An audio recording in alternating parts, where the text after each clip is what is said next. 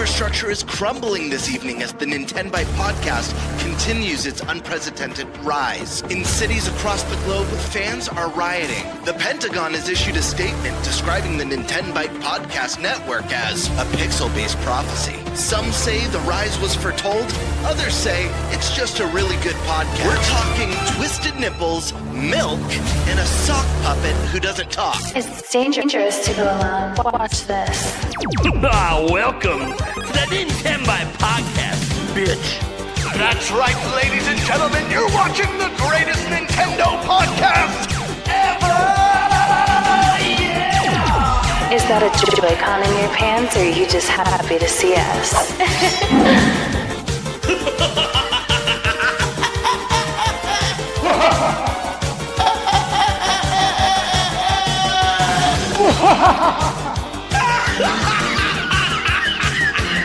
Shut up! Now feel the power.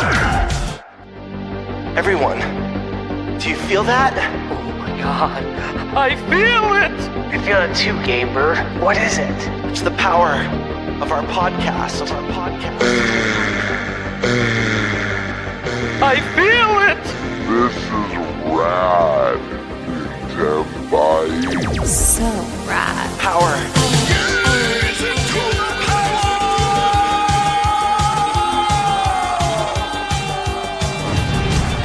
Now bask in their glory.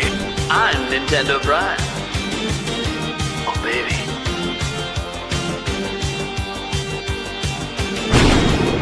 I'm Thunderstash.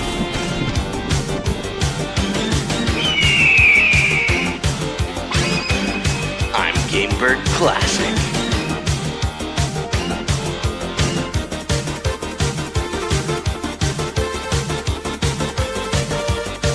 Nintenbyte rules. Let's rock. Hey everyone, welcome to the Nintenbyte Podcast, Season 3, Episode 49. And you can see there are no guests today. You just get the core four, but you know what? We have a lot to actually talk about. Some pretty big topics this week. And so who needs a guest? Guys, we got so much to go over. There have been a ton of games leaking for Switch 2 and Switch this year. A ton just in this past week. So we're going to be talking about that, but it's almost like a double topic because we're also going to be talking a little bit about the other kind of leak, such as Tamagotchi Life leaking before the game came out, something that has been prevalent all throughout the Switch 1 era. So we're going to get a bit into the whole piracy conversations as well. So it's kind of a double topic, but hey, it's just us four, so we're going to have a good time with that one. And yeah, we got the ratings board direct because there's just so many games coming from that. And then besides that, we also have a dealer's choice topic, which we don't know what it is yet. We'll figure it out when we get there. And we're going to be updating you guys on the Fantasy Critic because it makes sense in an episode with Just Us 4, which, as Thunderstash noted, it's been a while that it's been Just Us 4. Mm-hmm. Feels like the right time to, maybe trash talk a bit. I have no idea. I haven't looked at Fantasy Critic in a couple of weeks, so I'm just saying. I'm probably still getting my ass kicked, but we'll see. We'll see when I check it out later. All right, let's go around the room and introduce everyone. We'll start with Eric. Oh. That is spicy. We probably could have cut that first part of it out, but no. The anticipation. Spice Lord. Gotta love it. Hello, everyone. That's all you got. That's hello. That's all you got. Why is it spicy? All right. Then don't forget about Birdman.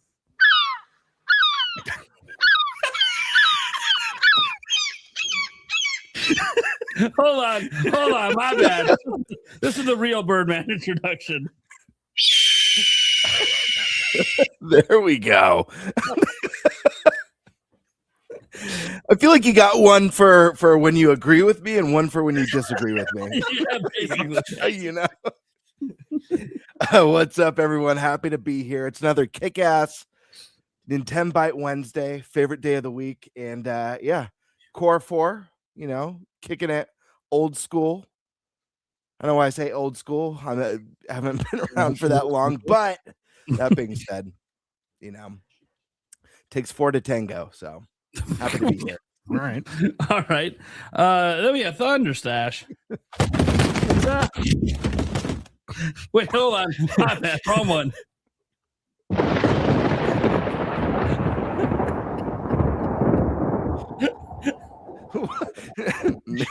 What was the first one? First round of Beth is falling down the stairs.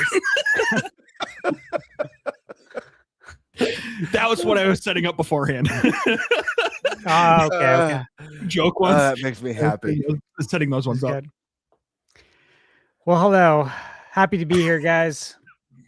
Been a crazy busy month. Talking to you guys about it in chat. Lot of reviews coming. I was telling Gamebird before we went live that I had said to Michaela, like, I think it was probably around like March 31st. It was after I did, I think, 11 or like 13 straight reviews.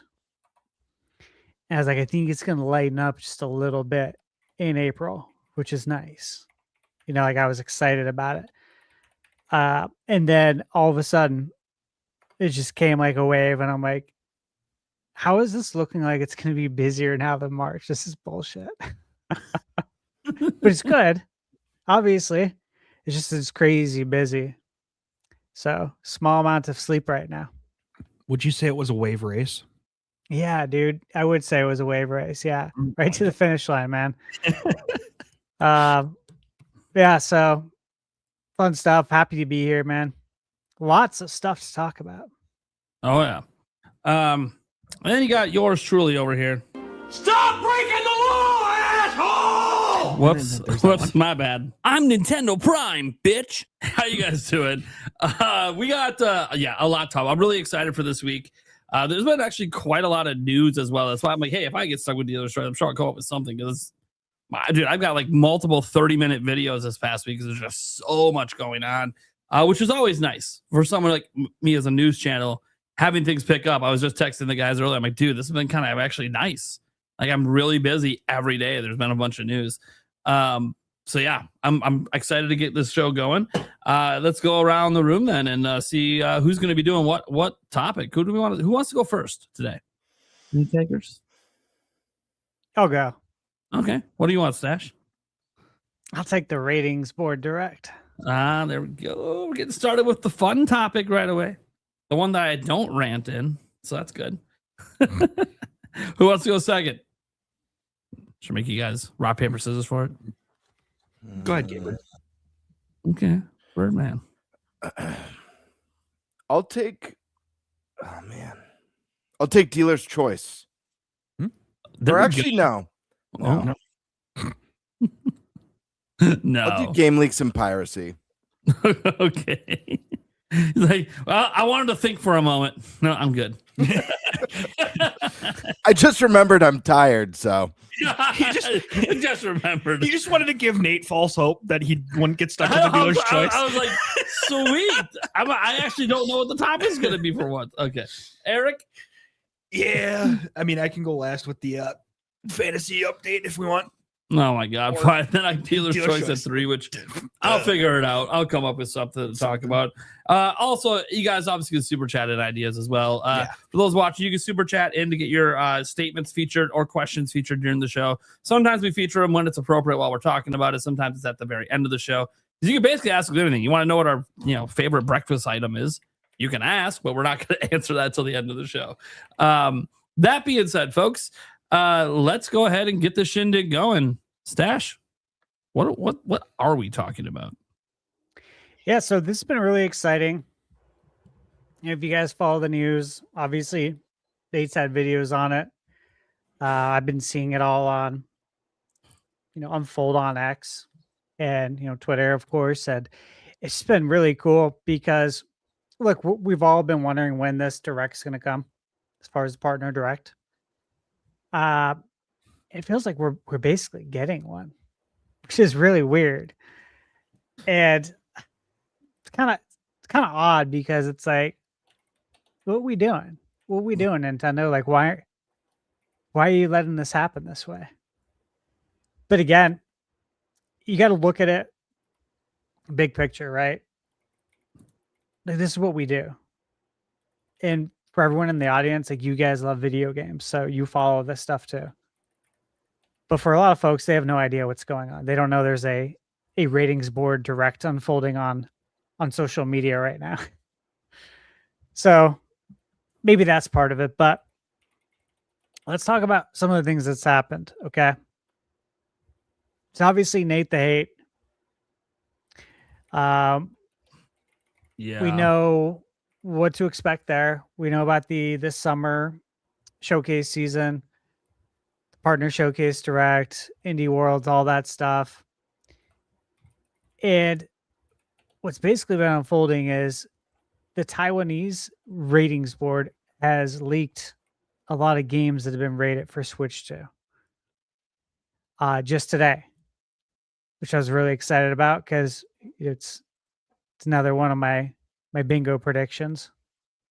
After credible sources said that it was not coming to Switch 2, I still had it on my bingo card.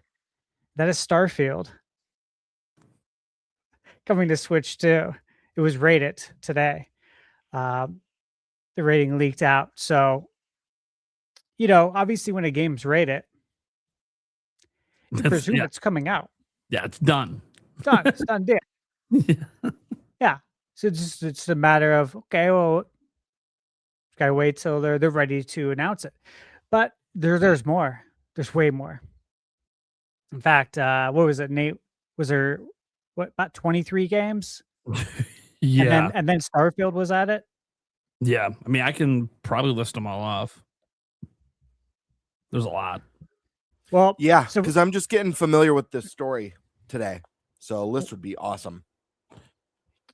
you got it in front of you, Nate, the list? Yep. Let's hear it. Yep.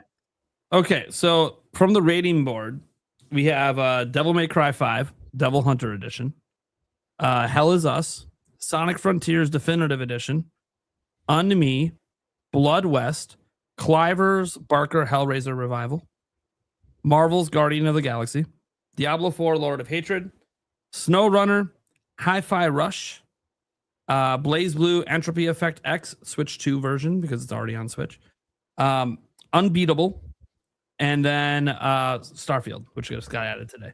So that, guys, that's just the ratings board leaks. So those are like 100%. Like when people get mad at me about leaks or rumors, no, these are legitimate leaks. These are from the ratings board. These are not officially announced. We have no trailers for Switch 2, no announcements for Switch 2, but these ones are, all of them are on the ratings board. And when that happens, that means these games are basically done and ready to go. So they're just not, got to get announced and we got to get dates. And then there's other games that have leaked as well that didn't leak through ratings board, but leaked either from a developer talking about it, a director talking about it, or it's like in the source code. Example, Monster Hunter Wilds. Tons of stuff in the source code about that for Switch 2. Doom the Dark Ages appeared on the Nintendo European news menu out of nowhere one day before they deleted it the next day. Final Fantasy, 14. This was said by Yosh P himself. Yep. Came out and said this, that it's coming, even though it's not technically announced. Dude, it's the guy who controls it. He said it's coming. So it's coming. Bloodstained, the Scarlet Engagement, only coming to Switch 1, but that was said to be coming. There's an unannounced game from 505 Games that they confirmed is coming to Switch 2. Most people think it's Death Stranding Director's Cut, but we don't know that 100% because, again, it hasn't been announced. They only announced they have an unannounced project coming. Marvel Rivals was leaked by a dev comment. Mugenics straight up has just been teased running on Switch 2 by the guy who made the game. So, while it's not announced for Switch, I mean, come on. It's the guy who made the game showing it running on Switch 2. Come on. Romeo is a Dead Man, Suda 51. They talked about that. Great game. Yep. Crimson Desert. Obviously, this is no longer just in rumor territory from Kiwi Talks or you guys trying to believe what we heard last year.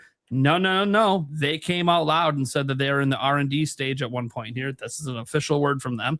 Arc Systems Project Watari was teased. We don't know what that is yet, but there's some guesses out there about what it is. And so that's it for the third-party games that have leaked but not technically had announcements yet. There's other ones out there. Obviously, a bunch of games that are already announced or waiting on dates on, like Elden Ring, Borderlands 4. I guess after the physical somehow leaked out of nowhere. Maybe it's not canceled. The Dust Bloods, obviously, we have like Bluebird, Project M, Lego. We know it's coming later than the other versions, Lego Batman, but with that, 007 First Light supposed to be coming this summer, but we don't have a release date. And then on top of that, you brought up Nate the Hate. Just on the note for third parties, because we know about the summer lineup, right? And all the Nintendo games you talked about. Well, actually, he has a ton of games he said are coming to Switch too. Black Myth Wukong, Red Dead Redemption 2, Starfield, which is now basically confirmed at this point because that's, it's on the rating now. Resident Evil 2, 3, and 4 remakes, Metal Gear Solid Delta Snake Eater, The Division, and Rainbow Six Siege, Final Fantasy 16. Although on that one, he said he's just heard some light whispers. He's not like locked in on that one being for sure yet, but it is just something he's heard about. Metaphor Refantasio, Claire Obscure Expedition. Yeah, Metaphor Refantasio. It should. I don't know that is, but yeah, Final Fantasy 16 is coming. Isn't going to come. Yeah, I have no doubt that's going to come over. Claire Obscure Expedition 33, which they've technically already talked about it a smidge, although they didn't confirm it's coming, but he says he knows it's coming. And then he's even said that with Grand Theft Auto 6 that he had heard they have at least tested it on Switch 2. But he doesn't know what happened after that test because getting information out of Rockstar is very, very difficult. Kiwi Talks has talked about this extensively on X if you pay attention. Getting information out because they are like, people think employees are afraid of the Nintendo ninjas. Rockstar employees are afraid of being blackballed from the whole industry. Yeah. If they leak anything. So everything is very locked down at Rockstar. So yeah, anyways. So that's why Nate the Hate hasn't heard anything since then because they started getting closer to this year. Things getting locked down, getting ready for launch. So it's really hard to get information right now. So yeah, that's kind of everything that is leaked and or rumored third party wise for Switch 2, which again is wild to think about it. That's like over 30, 40 games. And they're not even announced. And most of these are leaked.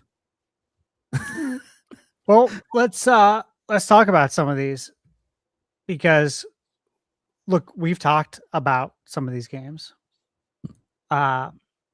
Diablo 4 is on my bingo card. Final Fantasy 16 is on my bingo card. Final Fantasy 14 is also on my bingo card. Most of these games are on my bingo card. Yeah, so if you wanted to know these were coming, all you had to do is tune in for first episode of the year. My bingo card in a while. For real though, these are the games I've been talking about, and there's more. There's more coming.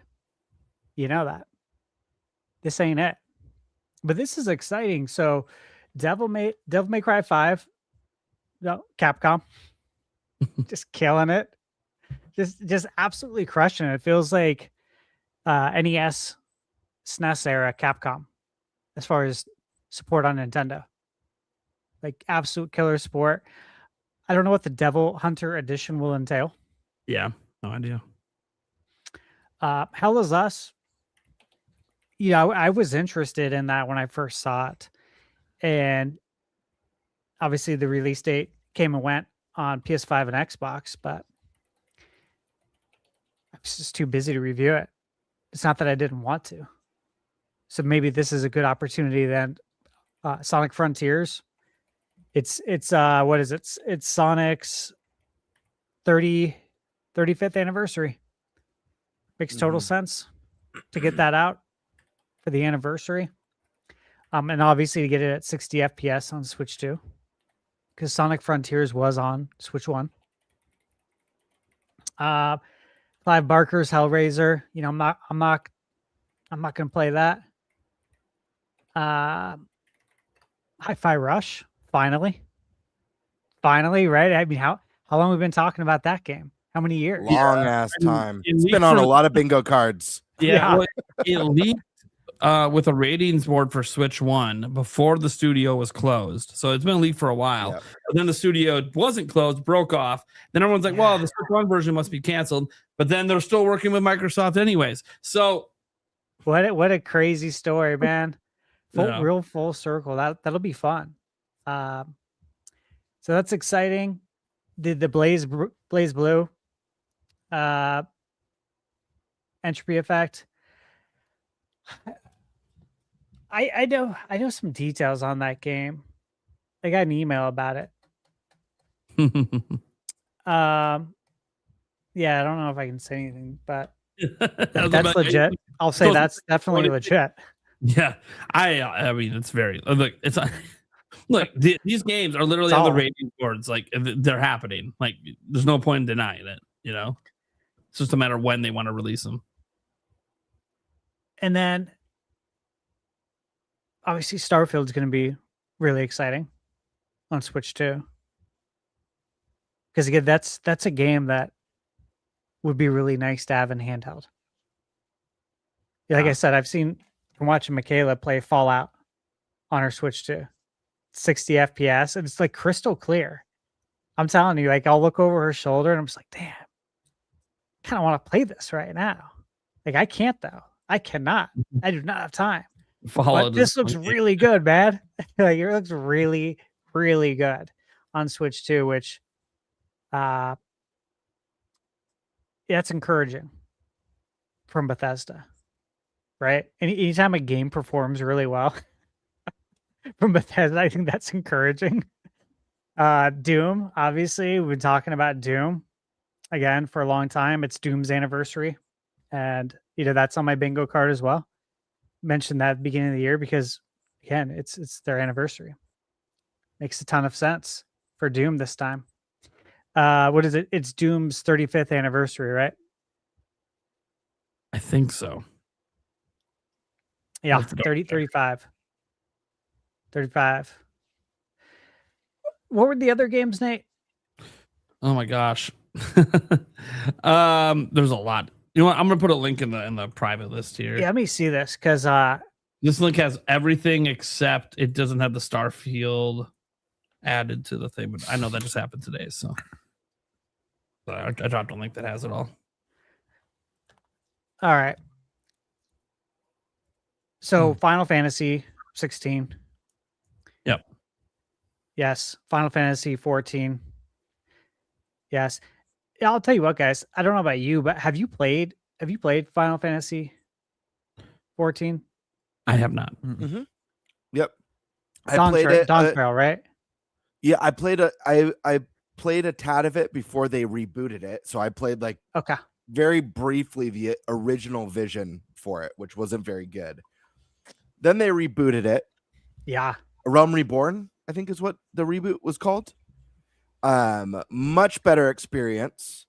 I don't love it as much as so many others do, but it's very hard for me to really get into an MMO type game. It takes a lot. However, I know from what I know from people who are huge Final Fantasy fans is once you get out of the vanilla game and into those expansions that were later released, I heard that some of the storytelling's unbelievable in some of those expansions. So, yeah, I've heard nothing but good things. You guys know why I haven't played it, obviously, but it doesn't mean I'm not interested. There's not a part of me that says maybe I play it when it comes to Switch 2. Maybe I give it a shot finally. So that's exciting. Bloodstained. Yeah, obviously. You guys are excited for that. I drafted it in fantasy. mm-hmm. I'm excited for it. I love the first Bloodstained, and I love the spin-offs, the 2D ones, the pixelated ones. What is it called? You guys play that? You guys know what I'm talking about? Bloodstained, Curse of the Moon, 1 and 2. The two ones with the NES art style. Yeah, the pixel. They're phenomenal. Spin-offs. They're so good. I forget what they're called. They're phenomenal. Curse of the Moon. Curse of the Moon. Oh my god, that Bloodstained game Curse is of the so Moon. good. Yeah, so good. I love those games. So yeah, I'm Still one fairly of the best excited. modern Castlevania games, in my It opinion. really is. It's like Castlevania 3, which is peak for side-scrolling Castlevania. Okay, the 505 game, again, Death Stranding is what people are thinking, and I'm with that. Are you guys with that? You think it's Death Stranding? Think that's Yeah, I think that makes the sense. money move?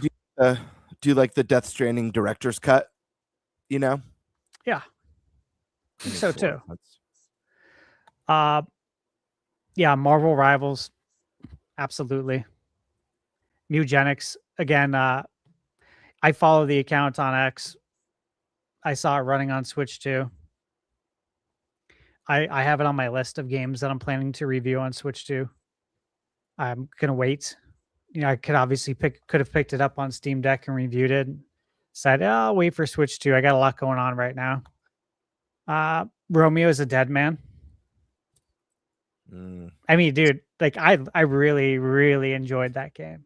So naturally, I think that's great that that's coming to Switch too. And Bird, obviously, I know you love your Suda 51.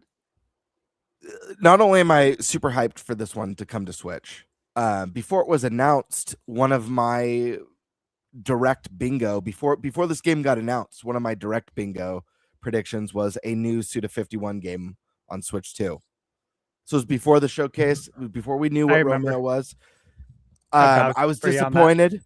I was disappointed to see like, oh damn, it's a PlayStation game, but there was never a doubt that it was gonna, Suda has such a great history with Nintendo hardware. Well, one would say a killer history. Yeah, we know Crimson Desert. I mean, as far as I'm concerned, we broke that when we came back from PAX. Actually, we feel like we broke that as a group, right? During the live stream in Seattle. Yep. We didn't get the credit for it, and that's okay. We know the truth. Yeah, you never know what we'll hear this time. We had two Crimson Desert moments. We had obviously at PAX and then Kiwi on the show, kind of smiling. And in both cases, no credit. And still okay. Both leaks happen on our show. No credit. Oh well. Diablo 4 though. That's an exciting one. We know how well Diablo did. Yep. Isn't it hard to believe that there's a Diablo Switch bundle? It's wild. Yeah. It's one thing for Diablo to be on Switch. But we'll bundle. Like, come on.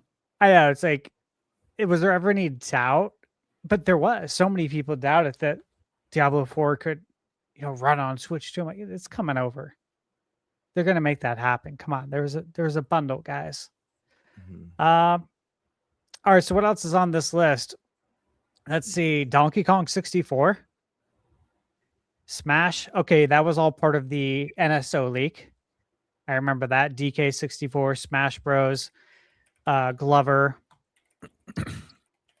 We got that Bloober Team Project M, that we're still waiting to hear what that's all about. And the Elden Ring Tarnished Edition, which of course that went up for pre-order and caused quite the stir on social media. Yeah, I think that reveal tarnished the hopes of many. Yes. Maybe we'll talk about that. Maybe we'll talk about that later. Because we didn't talk about it last week. About the price again. It's interesting. Dustbloods, of course, Fire Emblem, Splatoon Raiders, and then we have the first party games that were leaked by Nate. So to touch on those, the Pikmin 4. And again, hey, if you guys pay attention here, predicted Pikmin 1 through 4 would be on Switch 2 with mouse Joy-Con support, 100%. Star Stash Fox. Remind you that he's predicted like every game that's ever coming to Switch. Pretty much. Star Fox Gamebird had that on his predictions. You know, I had Ocarina of Time. It's on my bingo card. Switch Sports is obvious. Everybody should know that. Oh. Right? Wii Sports, Switch Sports. It's sold a bundle. Come on. New 3D Mario game in 2027. Kirby Planet Robobot remaster. Still floating around. And the Fire Emblem 4 remake. Yeah. And then here's the other third-party games again. Black Myth Wukong. Red Dead 2. I don't know if you guys saw Red Dead 1 is going to be getting a physical release on PS5 and Xbox. When I first saw on X, I'm like, oh, is it Red Dead 2? And I'm like, Red Dead 1? What are we doing, guys? How do we not have a Red Dead 2 physical next-gen edition, but you have a Red Dead 1? So hopefully that gets announced soon here for Switch 2. Resident Evil 2, 3, and 4 remake. Also on my bingo card. Metal Gear Solid Delta Snake Eater. Also on my bingo card. The Division and Rainbow Six Siege. Again, Final Fantasy. Metaphor ReFantazio. Also on my bingo card. Clair Obscur on my bingo card. And then GTA 6. Nobody has time to play all these games. Right? So let me ask you guys now that we've went through this list basically twice here. There's so many. What interests you here? Like, what do you actually want to play out of all these games coming? A lot. Like, right? Like a lot. I mean, when I glance at the list, obviously all the first party stuff, the new stuff are there. Not so much, like, I don't care about the Pikmin 4 Switch 2 edition as much, but, obviously like the Star Fox, the Ocarina of Time remake. If there is a new Switch Sports, I'll pick it up. If it's just like a Switch 2 edition of the current one, then I'm good. I'll pass on that. But then you look at these third party games, and it's like it'd be an easier list to make the games I don't want to play. Yeah, that would be easier. I mean, obviously, I want to play Elden Ring, Dustbloods. I don't know what Project M is, but it's Bloober Team, so I'll probably want to play it based on just who's making it. That's the one where they said they could only do it like with this hardware, basically. Yeah. The one that we thought, or I don't think we did, but some people thought it was maybe Eternal Darkness. I mean, who knows? Maybe it is. Yeah. But maybe that would be great, but I don't think so. But yeah, I'm interested to see what that is. Yeah. And then the ones I definitely want to play for sure. I'm just glancing at the list. I haven't played Romeo as a Dead Man yet, so that would be one I'd be highly interested in getting on Switch 2. You guys will like it. I've been holding off on Crimson Desert, so I can play it on Switch 2. Same. Let's see here. I never played Marvel Guardians of the Galaxy, and I've heard nothing but great things about it. That game is so underrated. If we get this on Switch 2, I highly recommend anyone to pick it up. We are really, really underrated game. Yeah. I mean, we are. But if if you haven't played it, I highly recommend you pick it up. This game was so good. We deserve a sequel for this one. We may never get it, but really, really great game. Phenomenal soundtrack. I actually got they did like a limited time vinyl for it that has they made up a band called Star-Lord for this game that Star-Lord's obsessed with, and it's like your campy 80s metal. It's so good. I bought the vinyl for it, and it's just the Star-Lord album that's played in the game. But yeah, check this game out, guys. It's a fun one. I'll probably pick up Red Dead Redemption 2. Yeah. Even though I've already played and own it. Something about having Rockstar's mess on Switch 2 just feels like I want that in the collection. I'm hoping it's a physical. If it's a key card, I'll probably still get it. I just want it in the collection. I'll probably play it on a live stream a little bit just to see, like, hey, how does this actually run on Switch? I'm curious. I'll probably get Metal Gear Solid Snake Eater Delta if that's coming over. Because again, that's just rumored, technically not confirmed, not a leaked one, just a rumored. We also have that Metal Gear collection coming over too for Switch 2. Yeah, it's a lot of Metal Gear this fall. Yep, I think it's what is it 4 or whatever, one that's never been re-released before. Yeah, Guns. What is it? Guns of the Patriots. Guns of the Patriots. Yeah. Yeah. It's gonna be cool. Expedition 33. Yeah, picking it up. I have not played it, and I know it's a disservice because I've been hyping that game up since its very, very, very first trailer in an Xbox event years ago. I was like, what? Expedition 33, it pops up going, oh, I don't care. Then you would start watching the trailer. Wait, what the fuck do you mean? Everyone dies and the number goes up every year. What the fuck? This is insane. And then it goes on to win Game of the Year and obviously is like a must play game. So just been holding off because it's got to come to Switch 2, right? I'm trying to support third party on Switch 2, guys. Not because I don't have other consoles to play it on. It's just I like to as long as it's a good version of the game, of course. If it comes out and it's like really, really choppy and stuff, then yeah, of course, guys, I'll just bite the bullet and get it on a different platform, probably for cheaper. But I look at a lot of this stuff. Like I like third parties on Switch 2, mostly because the cool thing about Switch 2 is because I can get that doctor experience, but I can take it on the go. And on the other ones, I have done, on Xbox and stuff, I've streamed to my phone before and stuff, and it's fine. I like the native playing and not having to worry about internet cutting out, especially when I'm traveling. So I think it's good. And there's obviously a lot of other third-party games that are official that I know I'm going to pick up and double dip. Like I'm going to get, well, actually, technically this isn't a double dip. Like I'm going to be getting Indiana Jones for Switch 2. May 12th. Even though I beat it on Xbox. Less than a month away. But I never bought the game. I played it on Game Pass. So I'm like, well, hey, what am I buying? The only true physical version. That's what I'm buying. Yeah. Same. So I'm excited. I'm excited for a lot of this stuff. Like I know, and I've seen it in the chat a little bit when we're on the live version of this. People are like, well, I don't care about any of this stuff. I only care about the first party. Hey, look, I get you. Okay. A lot of these games are games that are out already on other platforms. So if you're a multi-platform gamer, a lot of you guys might have already played some of these. Some of them obviously aren't, like GTA 6, and others are ones that aren't out yet. But I understand that.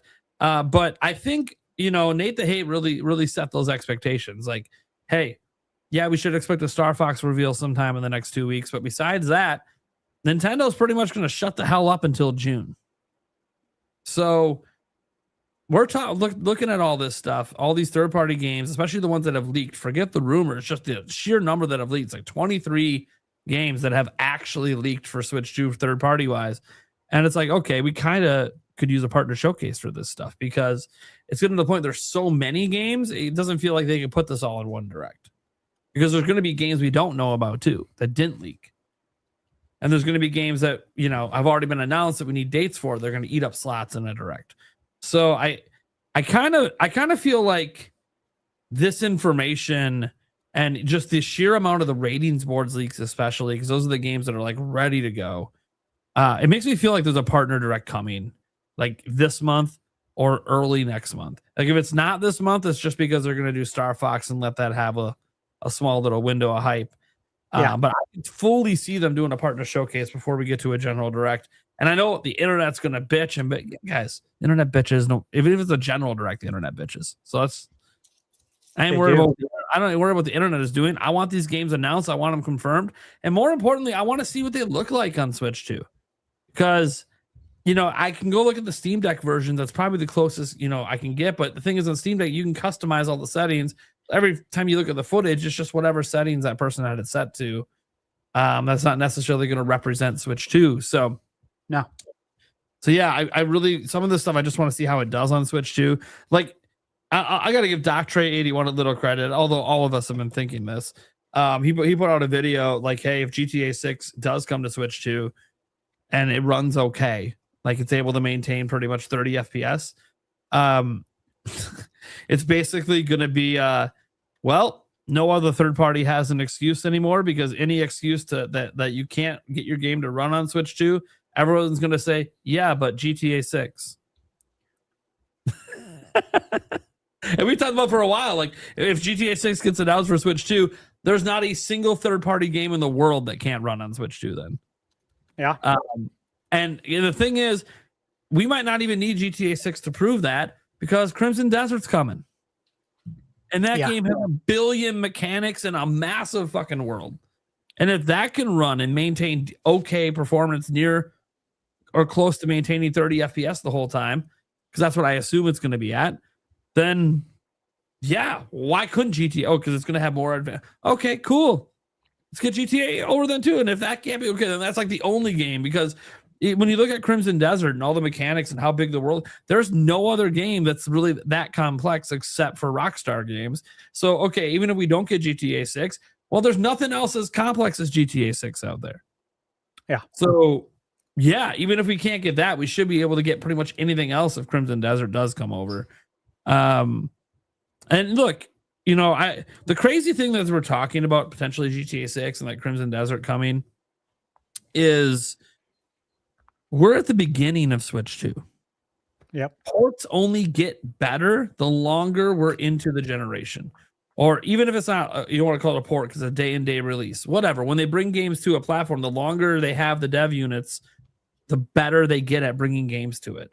So we're talking about some pretty tough games to run right now. It's only going to be better later. Like whatever Call of Duty we get this year, it's only going to be even better optimized with the next Call of Duty. And the next one after that, the more years they get with these dev kits, the more they learn how to take advantage of DLSS, because that is not a requirement on any platform. But Nintendo has it, so why wouldn't you use it, right? Yeah, exactly. And I will say, a little tired of the console warriors out there trying to bitch at, Switch 2 is worse because the native resolution's 540. Yeah, this motherfucker, they're using the DLSS to create a crisper image than the thing you're comparing to. And by the way, because of what they did, they have a higher frame rate than the thing you're comparing to. So what the fuck are we talking about? Why wouldn't you take it? That's called taking advantage of something that you can't do on the other platforms as cleanly. PlayStation 5 Pro as an exception because they have PSSR 2.0, which looks like it's actually pretty good when properly implemented for the few games that have done it. I don't care what the native resolution is. Yeah. I could give two shits. I care if it looks good and it performs well. Yeah. And most importantly, if it performs well. Looking good for me is secondary. I want the performance. I think we've all said that. Yeah. We prefer the frame rate. Yeah, the frame rate is what matters. I mean, obviously I like things to be crisp. The resolution can matter a little bit. Like I know Pragmata on my big TV on Switch 2 it's a little blurry at times. But it's fine. If it's handheld, it's great. And that's okay. It runs well, and that matters more to me. But yeah, I'm always curious about this kind of stuff. But yeah, I'm really excited. I think a direct has to be coming to support some of this stuff because otherwise, look, some of these games are older, so there's no way they're going to be in like a Summer Game Fest showcase because they're older games, right? Like these are specific announcements that only matter to Nintendo fans. And even then, some of you guys don't care about it. Well, guess what? There are a lot of people that only play on Nintendo. I know it's like hard for people to hear and believe that at times, but it's a massive audience of people that literally don't play on other platforms. The Switch is it. That's what they play on. So for them, these third-party games matter the most. Like for me, I could play all these games elsewhere, and some of them I might, and some of them are even on Game Pass. So I've already played some of these on Game Pass. But yeah, I'm just really excited to see. I think what excites me the most is the level of third-party support. Because I know a lot of these are older guys, but not some of these are like a year old, less than a year old releases. Some came out this year. It's like we are getting to the point where when we get to 2027, it's gonna be a lot of day and dates happening. A lot of day and dates next year. And I think it might even start this year. I mean, we've already got a couple this year, but I think Call of Duty potentially being day and date this holiday season. That's going to be the start of the expectation that future third-party games are day and date on Switch 2. So yeah, that's exciting. And you look at this lineup of amazing games coming over, then you look at the theoretical lineup that we're seeing out there from Nate the Hate for Switch 2 from the first party side, and you're like, God damn, I don't want to hear there's nothing to play on Switch 2. Because holy shit. There's a lot to play for like everyone. Although Blizzard, please fix Overwatch. I know you promised you're going to patch it, but come on, man. Come on, man. You got to do better. I don't know if you guys saw what happened with Overwatch when they brought it over yesterday. I did. I was kind of watching over it.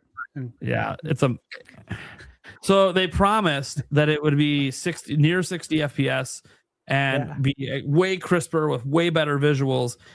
The visuals are a smidge better, but not much. You have to like hold it up side by side with the Switch 1 version to even tell it looks better than Switch 1.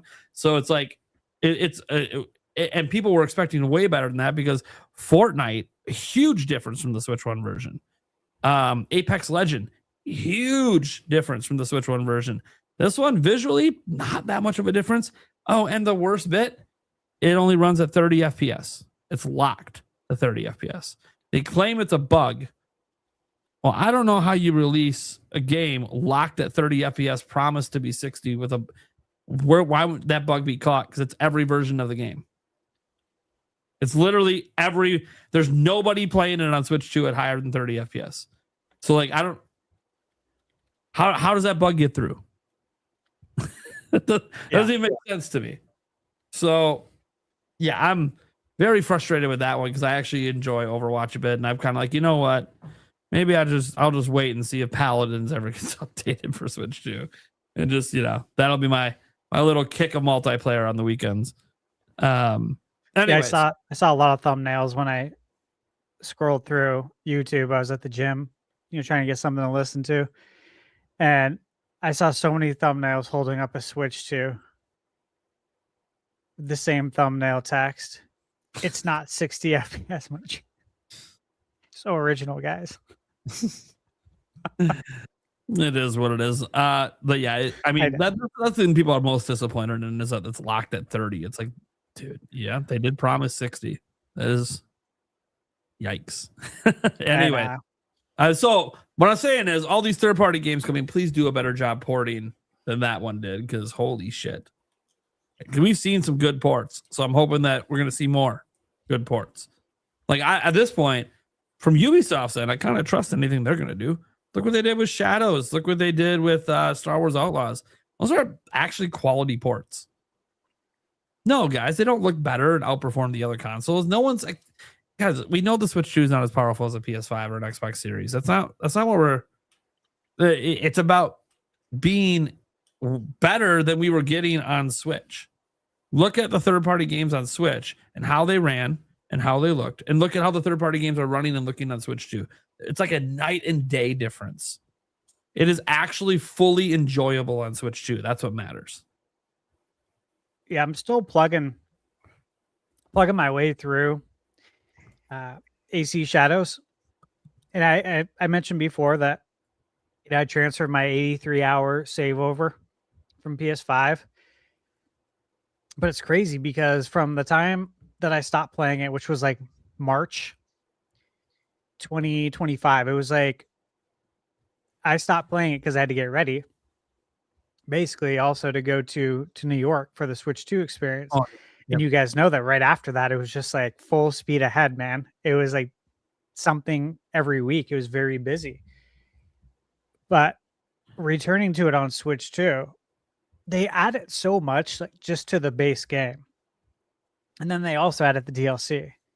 So now I'm just like, when I transfer that save, it's like, no, this isn't just, a 10-hour chip shot to get to the end.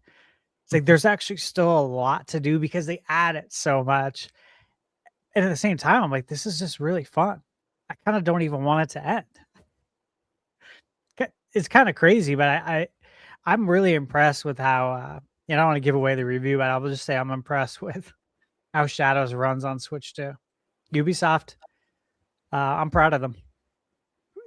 Amidst all the turmoil and the stuff we hear about going on, they got their shit together when it comes to that. They're doing a really good job. So it's always good to have it that way. And by the way, shout out Ubisoft. You guys gave me both of those games, which big shout out to them in general. They have a great creators program. I love it. So wish every AAA company was as easy to work with, to be honest. I do too. But it's like pulling teeth sometimes to even get them to respond to anything. So it is, man. It is. Sometimes that in itself is so tiring because you do so much follow-up and you try to find so many contacts just so you can try and compete with the big outlets, right? The IGNs of the world and get your review out on time. And when you do get a code, sometimes, oftentimes you don't, but sometimes when you do, it's like you're exhausted after. Like, bro, I've been trying to hunt your ass down. You feel like a bill collector. Trying to get a hold of these people. It's like, are you getting my email? Or do you just not reply to emails? I don't know. You know what I mean? Like you're a PR manager.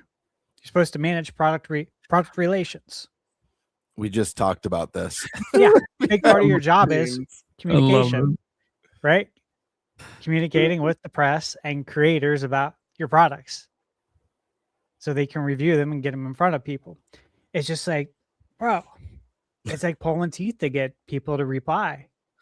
It's just like the lack of professionalism for real, and I'm not calling anyone out specific, that, but yeah.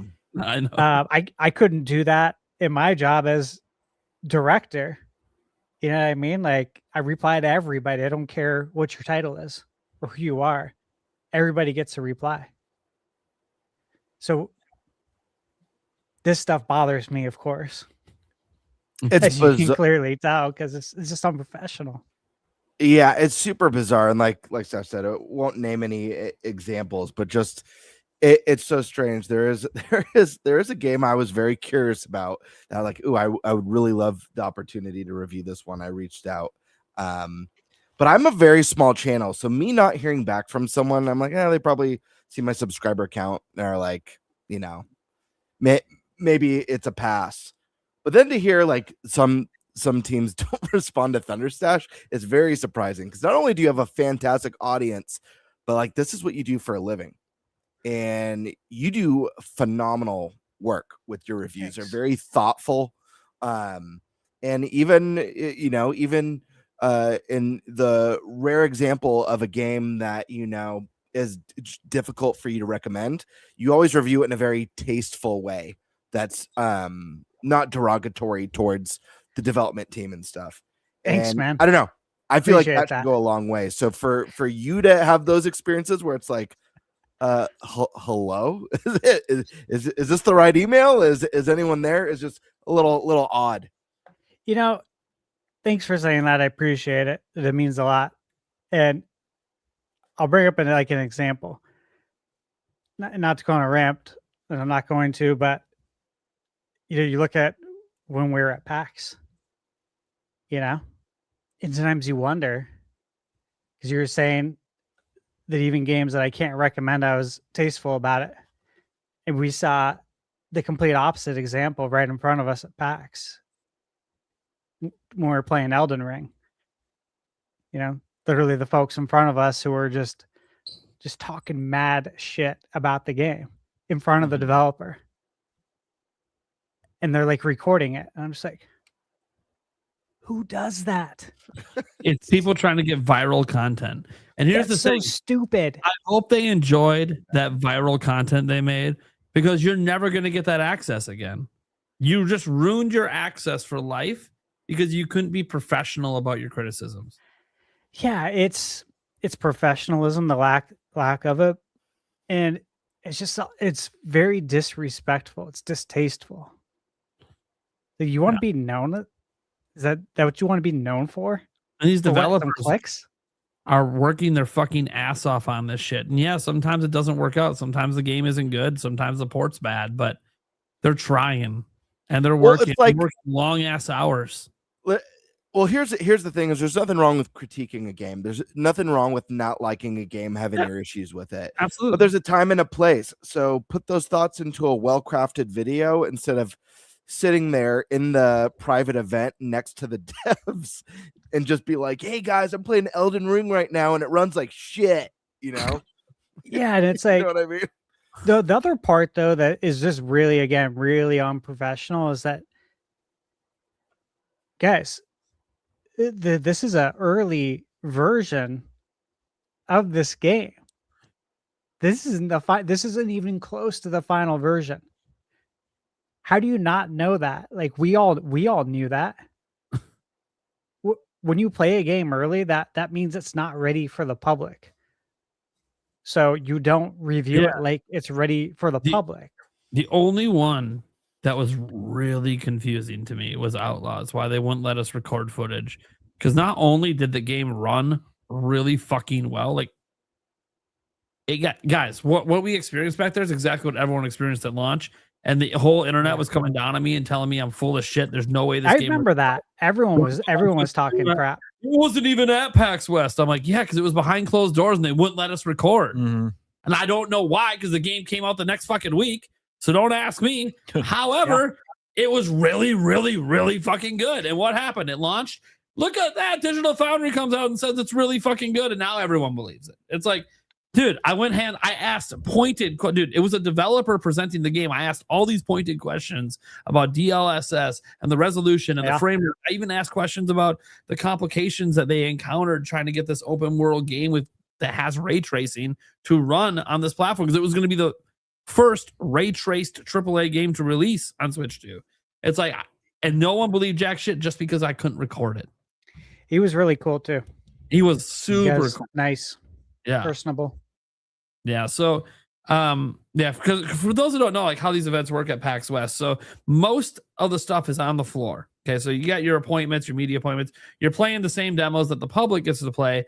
You just don't have to wait in the lines, right? To get access to it. You have like set times you're going to go there and play, groups sometimes, etc. And then for Nintendo, at least, they have a behind the scenes place to go demo, not just what's on the floor, but also additional things that aren't on the floor.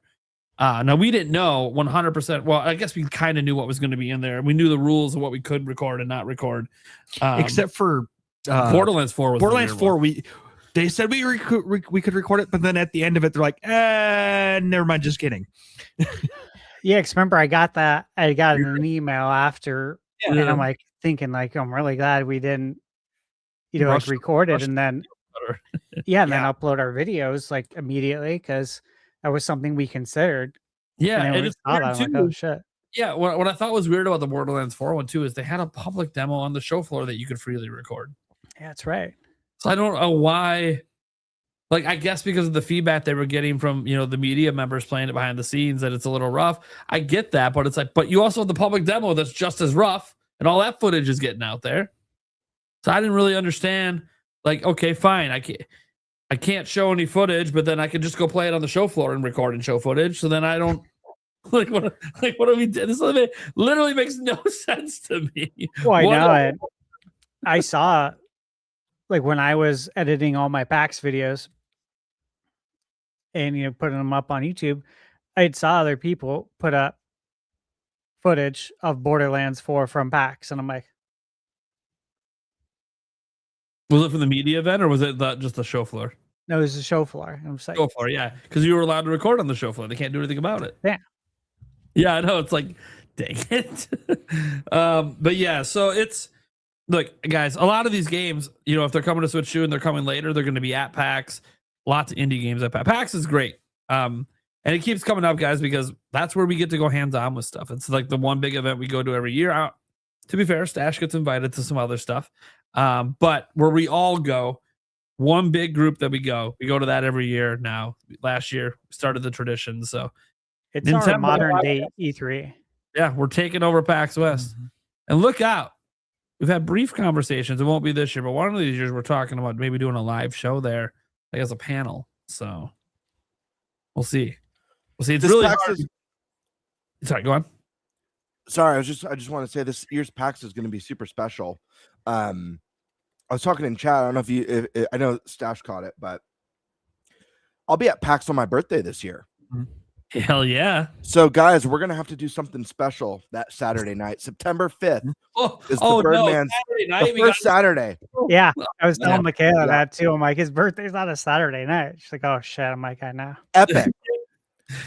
Yeah, when I saw it was my birthday weekend, I was like, oh, shit, dude. This is going to be... All I'm going to say, you better be madness. pounding the vitamin C before the trip so you don't put down sick before Saturday night. I would be so pissed if that happened to me again. Yeah, I'll be taking all the drugs leading up to PAX. So because you missed the karaoke last time, and now it's your birthday. Yeah. I gotta see you on the mic, buddy. Oh, dude, I gotta see those pipes, baby. I love tearing up the microphone. I am all in. I've got my go-to song too. I've got it on deck. I was gonna sing it last year, but I'll be rehearsing. But when I'm done, no one in the bar will have socks on.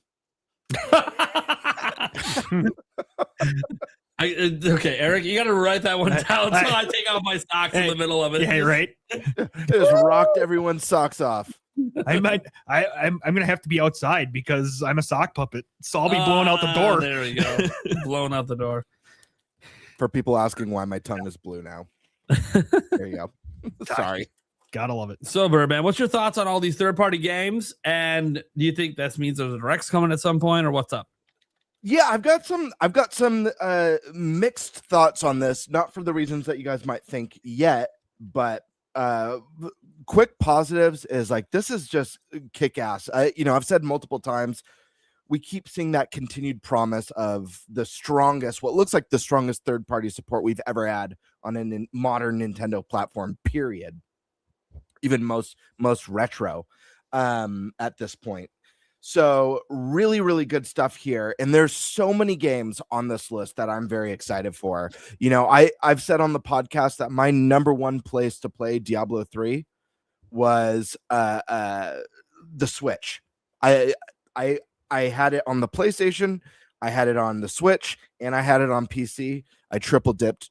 I love the Diablo games, but I played more on Switch than any other platform, period. Being able to have that isometric, loot-driven, top-down ARPG on the go was just a godsend. Loved it so much. So the fact that D4, not a new Mighty Ducks movie, but the next Diablo game is coming to Switch too. I think this is something that, both Stash and I anticipated and thought would come, and this is just a very welcome game. I think it's going to do really well on the platform.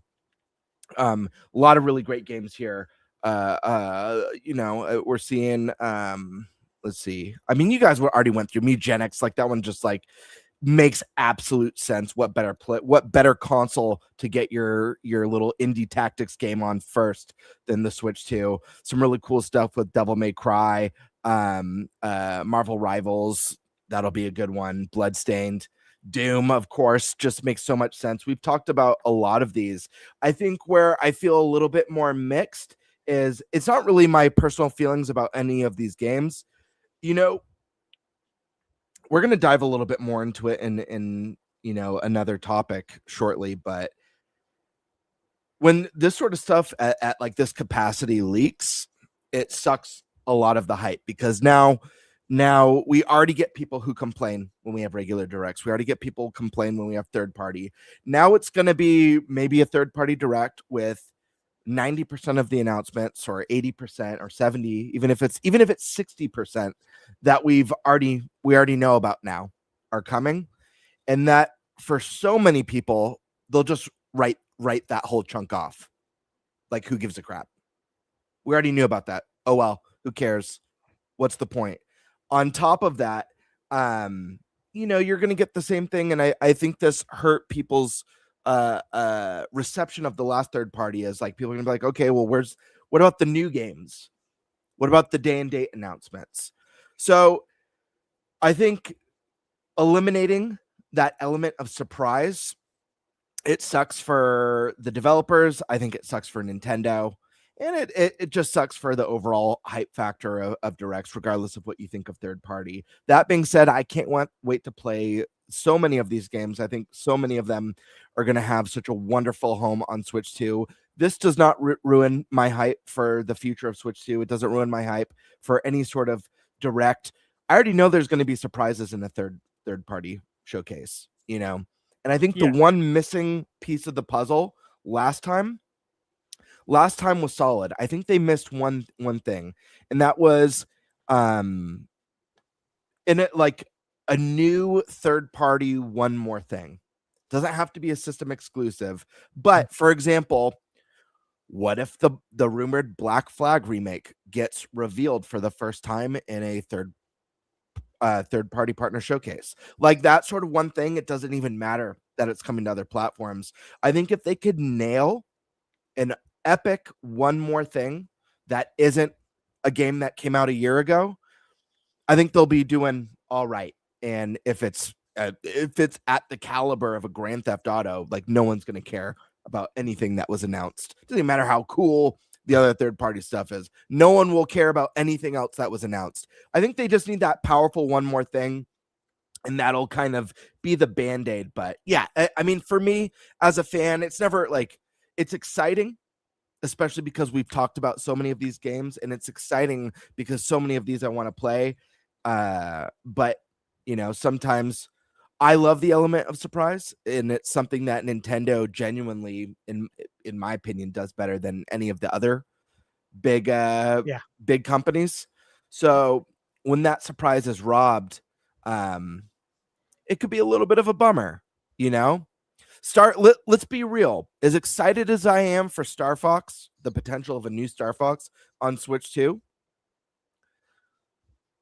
nothing would have beat the hype of getting that reveal in a direct for the first time without Nate the Hate mentioning it.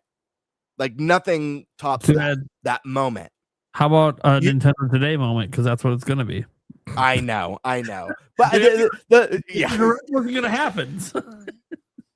It would be nice if it would be really nice if they did instead of a Nintendo Today announcement, if they did stay tuned next week for a special announcement. You know, they kind of like set it up. But that being said, yeah, let me look at this list again. Diablo 4, I mean, that one's top of the list. Dustbloods, it's another one where it's this is a really big deal. Like this game's a huge deal. You know, we're expecting it this year. You know, it sounds like it's going to be coming later this year than a lot of people expected. But having some gameplay, having some sort of a deep dive trailer in a third party showcase, I think would be really, really amazing. Let's see. There's so many good ones. Guardians of the Galaxy. Again, this game's so underrated. Please, for the love of God, play this game, guys. I'm not even the biggest Marvel fan. You know, I like the Guardians movies, but I'm not like a diehard Marvel fan like a lot of people. This game kicks ass. It's so fun. And then what do you think? You think it's gonna be 40 or 50? I'm gonna say 50. 49.99. How much was Hitman on Switch 2? It's a good question. Same dev. But Hitman also, I think, came with a bunch of DLC too. Yeah, I think it's a complete game. Yeah. Like I have that on PS5, and like the amount of gigs it takes up is insane. You'd think you were downloading Call of Duty. It would be nice to see it. Let's just say that. It'd be nice to see it at like 40 or 50. Hitman might be a sweet spot. Nation Signature Edition was $59.99. Okay. It is, I should say. Not was. So I could see it at 40 or 50. Metaphor, guys, that's another really big one. Switch 2 needs Metaphor. It makes more sense there than any other platform, in my opinion. But I also view, like you guys know, I view the Switch and the Switch 2 as the ideal RPG machine. Every RPG, every JRPG should be on the Switch or Switch 2. Period. In my opinion. Yeah. But yeah, I mean, those are my quick thoughts. I don't have anything too compelling to say other than we have that continued promise. And I mean, if we even get half of these this year, third parties are just crushing and continue to crush on Switch 2. And I look forward to the future of day and date releases. Capcom's already doing it. It's only a matter of time before you better believe that like Square's going to be trying to get all their big future Final Fantasies day and date, Yeah, I think they will. And Dragon Quest and all that stuff. And they already did it. They did it with Dragon Quest. Yep. 1+2 HD. And I expect that going forward. Yeah, and remake part 3.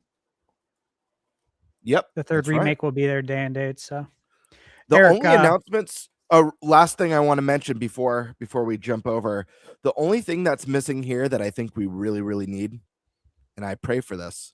My prayers have been coming true, guys. I've been making some video game prayers. They're happening. Works. Started with Star Fox.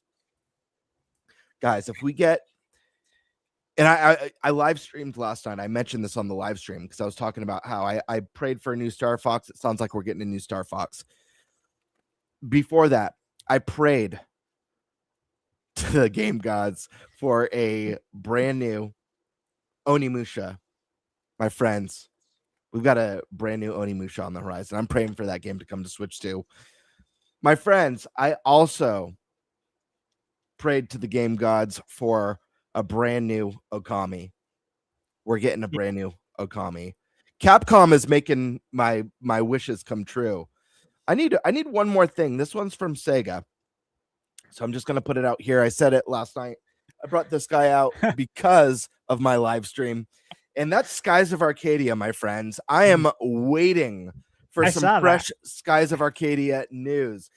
Whether it's Skies of Arcadia 2, finally, after all these years, whether it's Skies of Arcadia Legends coming to NSO on the GameCube NSO, or a Skies of Arcadia remake. But yeah, just want to throw that out there. The wishes are coming true. It's time for some more. Eric, take it away, my friend. Oh, goodness. Yeah, I mean, give me the games. Just bring them all. Anything we can get. As for games on here that I would think about possibly picking up, I haven't really played any of these games. But Red Dead 2, I would think about possibly picking up on Switch 2, just to see how it is, things like that. Yeah, I mean, it's exciting to see, so many third-party games and big titles too coming to Switch 2. It's really exciting. Okay.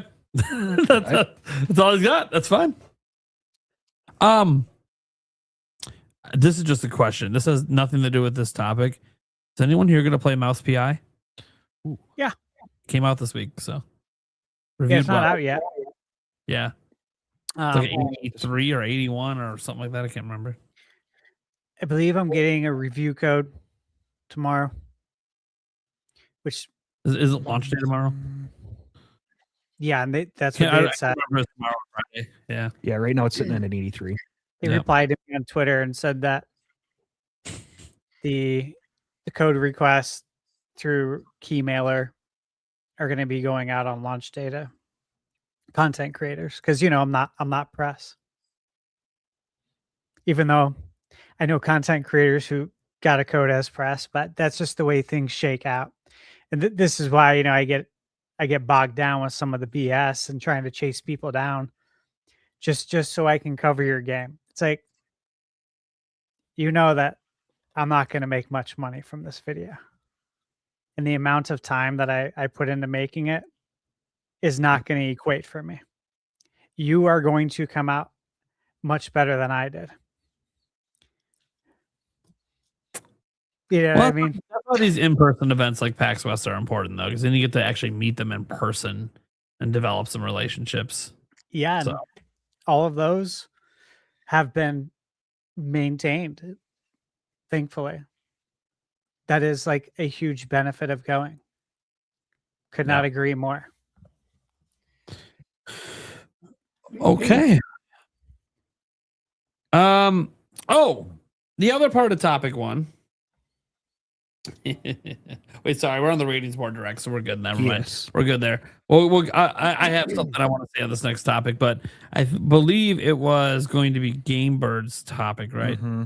And he, of course, vanished. So, he's out of here. God damn it, Stash! Why the fuck you eating Andy's mints in front of me, you fucker? God damn it! Well, yeah, you know what? Inspector Void said, "Ew, mint chocolate," and said that's gross. But like, Andy's are. How could you not like Andy's mints? They literally come, look, from the Andes Mountains, man. Do you know about the Andes Mountains? You gotta show some respect on that, man. I'd be kidding me. Oh yeah. Go try to hike the Andes Mountains, man. Yeah, and get out of here! Like mint chocolate chip ice cream isn't fucking delicious. I love it. I love mint chocolate chip ice cream, but it needs to be green. I don't like the white. Yeah. And I get the guys that the green is technically food dye. I don't care. I don't care. Yeah, it's better. It feels wrong if it's not green. Yeah, it's not as good. It's not as good. I can't tell you how many times over the years, back when they didn't have like the little plastic on the top, it was basically like a window to see what color it is. Yeah. And then you take it home and you'd see it's white. You're like, I don't even want to eat this, man. I'll eat it because I ain't gonna waste food. But I ain't gonna waste it. This isn't what I wanted. At some point, just close your eyes and eat it. Imagine it's green. Yeah. Yeah. Okay, buddy. Yeah. All right. Let me just remind you what Birdman really sounds like.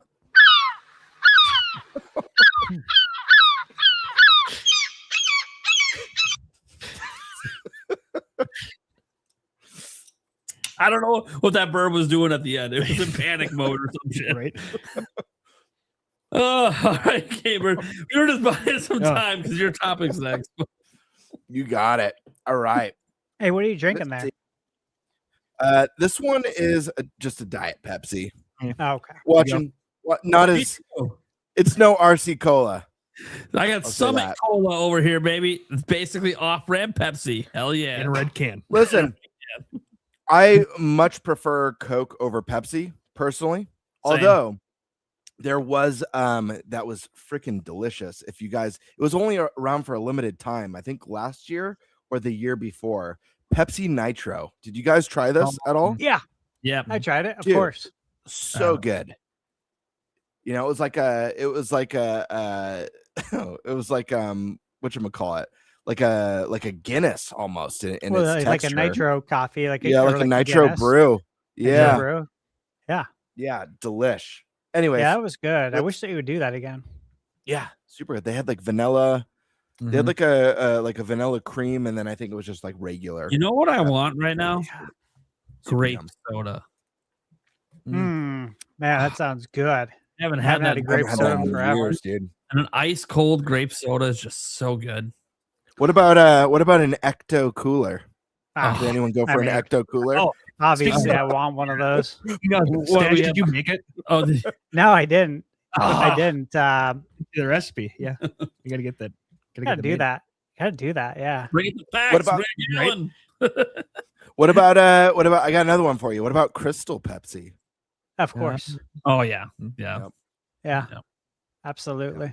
That was a special time. I think they brought that one back for a little bit as well. But probably wasn't it in like a white can, something like that. Probably. I don't remember the can. I know the bottle was just. Yeah, I remember like the 20-ounce bottle. Yep. Yeah. Alrighty. Making me thirsty. I have a drink and it's making me thirsty. I gotta go get a soda after all this. Go grab an RC, dude. I'm gonna grab something good. All right. Oh, we went surprised. Right. I'll wait to start the topic for Stash Man. Eric, what kind of drinks do you like?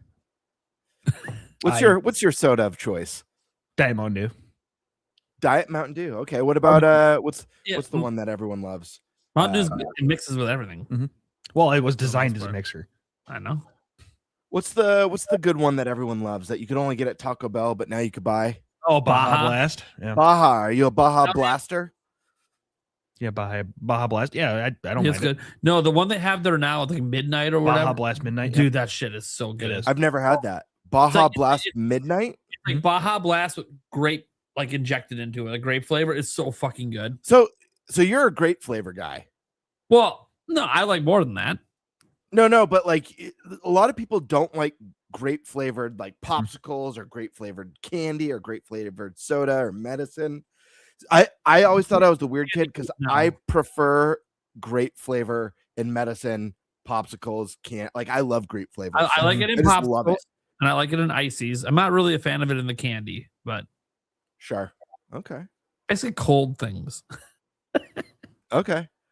But Yeah, I also I- like orange, like dude, like Orange Crush. Mhm. Oh my god. Yeah, Orange Crush is Oh. good. I used to love one of my favorites. It's weird because I don't like pineapples on my pizza. Like I don't like it. But when I was in high school, I used to love buying a big liter of pineapple soda. I swear to and Christ, drinking you pineapple grape soda. soda, you pizza. fucker. Yeah, he's an Hey. asshole. Look, it's Oh, the Fallout Nuka grape soda. Oh, nice. Oh, Jesus. fuck you. God damn it.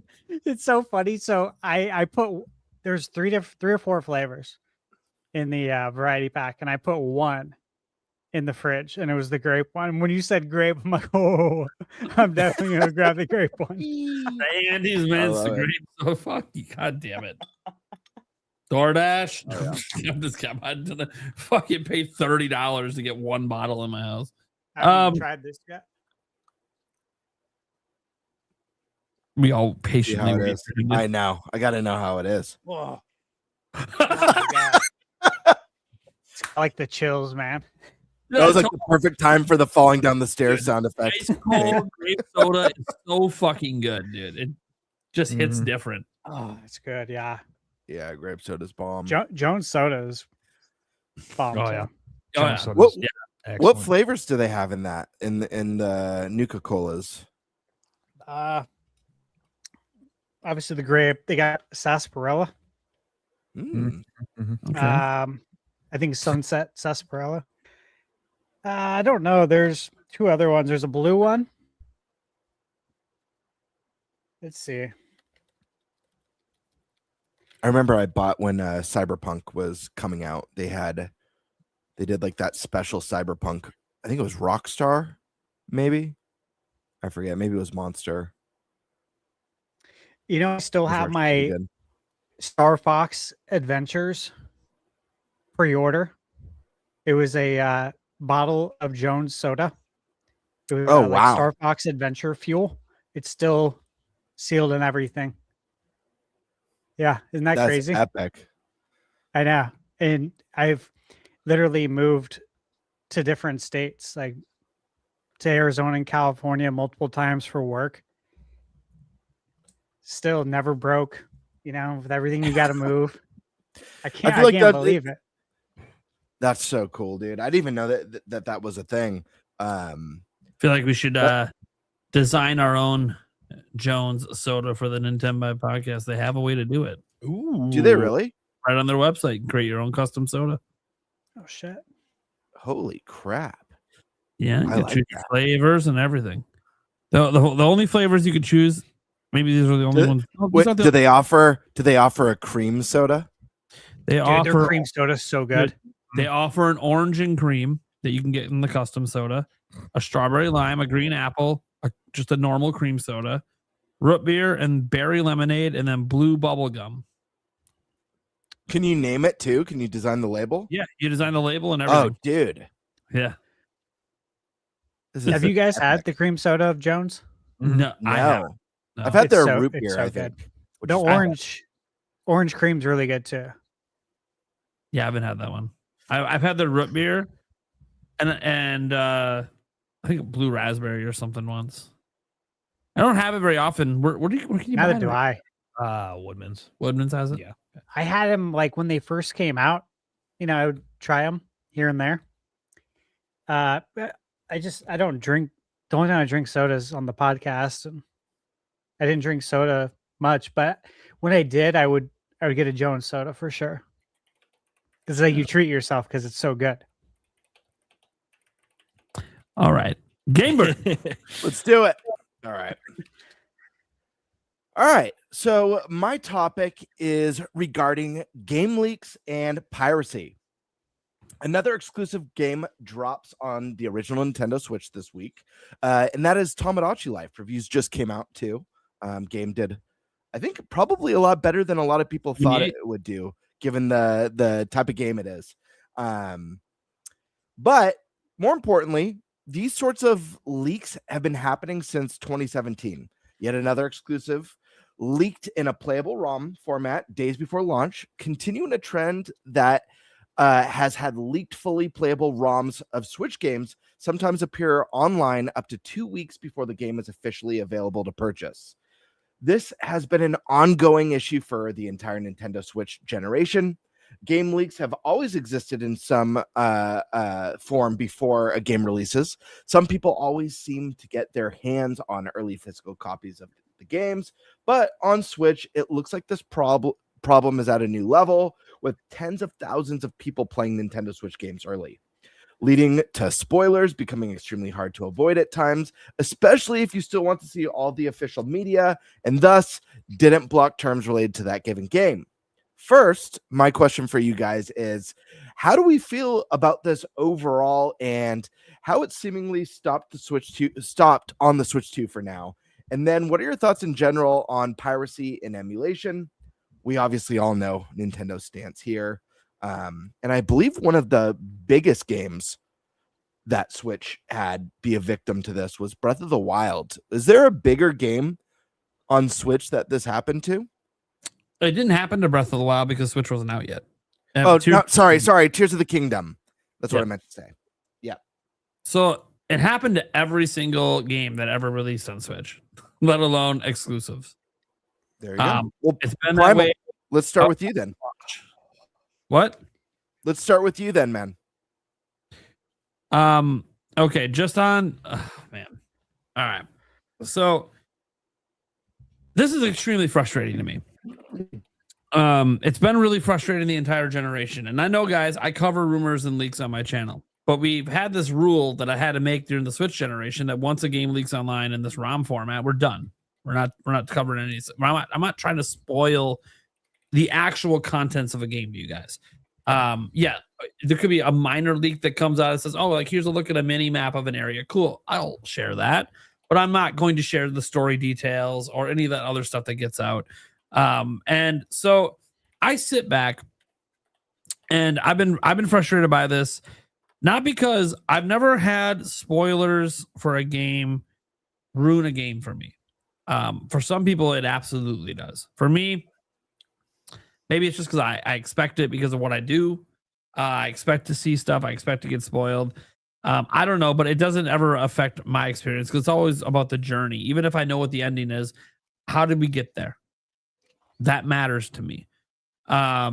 So I've never had a game fully spoiled for me, although I've seen a number of spoilers.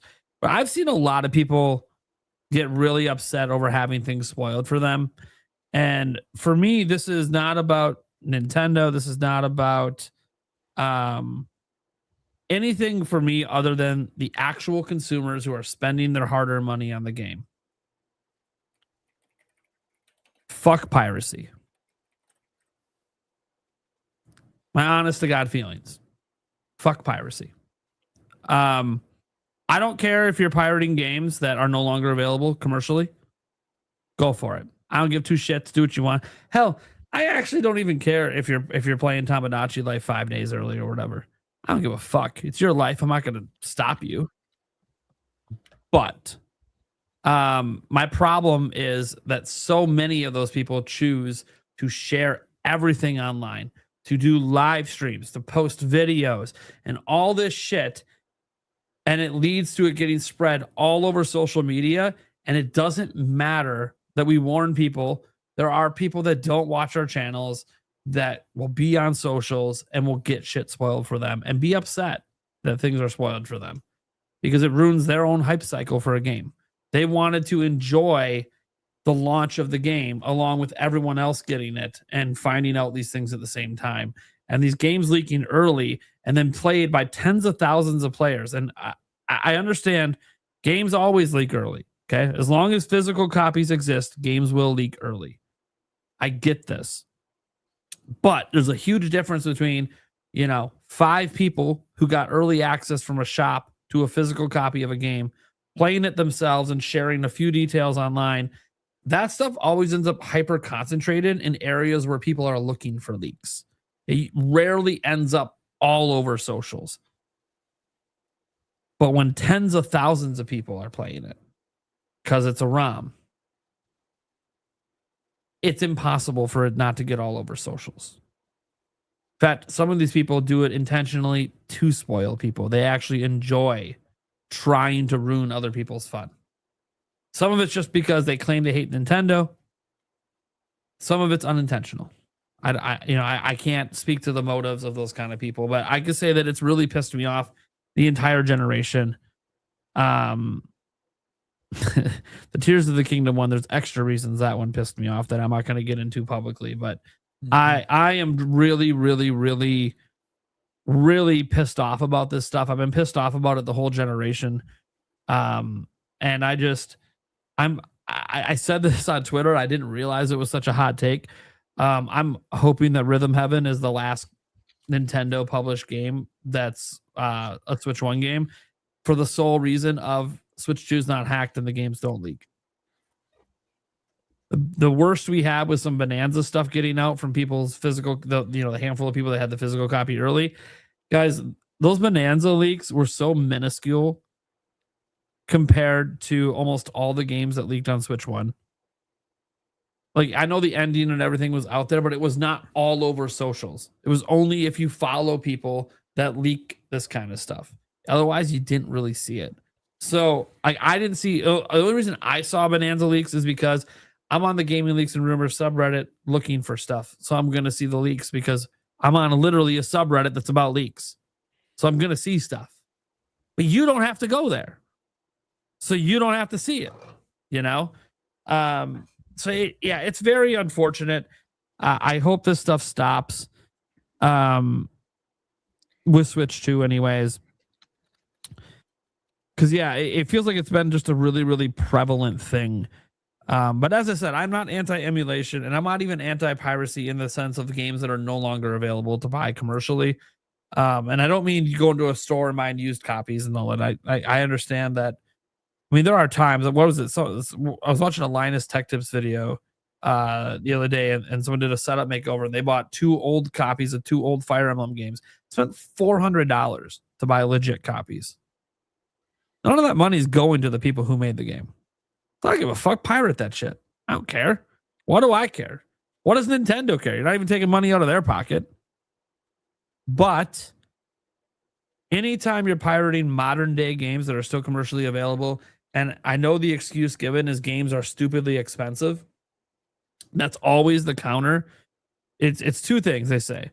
If buying something isn't ownership, then pirating isn't stealing. That's a very common thing said.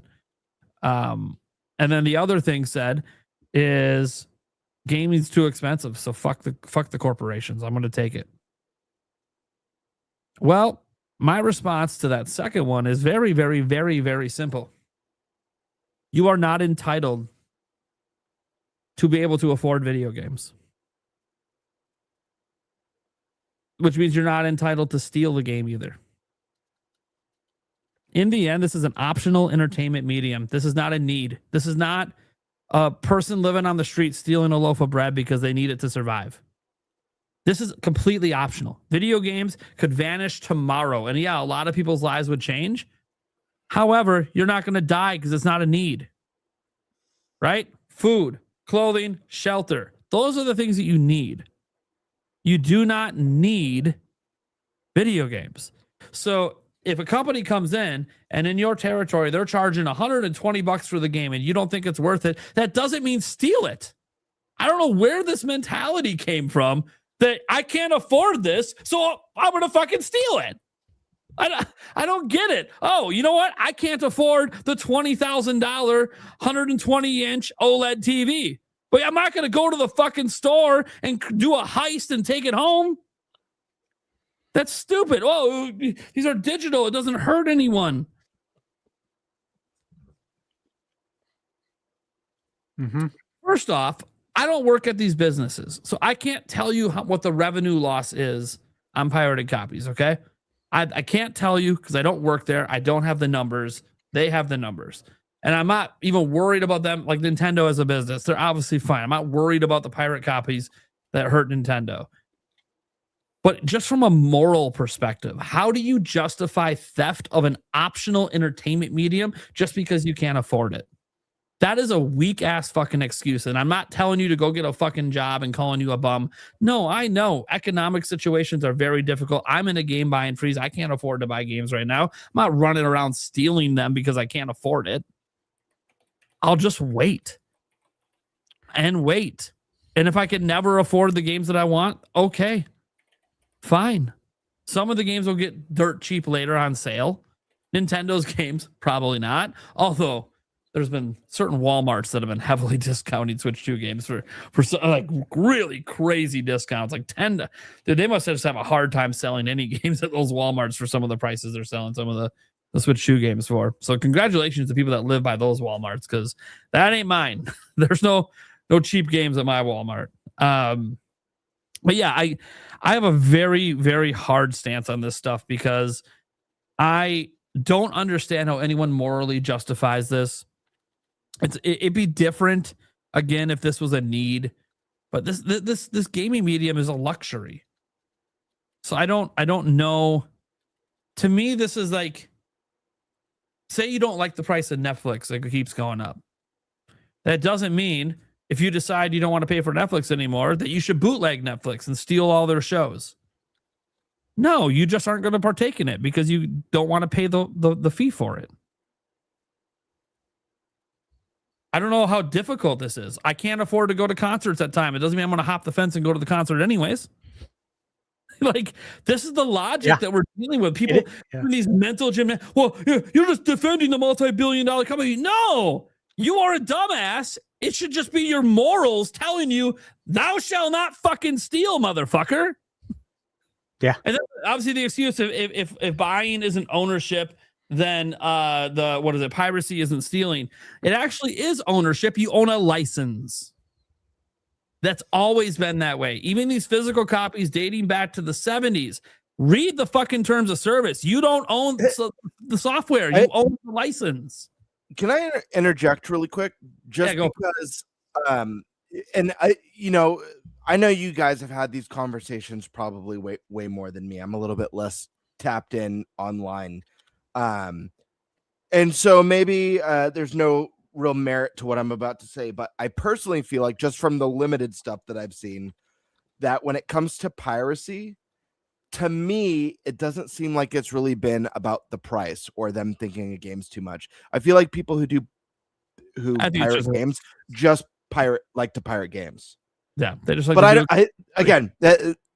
because this goes all the way back to one of the the very first indie game that I ever played, I believe, back on the Wii. It was World of Goo, the first World of Goo from Goo. And at the time, it was one of the most pirated games when it came out. There was just a couple dudes who made that game. They lost everything that they put into that. Luckily, they stuck around. They made a few other games, and more recently, World of Goo 2 after multiple generations. But it was an indie game. It was cheap. I don't know what it cost. I don't remember what it cost. Maybe like $14.99, maybe $19.99 the most, and was like one of the most pirated games. So I personally feel, just on what I've seen, and I'm not an expert. I'm a little bit less tapped in to the online consensus. It just seems to me that it's not really a money thing, and that people use that more as a justification. And it's really, some people just like to pirate everything, regardless of the price. Yeah, I agree with that. Even $4 games. I'll only give one I'll give one caveat. There are certain territories where games aren't hundreds of dollars, they're thousands. I get why in that case you might pirate, because that is a ridiculous price. But still, you don't need it. Like, you just don't need it. Go outside and learn how to play kick the can or some shit. That's free. And you can't tell me you can't find a can. Hey, you third world countries, I've seen plenty of the garbage on the side of the street. You can play kick the can. Yeah. Don't give me that excuse. Timeless game. Just to play devil's advocate, what if the world turns like Footloose, but it's like Game Loose, and video games, are outlawed worldwide. It's like the one thing you can't do. The Game Loose society. Would you pirate then? Well, they're no longer. What did I say? If they're no longer available commercially, then I don't give a shit. There you go. I guess there you have it. Anyways, yeah, that's kind of my hard stance on this stuff. I'm I'm glad that we're getting out of that Switch 1 generation because of all this stuff. And frankly, I didn't realize I was kicking a hornet's nest when I made that original take on Tamagotchi Life. I didn't think it was a hot take. I thought it's pretty obvious that, hey, you notice I don't cover the games when they leak online. And there's a reason for that, because people are pissed about spoilers. And I thought my comment, ironically, as people were calling me a bootlicker, over and over, hundreds of people calling me a bootlicker when I made that comment. I said, weird. I thought it was the weirdest thing ever, because my comment was as pro-consumer as pro-consumer comments can get. I'm trying to not have literal consumers have their fucking games spoiled for them. How the fuck is it anti-consumer for me to tell you to stop pirating fucking video games before the goddamn release date? We're talking about before the game's even out. I don't know how this is a hot take. Yeah, so I'd read through the replies. I was just scrolling through, and I was just like, man, you know what I was thinking. I'll just say very delusional, though. We use that word today. Just felt delusional. Like, what world are you living in? And how did you take it the completely wrong way? And then, then it goes back to like reading comprehension. Yeah. And you got to ask, where's your reading comprehension level at, and your discernment? You can't seem to tell what's going on. Some of the cognitive issues too, plaguing. Yeah. Absolutely. Yes. Right, Prime? Yeah, sure. It was the weirdest discourse though in those comments. I'm like, what? Where do these NPCs come from? And the thing is, I'm not out there seeking out the accounts that pirate stuff and telling them what to do. This is my account. This is my community. And apparently in my community, there's a bunch of fucking pirates. So what did I say in a later tweet? If you're someone that's like that and you support this and you want this, fuck you. Unfollow my ass. Because I don't want to hear about it. I don't want to see it. And here's the thing. You guys are all these people now, every time a game leaks, they're going to fucking spam me with it. But they don't realize I see the leaks anyways. It's not me that I'm trying to like protect. It's the fucking consumer that I'm trying to help out. Not you. Congrats. Send me every game spoiler you want. I've already seen it. Yeah. Literally. I've already seen it. Hey, well, what? I know the ending to 007 First Light. I've already seen it. Some people tried pointing fingers at you, saying that you literally make videos on rumors and leaks. It's like, yeah, these are like that's part of your job, because that's what's being reported elsewhere. You need to report on that. If you don't report on it, Nate, you're not doing your job. But these are rumors and leaks based on games that are coming out. Yeah. This isn't leaking like stories and plots. Yeah. Is that do you guys not understand the difference? Yeah, I literally said like, there's a big difference between saying, "Hey, a new Star Fox game will be revealed this month," and by the way, here's the entire fucking story and every character in it and all the plot points and over an hour of footage. Have a good day. There's a huge fucking difference. Yeah, like if I get on X like I do every day to check my news and I see all the rating boards leaks. Like that's news to me, and I know that means these games are 100% coming out because they were rated. And if Nate doesn't report on them, he's not doing his job. It's like he didn't deliver the newspaper that day if he doesn't report on it. And it's like, how do you not understand that? Like if that news is out there, he has to report on it. That you have to, otherwise you're left behind. And I'm like, how do people not understand that? It's not that hard.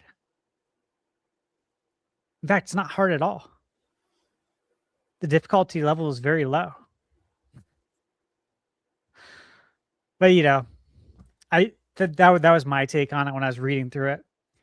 Bird, you want me to give my thoughts on this stuff now? Let's hear it. Nice. Well, all right. So let's see. So game leaks as a whole, right?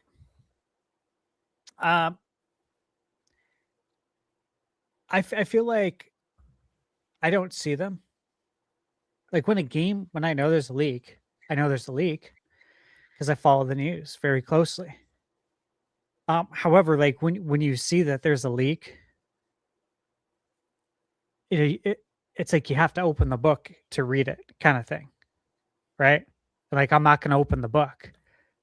I know the book's there and I can look at it, but I'm not going to open it. You know what I mean? Like I know it's available to look at, but I don't want to see it. So I'm able to bypass that stuff, thankfully. But you guys all know how I feel about spoilers, leaks. You guys know how I feel about even movie trailers, video game trailers. Like I don't need to see 5 trailers for a game that I knew I was buying when it was announced and I hadn't even seen one trailer. You know what I mean? Like when Capcom announces Resident Evil 9, one trailer is just fine for me. I don't need to see 5. When the next Mario is announced, I don't need to see 5 trailers. I already know I'm getting it. And it's just like when a movie, like the Mario Odyssey movie, I only needed to see the one trailer. That's it. I don't need to see multiple trailers and multiple teasers and multiple like ad spots and commercials on Super Bowl, with new scenes. I don't want to see that. And I didn't, I don't have to see it. So that's the point, is that I'm able to avoid it. Obviously with Tamagotchi Life, with that leak, again, I knew it leaked. I heard. I didn't see anything. And I think, Nate, you mentioned this too, I think in your recent video, but a game like that, yeah, that leaking to me is pretty inconsequential as far as like story. But a lot of this, to me, really just comes down to like morals, right? And if like have some decorum about it. If you're going to be stealing stuff, why are you telling everybody? Because when you leak it, you're telling everyone I'm a thief. I stole this, and I don't care. And look, you may think that's fine. I think it sets a very poor example for society, depending on what age you are. If you're older, definitely sets a really shitty example for the younger kids. When I say older, I mean you could be 18. You're setting a shitty example for your 12-year-old brother and all of his friends. You could be in your 20s and you could do it. It just sets a really poor example And I do view it the same way as Nate mentioned, in that it's no different than going to the store and walking out with whatever you want. It's no different. It's the same thing. And again, people can play mental gymnastics all they want. And if that's how you want to live your life, that's on you. I'm not here to tell you how to live your life, but I am allowed to have an opinion on it. And that's where I'm at with it. I think it's just folks playing mental gymnastics. Again, being able to play video games, it's not a necessity in life. It's not a loaf of bread. It's not paying bills to keep your water and electric on. You're just literally stealing stuff for entertainment. And at that rate, I would say, you might as well, if you have time to steal video games because you can't afford them, I would say that means you have time to work more hours. Like, if you have time to steal shit and play video games, that means you have time to work more and actually make more money and get ahead in life. And that would be my suggestion. Because look, hey, yeah, I'll be 41 here in what, 3 weeks. And I'm playing more video games now than I think I'll say for sure than I ever have in my life, because I'm doing it now full time. But for all the years, all the many, many years that I worked, I didn't get to play a lot. And that's life. We all know that. I worked crazy hours in restaurant business and crazy hours in mortgage. And, I'd be at work working and thinking how nice it would be to, come home from work and not be exhausted and actually have a little bit of energy, have an ounce of energy so I could play a little bit of video games before I got to go to bed and do this all over again. But, that's what you do. We work, you make money, spend the money how you seem fit. And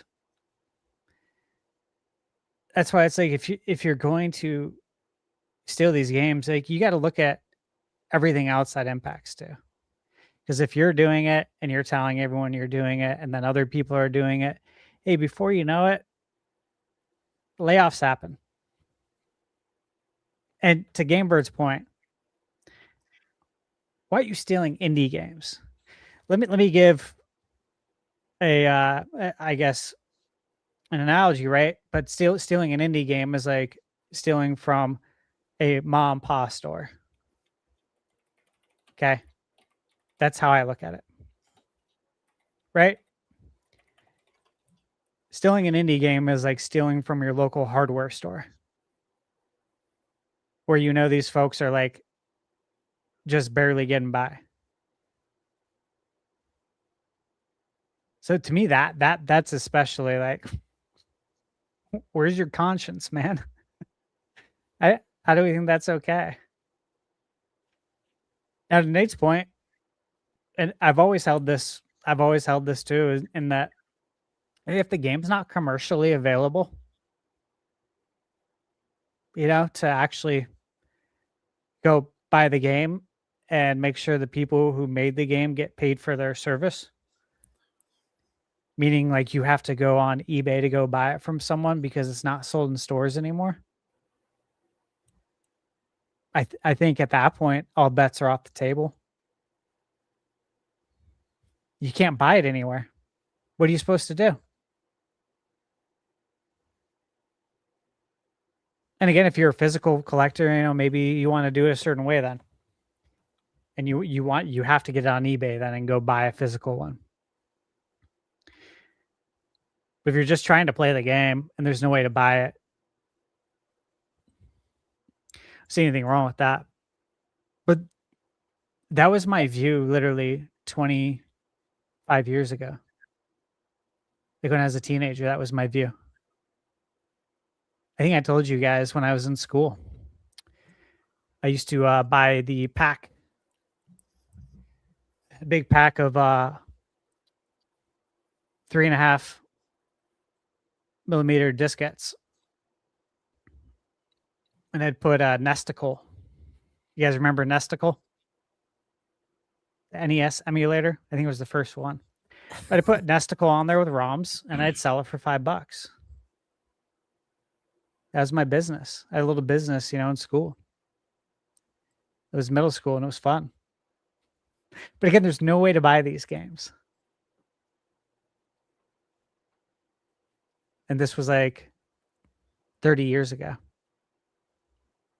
So Nintendo, don't come after me for that. But yeah, I think overall, guys, that's where I'm at. Again, at the end of the day, I'm not here to tell you how to live your life. That's not what this is about. We're on a podcast. It's part of my job is to give my opinion on this, right? But you won't see me out there.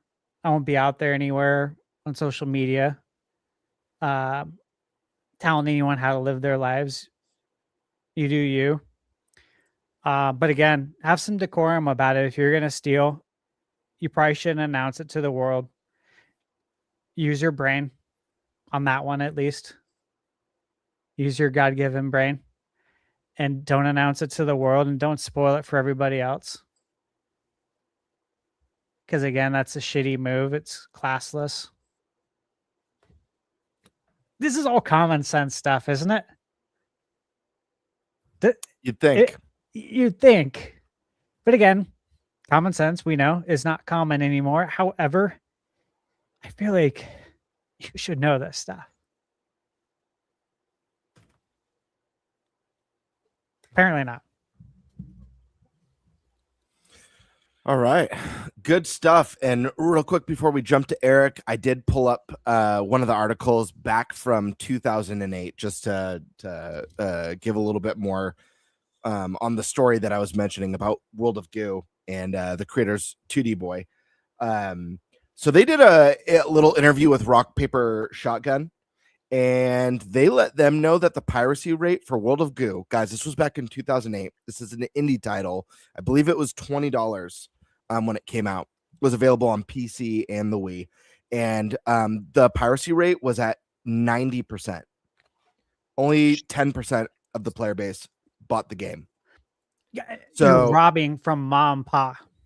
Yeah, it was made by two people, two friends. And then I see this apparently because the game was so good. I adored this game, especially on the Wii with the Wiimote and stuff. It's such a fun little gem. But when they were talking to Joystick, they noted that they actually received some mail from people who had pirated the game that ended up paying for it, but he said it was an extremely small percentage. So there were a couple people who played it and were like, damn, this is good. I should probably, and that's awesome that someone did that. I think is what a wonderful gesture. And then he added, we're doing okay. We're getting good sales through WiiWare. So we're not going bankrupt, ... just yet. But I just wanted to point that out because, again, I'm less tapped in, but everything that I've seen, it just seems like there's a group of people who think there's nothing wrong with piracy. I almost never see people use as a defense. I can't afford it otherwise, or it's too expensive. I can't justify it, but I want to play it. It's always people are just pro piracy because who cares? Didn't they mention, Bert, they made World of Goo too, right? Yep. Didn't they mention that like the reason why it took so long to make was because of that? I don't recall that. They did have two other games that were really fun, very different, that came out. Little Inferno. I remember that. It's a little bit more simple than World of Goo. And then I forget the other one. The other one's like you're like an employee and you're working your way up through like this high rise. Same art style, same great music and cryptic storytelling. Anyways, but yeah, it's sad. It's just sad to see stuff like that. And I don't want to jump too much into my thoughts yet. We got Eric up. Eric, my friend, how are you feeling about this? Piracy, all this sort of stuff. I don't really know what else to add. Sure. Shut up. Jesus. I told it to mute, and it's like, fuck you. Yeah. NBA playoffs. Right. Yeah, I got on. I know. I'm like, I saw a stash over there. I'm like, I bet you he's watching. I gotta watch. We play the winner of this game because we dropped the ball. Yes, you did. And Portland also played extremely well, but we dropped the ball too. Yeah. Let's not get into that. Hey, at least you made the play. Yeah, dude. Hey, I was in the steam room this morning at like 5:30. Yeah. I get in there. It's all old dudes. You know, like 60s at least, 70s. I'm the only, I guess, youngish person. But we're literally having a therapy session in there.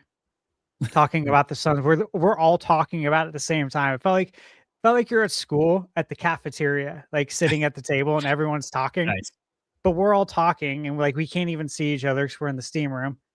And it's like we're all just having our therapy. And I texted Michaela after. I said, you know, I didn't know how much I needed this, but this was really good to come to the gym this morning and talk about this. It felt good to just get it off my chest. I feel a lot lighter now. At least you're not eliminated too, right? Not yet, anyways. Yeah. But if we do get eliminated, we'll be the only 7 seed to be eliminated from the play. Ever. I know. It's never happened. Be, you know. So sounds like yeah. It's okay. Dude, I'm a Bucks fan. We got enough drama with my team. I know. Yeah. Anyways. As for the topic, I honestly don't know how much more I can add. These two have nailed the nail right on the head. I mean, it's stupid that people are doing this. I mean, to a certain extent, I understand. Again, yeah, times are hard, but again, it's as they said, it's not a necessity. You know, it's just stupid. I hate it.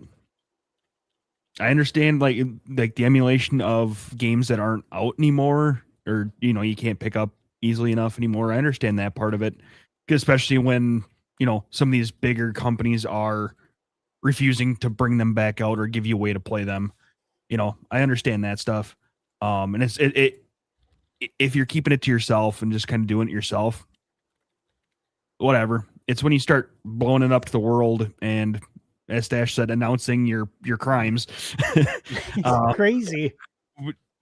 Yeah. Imagine if you walked out with a TV from Best Buy, and right when you got out of the door, you know, you held up the TV, like, look what I got. Look at me. Like, right? What are you doing? Yeah. Yeah. No. It'd be more like live streaming yourself, walking in, taking the TV, walking out, and going, "Hey, look what I did." You know, but people have done that though. I know that, which is crazy. Yeah. And then you look at it, and then you feel really bad for their lawyer. And you're like, "Oh God." Right. But yeah, it's just. Don't be an asshole. That's pretty much what it comes down to. Yeah. Keep it to yourself, and the world will be a better place. Yeah, it would. It's that easy, man. Yeah, good stuff. Yeah, I mean, I agree with you guys. I am not about pirating games. I think you guys all gave the correct caveat. If it's your only means to play, as far as these games are not available anymore, you know, if you find a way, if you don't have PT and you find some way to get your hands on PT, go for it. All right. Or games that, you know, they're retro, but yeah, they cost a fortune and you have to track down these old cartridges that are in 1,000+, like Saturn. You know, Saturn's unbelievably challenging. Die Hard Arcade. Yep. So those are the instances where I give it a pass. But you know, as someone who really loves the hobby, and you know, I'm really care about it. I want to see it thrive and do well. And unfortunately, we live at a time where game development is so costly and takes the time. The gap between development and release has become so big that when games don't perform, studios shut down. Companies are less willing to take risks because, I mean, it's for them, it's not worth it. And so when you see a game like, I don't know, Capcom's new Pragmata, this is a new IP. It has a very interesting combat mechanic and has a very unique title compared to anything else on their slate right now. This is the type of thing that you should 100% support if you care about this stuff, because if you do, we're going to get more. So yeah, it's unfortunate. And again, from my experience, haven't seen much of the I can't afford it, that's why I do it. I've mostly just seen people who are just like, I don't give a shit. I don't think there's anything wrong with pirating games, period. That's usually what I see. As far as the other side of it, the spoilers side, don't be an ass. Like, whether or not you care about if story or gameplay gets spoiled for you, that's between you and you. But for a lot of people, it does make a difference. And if one of your favorite things about a video game is narrative, if that's what you look forward to, whether you're an RPG player, whether you enjoy games that are fully narrative driven, like visual novels, or, I think like the Telltale series or the Quantic Dream games. Like, I loved Heavy Rain so much on the PlayStation 3. And that finale of that game was such a wonderful surprise for me.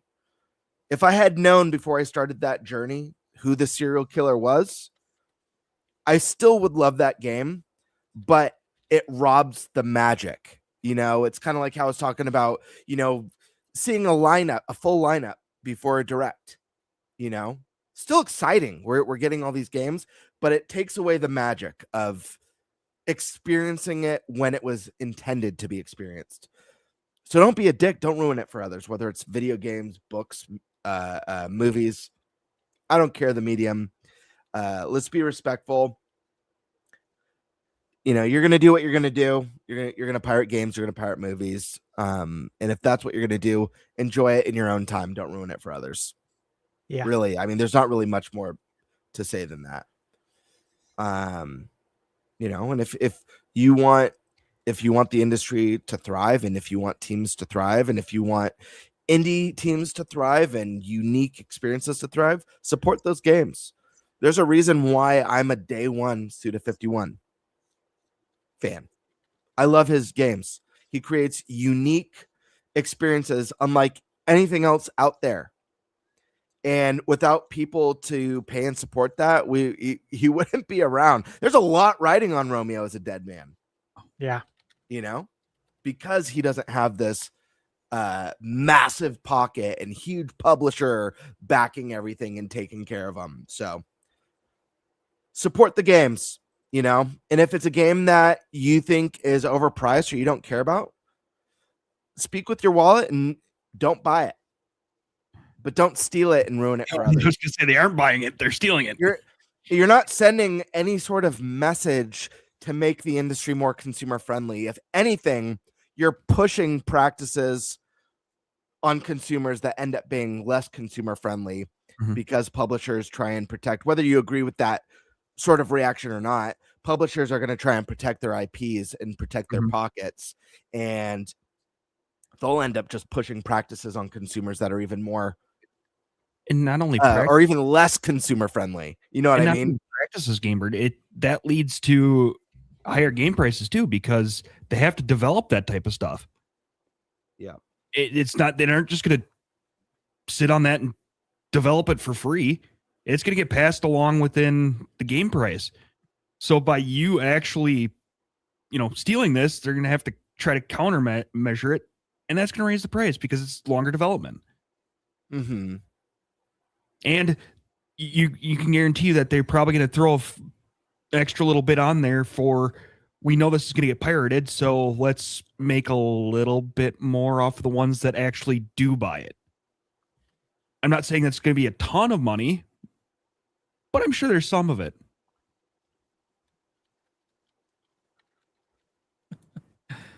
There we go. And I'm not super read up on this, so these are my thoughts. You guys let me know what you think in the comments. No, you're good. Let us all know what you think. I'll also say, guys, emulation and piracy are not the same thing.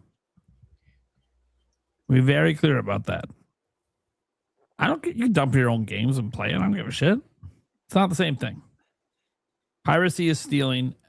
Just emulation on its own isn't necessarily stealing. Emulating other people's games. Yeah. What? And you can take a dump and play your games if you want. If you have a Switch, and I don't care. Yeah.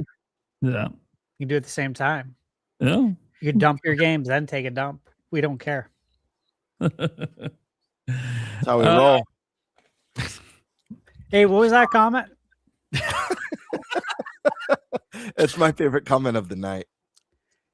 The Danger Randy. What's he? Is he riding a bull? I think I don't know what he's riding. No, that's a pig. That's a hog, my friend. Yeah. He likes the hogs. Hell yeah. You guys have.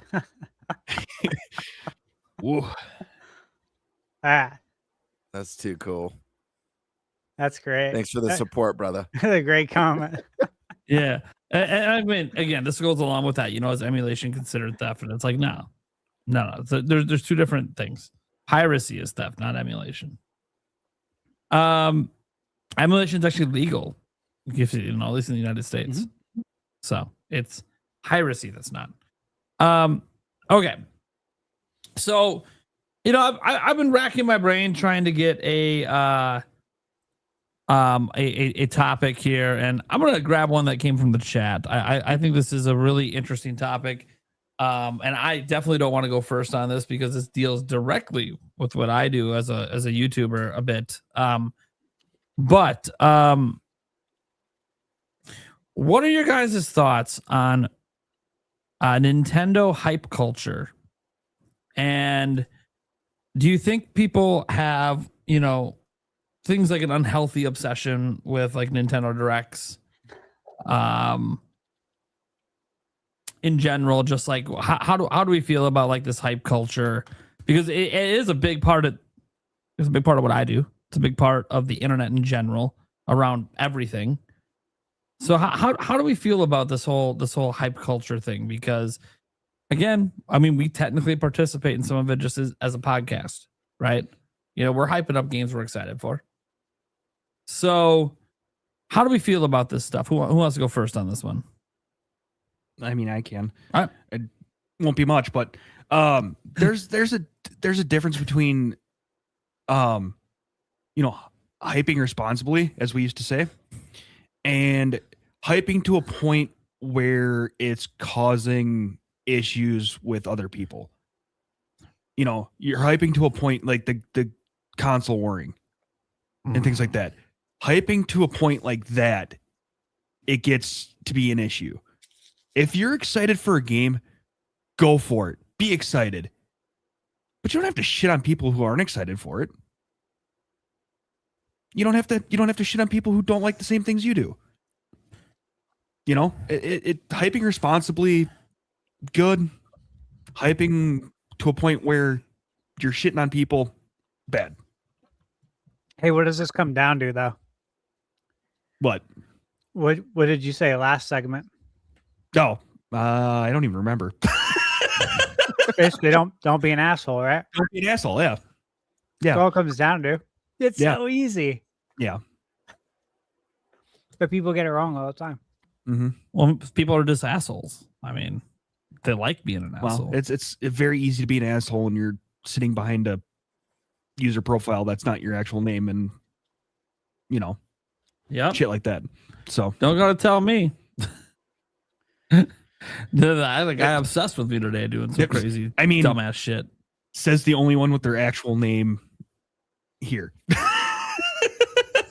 I'm not throwing shade at you guys, obviously, but No. I say the name at the end of every I know video. you do. I know you do. Nathaniel Rumpeljans over here. Yeah, but no, it's just easy to sit behind and I do agree with you. It's very easy to sit behind an anonymous username and act like a dick. There's positives and negatives to everything. Obviously, anything that's over the top can be a little much. And a lot of people do use their hype culture to put things down. Just as an example, we talk about, the obsession with the directs. If a partner showcase happens this month or next month, the very first comment you're going to see in Nintendo's live chat will be, "Where's the general direct?" And you're going to see it spammed on the tweet. You're going to see it'll appear on even my chat when we're live reacting to it. There is something to be said about a little bit of an unhealthy obsession. I get as hyped for directs as anyone. You guys have seen it. You've seen it on the show. You've seen it in my live reactions. You've seen it in my videos. I get really, really hyped. But the difference is, even when I'm getting hyped for, say, a rumor for a direct, and then it doesn't happen, I don't then also get super disappointed. Because in the end, it was a rumor in the first place. I always had a little air of doubt in the back of my mind that it might not be real. That's the whole point. It's a rumor.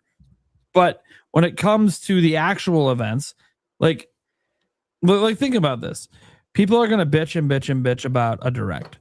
And then when we get a direct in June, let's say Nate the Hate's right about everything, and pretty much that's all Nintendo shows is exactly what leaked. People will then be mad that Nintendo didn't have more surprises to leak or to put out there. Can I pause real quick? Because I'm confused. Are we talking about our thoughts on hype? Yeah. Or our thoughts on complaining? Well, it goes hand in hand. Because it does go hand in hand. Because people who hype to an extreme level use it to complain when the hype isn't met. Gotcha. Okay. Who wants to go next? Eric, that was good.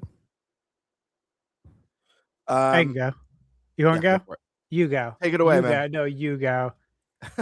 Oh, you shouldn't have. You go. Listen. Listen, I freaking love hype. I love video games, whether it's Nintendo, Sony, Xbox, doesn't matter. I love it.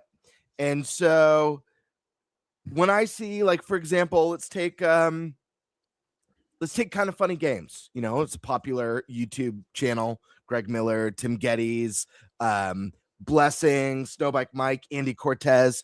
Tim Geddes has been one of my favorites for a long time. Yeah. One of the big reasons, one of the things that I love about Tim, it's not just that he's kind of the resident Nintendo fan there. It's not that. It's the hype levels. Tim Geddes is the let's go getting up out of his seat, and it just makes it so fun. I'm not the biggest sports person. I'm probably the least sports here on this panel, but I imagine it's a lot like, being at watching a sports event, whether it's a direct and your big game got announced or you're hyping up what could be. So I love hype personally. I don't think there's anything wrong with it. The only time I would say that it's bad is if you're a content creator who does hype, but you're intentionally lying to your audience and hyping something that is not real or is not true. That I don't think is good. But hype in general, yeah, we should get hyped about this. Because why wouldn't you? If you love The Legend of Zelda, you should get hyped for a potential Ocarina of Time remake. You should get hyped for a teaser trailer for the next mainline Zelda game. You should get hyped when you see set photos from the Legend of Zelda movie. If you're a God of War fan, you should get hyped when you hear the new setting for the next God of War game. And it's totally fair game to speculate and think about what those things could be. If a new piece of hardware is coming out, PlayStation 6, and there's a feature that that people are talking about that's coming to this. Why not get hyped? I love hype. Listen, I've been hyped for presentations for what could be, and that what could be didn't happen. And I didn't feel anything over that. As far anything negative. Because you're each responsible for your own hype. And being hyped for something doesn't mean it's the word of God, that it's a guarantee that it's going to happen. And at the end of the day, it's video games. So why are we losing our shit? It's like literally video games. That would be like if I was super hyped for, let's just say I bought a bag of Skittles. Skittles is my favorite candy of all time. I friggin' love Skittles. And I'm super hyped for all the red Skittles, but I got one of the bags that didn't have any red Skittles in it. Or it only had one red Skittle. And it was mostly yellow and green. I'm not going to rage. I'm going to enjoy my Skittles. And be like, oh, next time I'll get all those red Skittles. So I don't know. I feel like if your hype puts you into a rage or a fury, then there's something a lot worse going on upstairs. I don't know. It's video games. Something really bad is going on upstairs. Maybe downstairs too. Maybe that's why you're upset. I don't know. It could be. Yeah, I tend to agree with a lot of that. Look, hype is generally nothing but a good thing. I don't find it obviously more important than actually playing video games, but I do think like hype can add to the enjoyment of playing video games. Because those expectations that you can create are sometimes met and sometimes even exceeded, and it just makes you even more excited. Like when I got my reaction to Tears of the Kingdom's reveal in 2019, dude, I have no regrets over that. Even though I fell out on the stupid bed and then my shirt went up and you can see my hernia, don't care. It was fucking fun, and it was fun to do it with the community as well. Seeing a whole bunch of people in the chat hyped as well. Like I truly believe that hype is not really a negative thing, but I do think that people I kind of feel like it's like twofold, because like hype I don't have a problem with, but not to interject, Prime. This is one of the points I was trying to convey. Hype is at its core, hype is a feeling, right? It's a way. It's a state of feeling. When you're hyped about something, it's that feeling of joy and excitement. That's all it is. Yeah. It's not a toxic thing. Go ahead. Sorry. Yeah, no. Yeah, I don't find hype in that of itself to be toxic, unless you use that hype to put down people who aren't excited. Don't be doing that. That's just you being a dick. And that's no longer hype either. And I don't think most people are doing that, to be very clear. I don't think most people do that. I do think they're, on the other flip side of it, when people talk about unhealthy obsessions with directs, yeah, a little, but also, like we talked about, like in an earlier topic, Gamebird talked about, how awesome it would have been to see Star Fox in a direct instead of having Nate the Hate leak it. But even if he didn't leak it, well, it's being revealed via Nintendo Today, which isn't a direct. Like, would it be more hyped if it was in a direct versus on Nintendo Today? And it's like, are we so obsessed with directs that we're like, well, okay, it would be more hyped if it was in that direct instead of Nintendo Today? And for me, look, what are directs, guys? They're marketing events, right? They're trailers and marketing events to advertise video games. I honestly don't care how games are announced. I think directs are really awesome for me as a content creator. I think it's also really hyped for fans because you get a bunch of announcements in a short period of time. Like like E3, it feels exciting. But also, I'm not going to be less enthused for Star Fox because it's from Nintendo Today versus a direct. Like you could reveal the next 3D Zelda in a tweet. I'm going to be just as hyped as I would be if it was in a direct. You just didn't see a live reaction to it. That's all. It's the only difference. Like, I didn't get the live react. Who cares? Like it's still just as exciting. But yeah, I think there's a kind of a sticky territory, because there are some people that I think there's some people obsessed with hype. And what do I mean? When they're not hyped, they get pissed at the company for not making them hyped. And that to me is very weird, but it does happen. Go ahead, Gamebird. I figured it out. I cracked the code because my brain was like going a mile a minute when I was talking. It's not hype. This topic's not about hype. Hype in and of itself is a great thing. I'm super hyped for the Mortal Kombat movie coming out next month. If the movie's not that great, the movie's not that great. But I'm hyped for it as a Mortal Kombat fan. I'm hyped to see it. Hell yeah. The issue isn't hype. It's post-traumatic hype disorder. Yeah, you're not wrong. It's literally post-traumatic hype disorder. You know, it might also be a little bit of NDS syndrome if you're mad at people that are hyped. You might have a little bit of NDS going on. Nintendo derangement syndrome. Yeah. Stash, what are your thoughts on this? Yeah, you know, this is a good question. First off, I'll say that because I do have quite a bit of thoughts on it. I think they're pretty similar though to your guys's. I would say first off, you really need to enjoy the present, enjoy what's in front of you. And that's a little different from your guys' answer, and I've been consistent with that answer, especially when I get asked, when I think the next direct's going to be. You know, we all get tagged right on Twitter sometimes. When's the next direct? Yep. I think you guys have probably seen some of my answers. It's the same one every time. You should really enjoy the games that are out right now. How many have you beat? Which ones have you played? Oh, you haven't played any of them? So what's this direct mean then? Games are going to be announced. You're not going to play them. Then you're going to wait for the next direct. Games are going to be announced. You're not going to play them. It's weird. I find it to be pretty troublesome. It's like all you do is think about this direct and about what games are going to come out, but then you're not playing anything right now.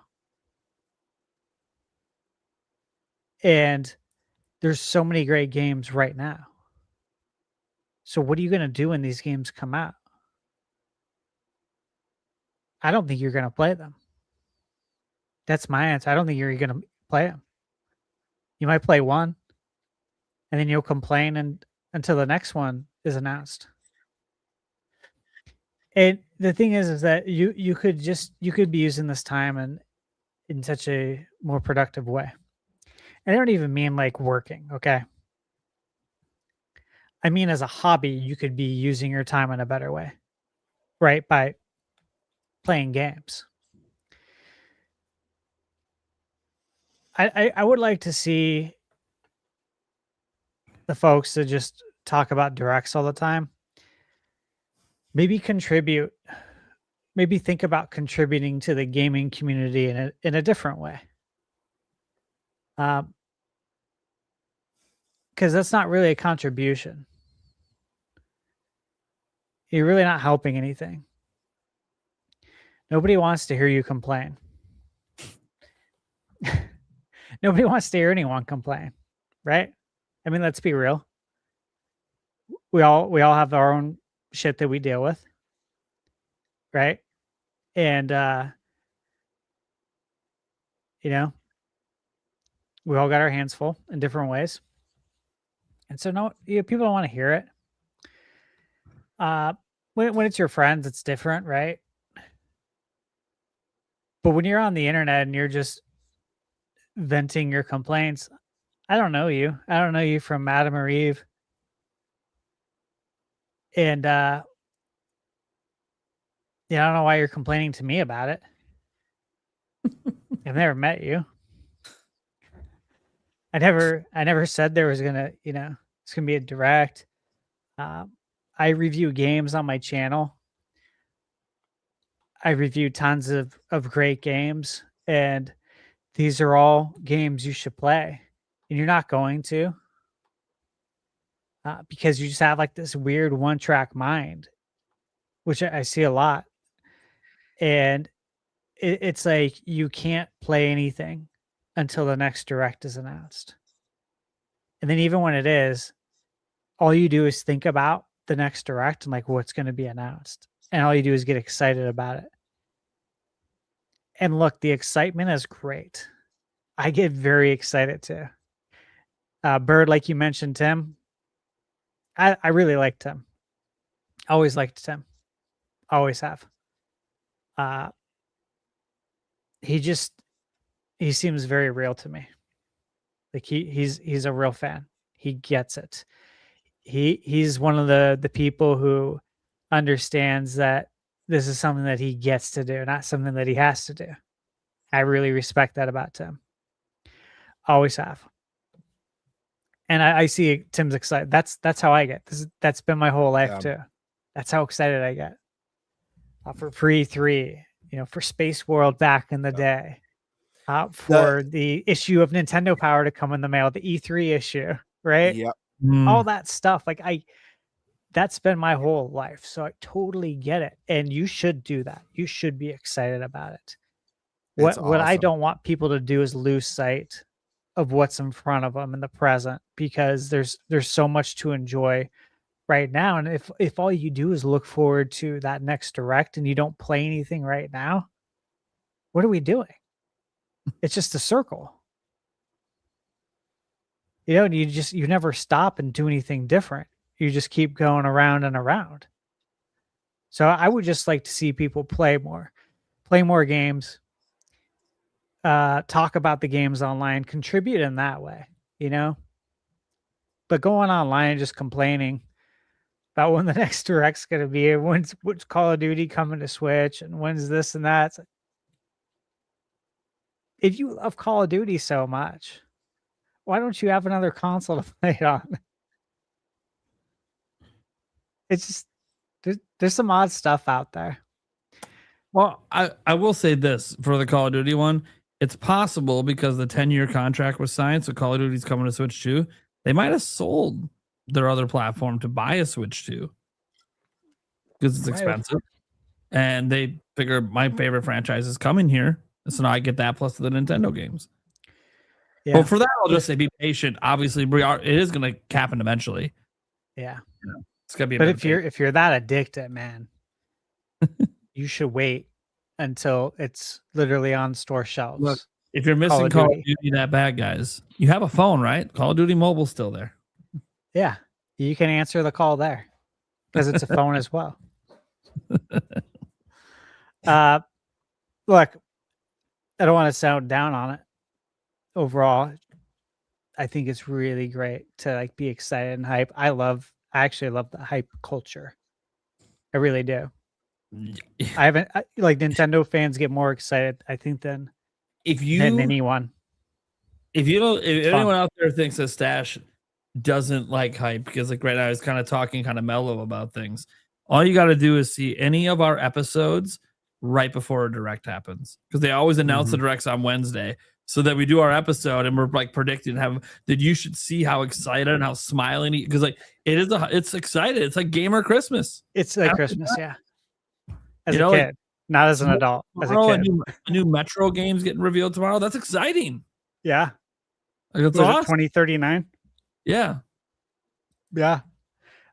I love all the showcases. I watch all of them. Like the triple I initiative last week. Watch that. Watch the post show with the Castlevania, of course, with the Konami director, and it was it Evil whatever? I missed the post show or Twin something. The guys who made obviously Dead Cells. Okay. It was really nice little roundtable conversation, and they actually talked about how the game is a direct sequel to Castlevania 3, Dracula's Curse, which I did know that. I don't think most people caught that in the months ago when they announced it, but that the game itself is heavily inspired by Symphony of the Night. I'm like, oh, speaking my language. I'm like, yes. Like I literally, when they said that, I literally yelled out like, fuck yeah. I was so happy. I'm like, this is exactly what I wanted to hear. But I also went into like listening to it with no intentions, right? That's another thing though. I will say this with the directs. Gotta go in there with an open mind. Mind. Because there's we look at the indie direct that we had. Right? I mean, look at all of the indie directs. All of them are the same way where we have it and people are upset with stuff. They wanted something else. But like Mini Shoot Adventures, I cannot believe how good that game is. You know what I mean? But like I came out of that indie direct saying like, dude, there's a handful of games I want to play. You know that. I come out of every direct like that. So I'd like to see people go in with an open mind, not with what they want to see, but ready to be, as Nintendo would say, surprised and delighted, and try some new stuff, man. It's really nice to grow as a gamer and try new things, There's like certain genres that I didn't play 5 or 10 years ago. Like Unicorn Overlord. A really cool game. Yeah. I wouldn't have played that like 5 or 10 years ago. I would have been like, hey, it looks cool. Art style looks nice. I don't know if I have time to get into like a new genre. I don't know if I'm going to gel with this, or like Shadow Tactics that I reviewed on my channel. Like that's not something I would play 5 years ago. Stuff like that it's just give games a try. And a lot of these games that I give a try to, I want to say, they're not that expensive. So it's not like a $50, $60, $70 risk. Some of these games are like $10, $15 risk. And then you may end up really loving it. And then now you have a new genre that you really like. And then when we have directs, before you know it, you're like, shoot. 3/4 of the games announced I want to actually play. Then you walk out of every direct like, I don't know how I'm going to play all these games. Yeah, I feel that way every show. Like there's so many. I also understand though sometimes where I'm like, I can come out of a direct and be like, listen, I get why people might not enjoy this presentation, or there's not much for them. I play such a wide variety of genres that there's just so much for me. And I feel very lucky that I enjoy so many different types of games. So, whether it's filled with like, in the last partner showcase, we got a sequel to an awesome game called Paranormasight. We got a sequel to that in the last showcase. That's an awesome announcement for me, but for a lot of people, it's like, what even is this? So I get that, but if you guys are in that position of feeling like there's a drought, where's the next big thing? Kind of like Stash has been saying, live in the now. Experiment. There's so much good stuff out there. And Stash, you talk about playing. I'm sorry. What game was it again? Phenomenal tactics game. Unicorn Overlord. Thank you, Unicorn Overlord. How you mentioned how 5 years ago that wasn't a game that you probably would have picked up and given a shot, and I would have admired it from afar. Like, hey, yeah, it looks great. Vanillaware, like they have good art style, this and that. But I wouldn't have dove in. Yeah, and you loved it. I'm sure you're glad you played it. So glad. Absolutely. So good.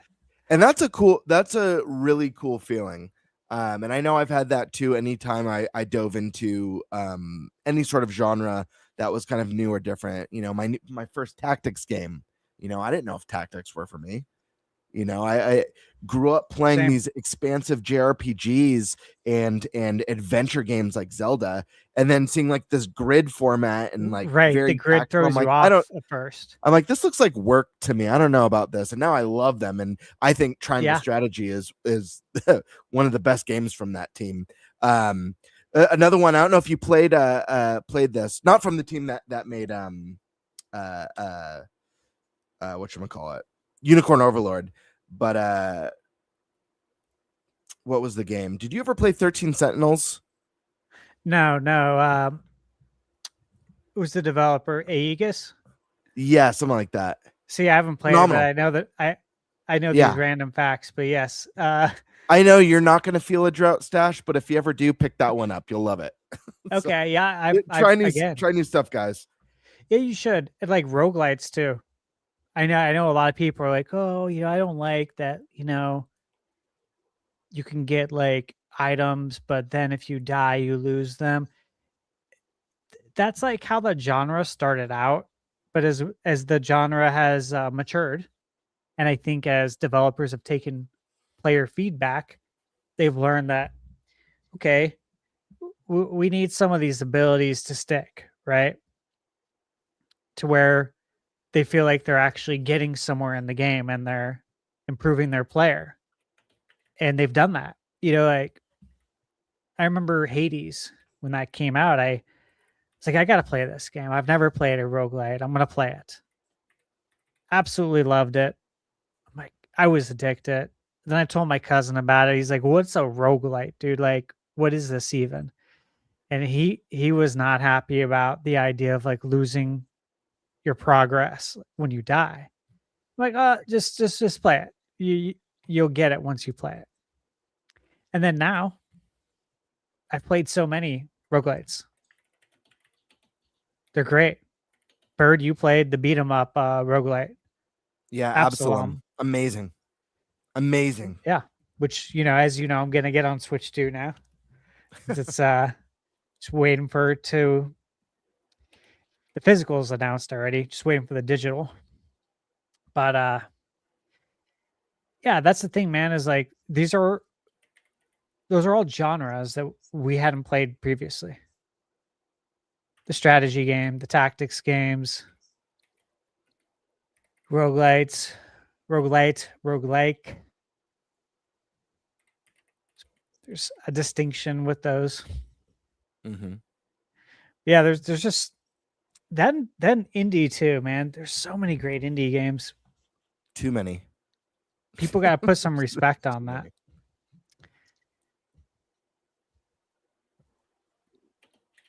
Cool. I think we does Nate need to speak on this? I know he's had to step away. I forgot. No, Nate said we can move on to the last topic if we want to. We're ready. All right. I'm gonna put you up here. Yeah. So it feels more proper. Sounds good to me. We will throw this banner up. All right. Fantasy Critic update.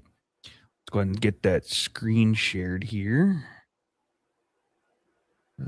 Screen share. Yeah. This one. Share. Cool. So yeah, if you haven't, go ahead and create a Fantasy Critic account and follow our league. I think we're pretty close to the front page again, but yeah. So as you can see here, standing so far, looks like Gamebird's in first, Thunderstash is in second, I'm in third. Oh God, why did I space? Polinius Maximus. Yep, is in fourth, and Prime is in last. Yeah, as you can see, here's the upcoming releases. And then my team here at the front end here. So far, I have had Resident Evil, Crimson Desert, Monster Hunter Stories, Twisted Reflection, Mouse for PI for Hire, Demon Tides, and Darwin's Paradox all being scored 89, 78, 85, 83, 86, and 76, which kind of sad for Darwin's Paradox because it looked like a pretty decent game. But yeah, I was kind of hoping to be a little bit better on that one. How are you feeling about some of your picks that haven't come out yet? Is there any in particular that you think are going to be big players for you, or any that you're concerned about? No, I mean, I was concerned about Jimmy and the Pulse hitting mass just because, it only had 2 reviews for the longest time. There was a third one finally put out, and hopefully there's a fourth one that it'll actually get the score up. And I'm just kind of pissed about the Ghost of Yotai, or Yotai Legends, just because freaking, yeah, why is it even here? These types of things don't even get scored. So why is it even on this freaking, an option to be drafted or picked up? It's fair. That's my only gripe on that one, is if we know that free DLC normally doesn't get scored or doesn't get scored, period. Why is it a thing? I'm a little worried about the lack of, or how much extra space I have, but hopefully that means we just got some. I got some room for some big games coming out to add up. Yeah, I mean, I so far I'm happy with where I'm at. I was hoping that Darwin's Paradox would do a little bit better. Crimson Desert, I see lost another point, which is kind of disappointing because it was bouncing between a 79 and an 80. But now it's under 78, which sucks, but still not terrible. Yeah, I'm feeling pretty decent right now. You're looking pretty good, man. I mean, you have nothing below a 75 right now. Mm-hmm. I've played this game enough to know that, like, I mean, the goal really isn't about trying to get a bunch of 90s, because when you have this many games you need to draft, right, it's going to be avoiding those really low 70s and games that dip below. That's going to make the difference. You want to try and get as many mid 80s titles as you can. Oh, absolutely. My experience. Yep. I think you're looking pretty solid. 78, I know it's lower than what you wanted, but it's really not that. Oh, it's not terrible. I'm mad because it was sitting at a 79, bouncing back and forth between a 79 and 80. I'm just mad that it lost another point. I hear you. My biggest question mark is going to be Splatoon Raiders, because I am hoping it comes out this year, but it's one of those that I drafted it pretty high, and if it doesn't, that's gonna be rough, because I have a feeling it's gonna score pretty decent if it does come out. So, and you still have some drops too. Yeah. Have you dropped anything? No. Hell, I still have 1, 2, 3, 4, 5, 6, 7, 8, 9 games to pick up. So, yeah. Drops are a little bit. Yeah, I haven't done that yet. Going over to Colin's team. He's got Reanimal scored at an 81, Super Meat Boy at a 75, which is kind of crazy. And Escape from Ever After at 80. But go ahead, Gamer. It sounds like you were going to say something. I was just going to say, I actually thought Super Meat Boy would have scored better than that. I haven't played it. I know Stash played it and reviewed it. But before that game came out, I actually heard a lot of really positive things about it. So I'm actually surprised to see it landing around the 75 mark. Seems a little bit low compared to at least the early impressions. I'm not surprised. No. For the same reason I'm not surprised about Crimson Desert. Yeah. Yes. Think of who's reviewing this. Yeah. From what I've heard, Super Meat Boy is extremely difficult, isn't it? Right, yeah. So think of who's reviewing this. It's hard. It's really hard for some folks. It's reflected in the score, just like Crimson Desert. It's sad. Yeah. Because it's a great game. Gamers. Yep. Like, People who play video games a lot and are good are really going to enjoy it. People who want to push themselves, rise to the occasion, so to speak, feel that gratification of beating a level that you thought was impossible. They're going to enjoy it.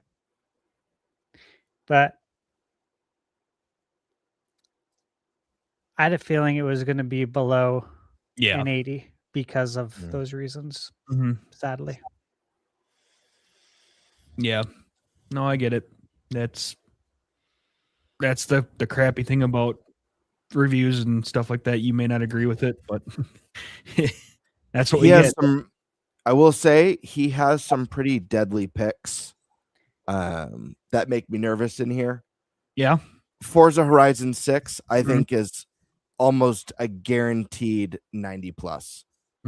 The Forza Horizon games almost always get above a 90 every release. And a lot of impressions are already championing this game.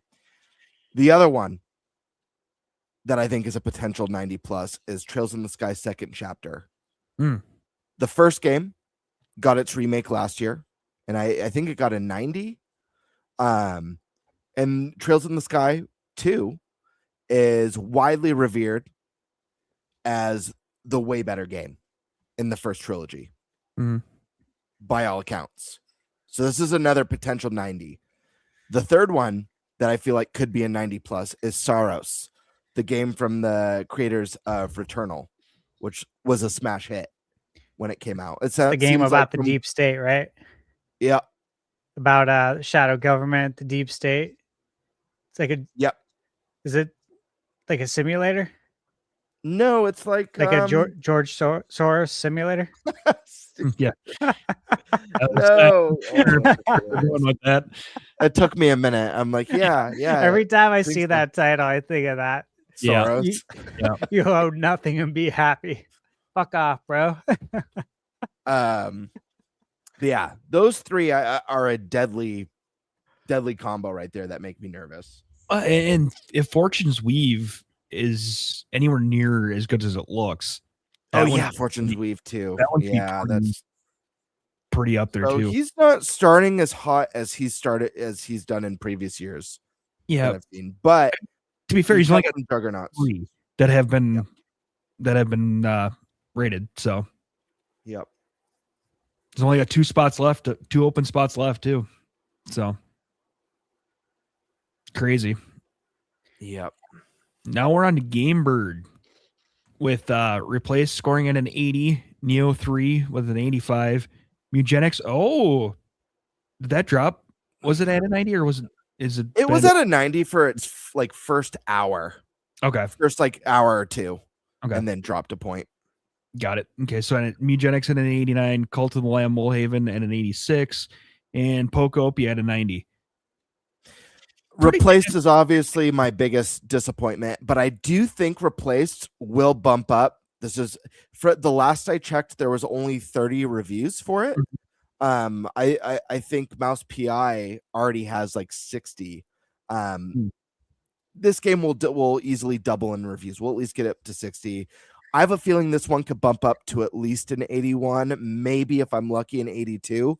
But I'd be lying if I didn't say this was my biggest surprise. I honestly thought this one was going to be an easy 80, anywhere from an 86 to an 88, to be honest with you. So I was very surprised, very lucky that first hour that I check every morning. The moment I have a game that's released, first thing I do when I wake up is I head over to Open Critic. And so I went in that morning. I think there was only 18 or 19 reviews at the time, and it was sitting at a 78, and I was shocked. And it was because the game got, I think, 2 6s. It's reviewed really well for the most part, but got 2 6s, and that really disturbed me. I have not played this game yet. It's one I've been very excited about for a long time, and I drafted it early because of that excitement. I know, Stash, I haven't had a chance to listen to your review yet. I've been busy, so I'll be listening to that either tonight after the show or tomorrow at work. But yeah, I was surprised to see this one land so low, if I'm being fully honest. Well, can I just say it? I beat it over the weekend. Mm-hmm. And I told Michaela that you had drafted this game and that I really wanted it. I said, along with a handful of other games like Castlevania that I really wanted. I said, but you know what? I said, but you know what, babe? I was like, I think this is going to get like a 78 to an 80. Oh, wow. And she's like, but you really like it. I'm like, well, I know. It doesn't matter if I really like it. Mm-hmm. It matters the people reviewing it, right? The outlets. And I think they're going to find it to be hard. Mm.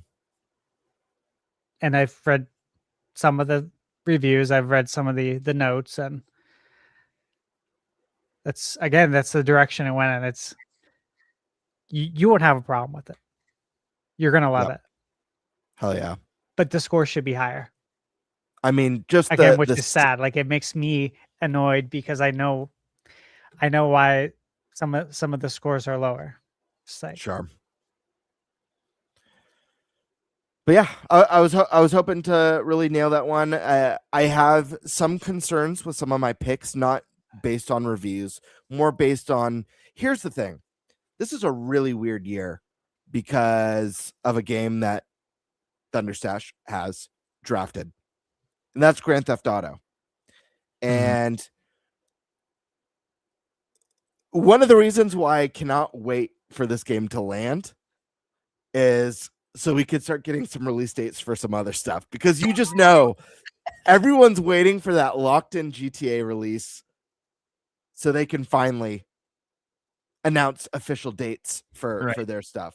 So I'm more nervous about things moving out of the way to save themselves from the juggernaut that's coming.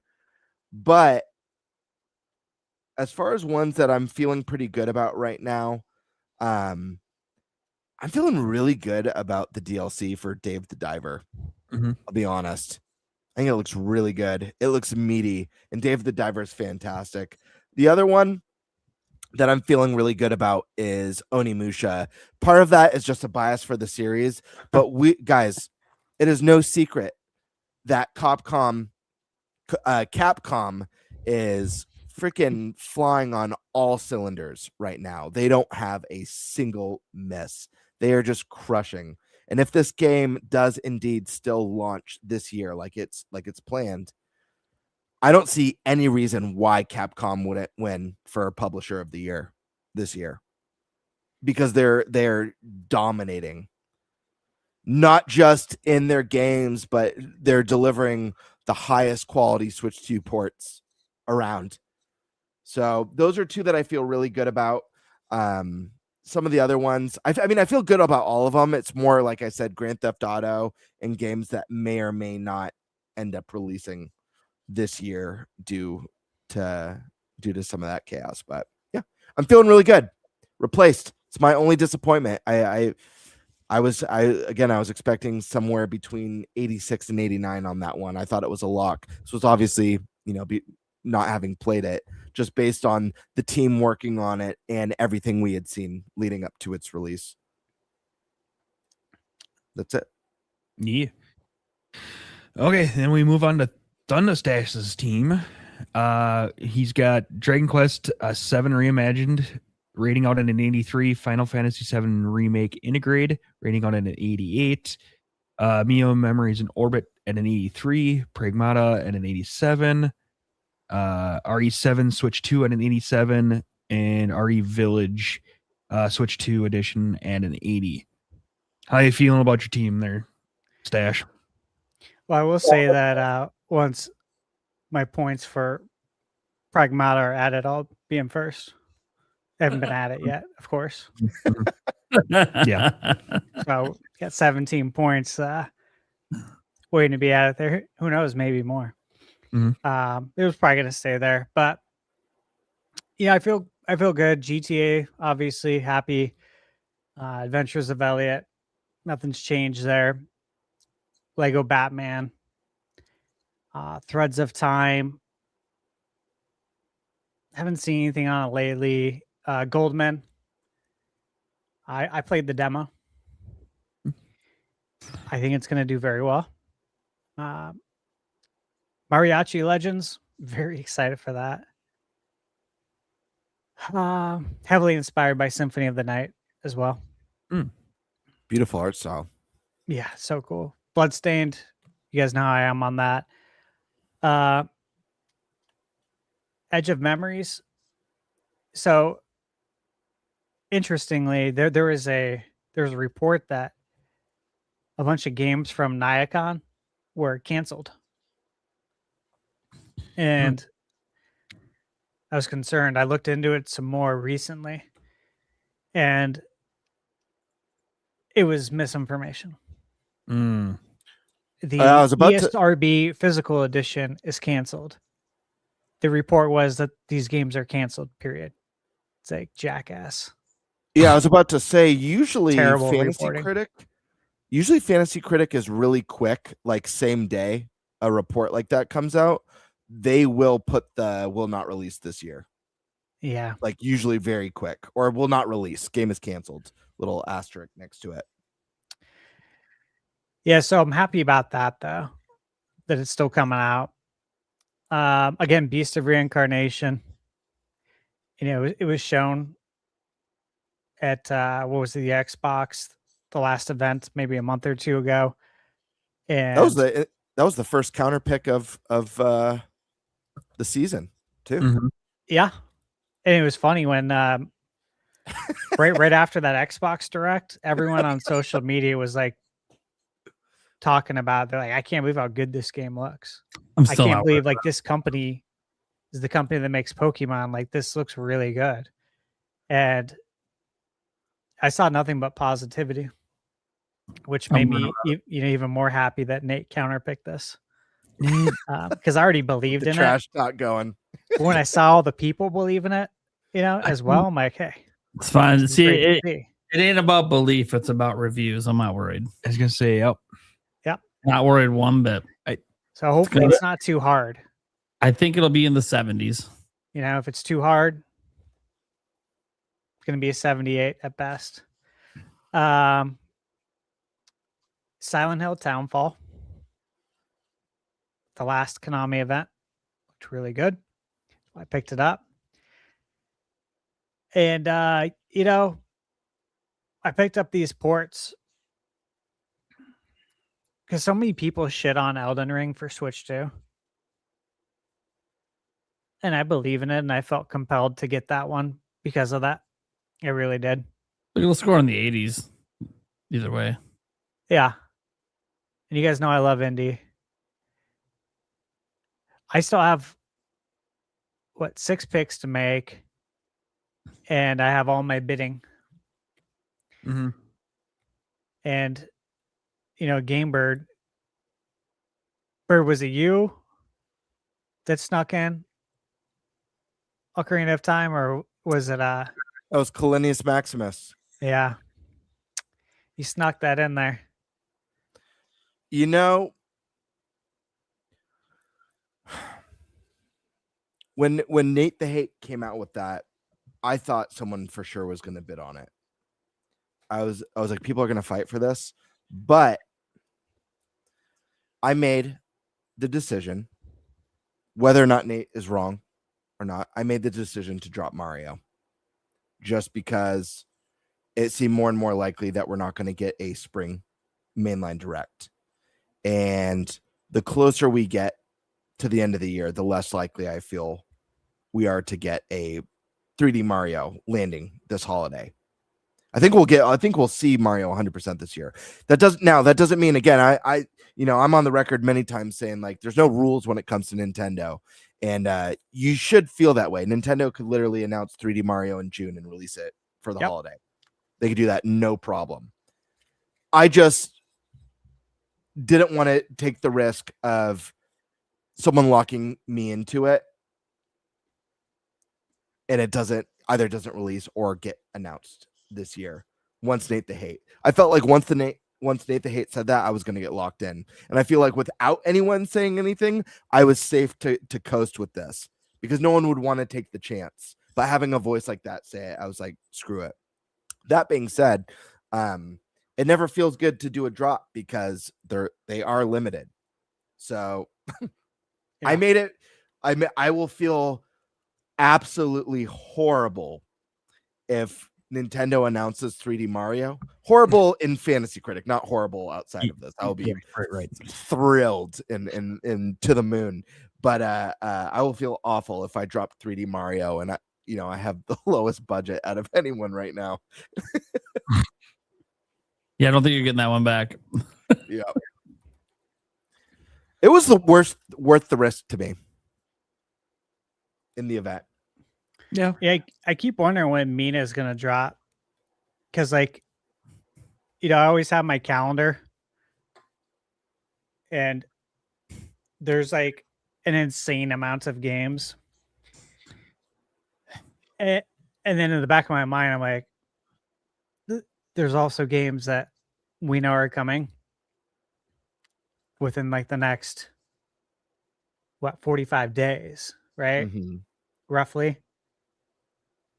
So it's like Mina's got to drop soon. It's games like that though that I'm just like, oh my god, how's that gonna do? Nate, you have obviously Mina that we all wanted. All of us. That's just how it goes, though.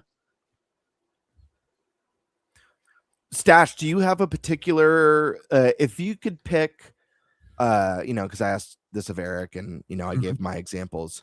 If there's one game that you feel like the most, like, I think this one's just gonna crush for me, and one that, like, if there is a game, and maybe none of them make you nervous, but if there is one that you're maybe a little bit nervous about, what would it be?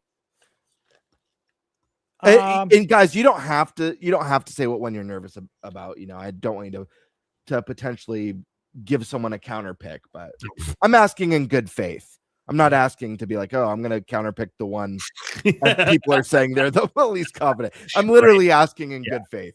Yeah, I'd say Tides of Annihilation. I think it looks great.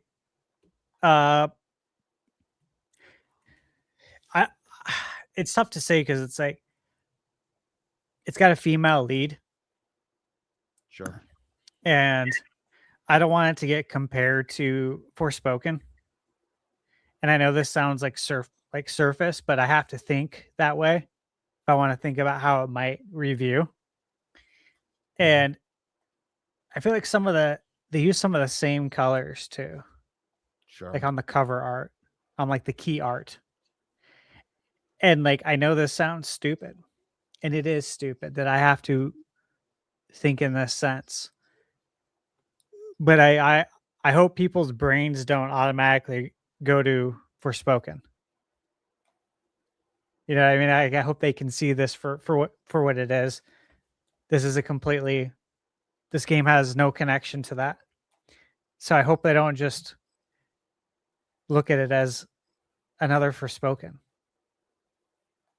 And I swear to God, if this game comes out and we hear reviewers compare it to Forspoken, I'm going to lose my shit. You know what? When you drafted Tides of Annihilation, it was one that I thought about as a potential counter pick. Not because I don't think it looks good, because I think it looks amazing. And when I watched that big trailer for it, I was like, this looks too good to be true. I felt the same way about the trailer, the game that Colin picked up, Phantom Blade Zero. To me, I'm like, oh, this game looks too good to be true. But I also felt that way when I was first seeing footage for Black Myth Wukong, and the very first time I saw footage for Expedition 33. And both those games did extremely well. Ultimately, I would never counterpick that game, but I did feel like, is this going to be as good as, because they show a boss fight off in this game that looks so unreal, where it's like the realm. I don't know how to describe it. Like the realm, or like the astral plane is like changing, like seamlessly. And I'm like, I just remember thinking like, dude, this looks too good to be true. Is this real? But yeah, the game looks really kick ass. This is their first game, and it's China-based developer. Yeah, just like Black Myth Wukong. Just like Black Myth. Yeah, and you know, I And looked at Phantom that Blade, too. I think too. And I looked at that too, and I'm like, you know, obviously there's not a long history of games being developed in China. But for what we've seen, it seems like they got their shit together. Yeah. You know? I don't know if they've missed really yet either. And so I kind of felt a little bit better about going with a first-time developer because of that. I think they just take a lot of pride, a whole lot of pride. Yep. Oh yeah. Which is good for us. Yeah. All right, moving on to Nate's team. No, I'm just kidding. He's got Yakuza Kiwami 3 rating it at 74, World of Warcraft Midnight and an 84, and MLB The Show at a 74. Worst rated MLB The Show ever. Right. Literally. Yeah, I know. I was How? They're all in the 80s. I know. Until this one. Yeah. I was watching Such you look bullshit. them all up, and I'm like, Be right back. oh, shit, that's a sneaky good pick.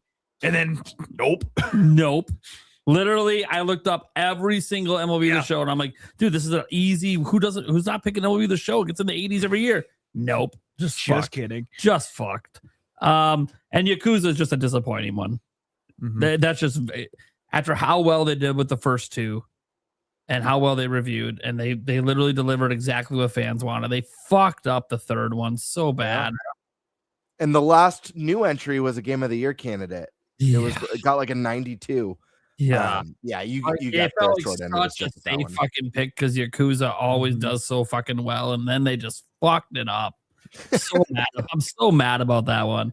Like, even forget about my team. I'm just mad in general because I'm a new Yakuza fan. Like I played it for the very first time, you know, with the game that came out at launch, and it's just so disappointing to me. Anyways, sorry, just man, that pisses me off. So look, obviously I got a really interesting team here. You know, Dustbloods is one that I'm very confident in because of Miyazaki. How can you not be? Like, I don't care if you Nintendo fans out there are excited for this. Don't give two flying fucks. I trust the guy making this game. He doesn't know how to make games that aren't great. He just doesn't know how to.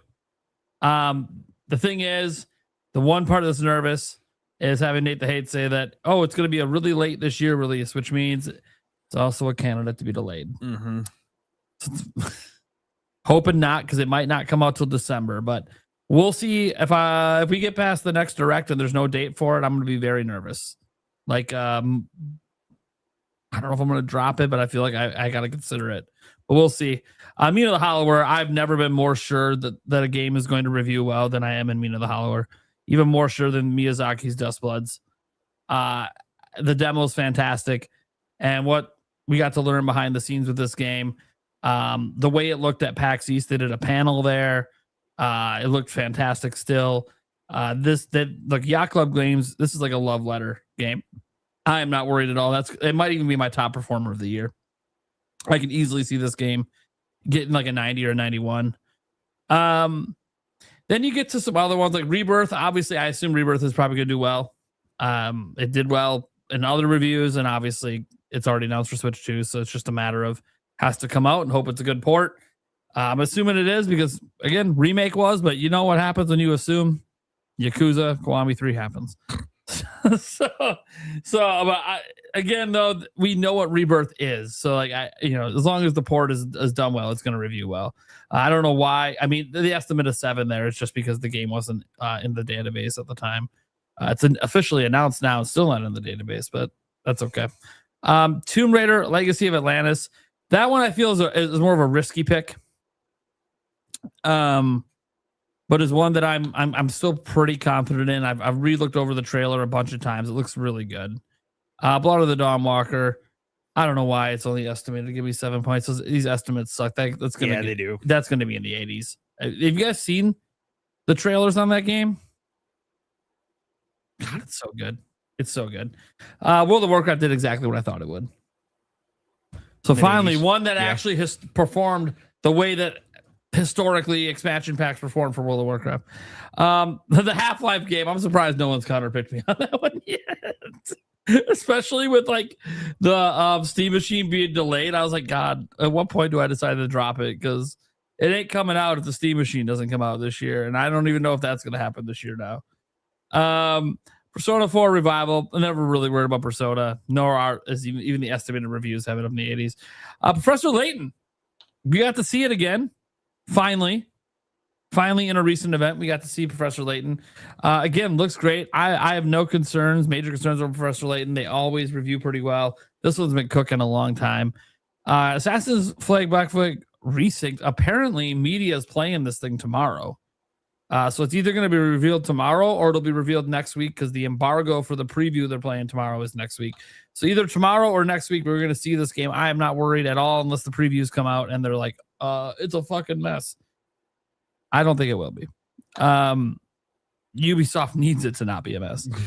Expedition 33 obviously is what it is. It just has to get announced. But I still think it's coming out this year. Enter the Gungeon 2. I just had a lot of faith based on the reviews of the first one. I hope that this doesn't come to bite me in the ass, but we'll see. MLB The Show fucked me. It is what it is. So the risk you taking sports games, apparently. Even though MLB The Show should have been the safest sports game to take ever.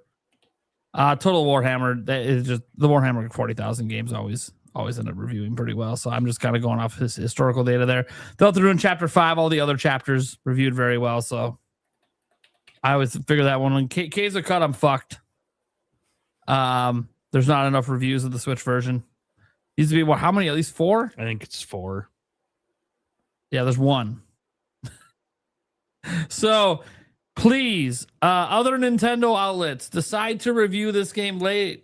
Yeah. So we can get 4 total reviews counted. Yeah, I know. I need that. I need one more for, I think it's 4. It could be 7. I don't know what it is. If you only need one more, at least there's hope. Right. There's hope. Some random person who counts on Open Critic ends up reviewing it at some point. The ones like this, I think, are meta. Those ones come from meta because they. Okay, either way, even on meta. Yeah. Even on meta, it's fine. Like I know meta can fill in. Like didn't we say what is it? Meta fills in if there wasn't enough reviews or some shit. No, or meta had enough. Or like if it's not an open, I think meta comes in. Oh yeah, if it's not an Open Critic, okay. Yeah. Either way, Caves was cut. I'm fucked. Like the specific Switch 2 edition ones, I think those come from meta. By the way, I don't even know if the Switch 2 version is a good version of it. I just know PC gamers fucking love it. It's got a fucking 90. Yeah. It's funny. Nintendo Life is listed as a top review for it. Even they're the only review for nice for Switch. But anyways, yeah. So I'm that one. I think I'm just screwed. It's basically I'm not going to get any points for it. And then The Witcher 3 DLC. I'm still pretty confident that's coming out this year. And like, how can I not have faith in those developers and what they're doing? Probably more faith in Witcher 3 DLC than I even do with what they're going to do with Witcher 4. Okay, so look, obviously, guys, my team's in last place. Okay, there's no bones about it. I have the least amount of reviewed games, but also 2 of my 3 reviewed games are the worst reviews, and like out of everyone's teams, are pretty close to the worst reviews out of anyone. So that it is not good. And a 4th game that's already released isn't going to give me any points. So I am not doing well. Now, on the plus side, I've only had four games release, which means I have a lot more opportunities here to come back, but I need other people's shit to suck. And here's the problem. Other people's shit keeps coming out and not sucking. So it doesn't even matter if the rest of like right now, if the trends continue, all the rest of the games I have here could average an 85 and I would still lose if the trends continue. So I actually have found myself doing something quite unique when a game releases. Like the next one, I was looking at it earlier. I don't have it open right now. What's the next game releasing that's getting reviewed? Mouse PI is already done. Technically, It's just not added in. Pragmata technically is already done. Just didn't count it yet. So, Vampire Scholars. Yeah. So when Vampire Crawlers launches, I'm literally going to be opening up OpenCritic and praying it sucks.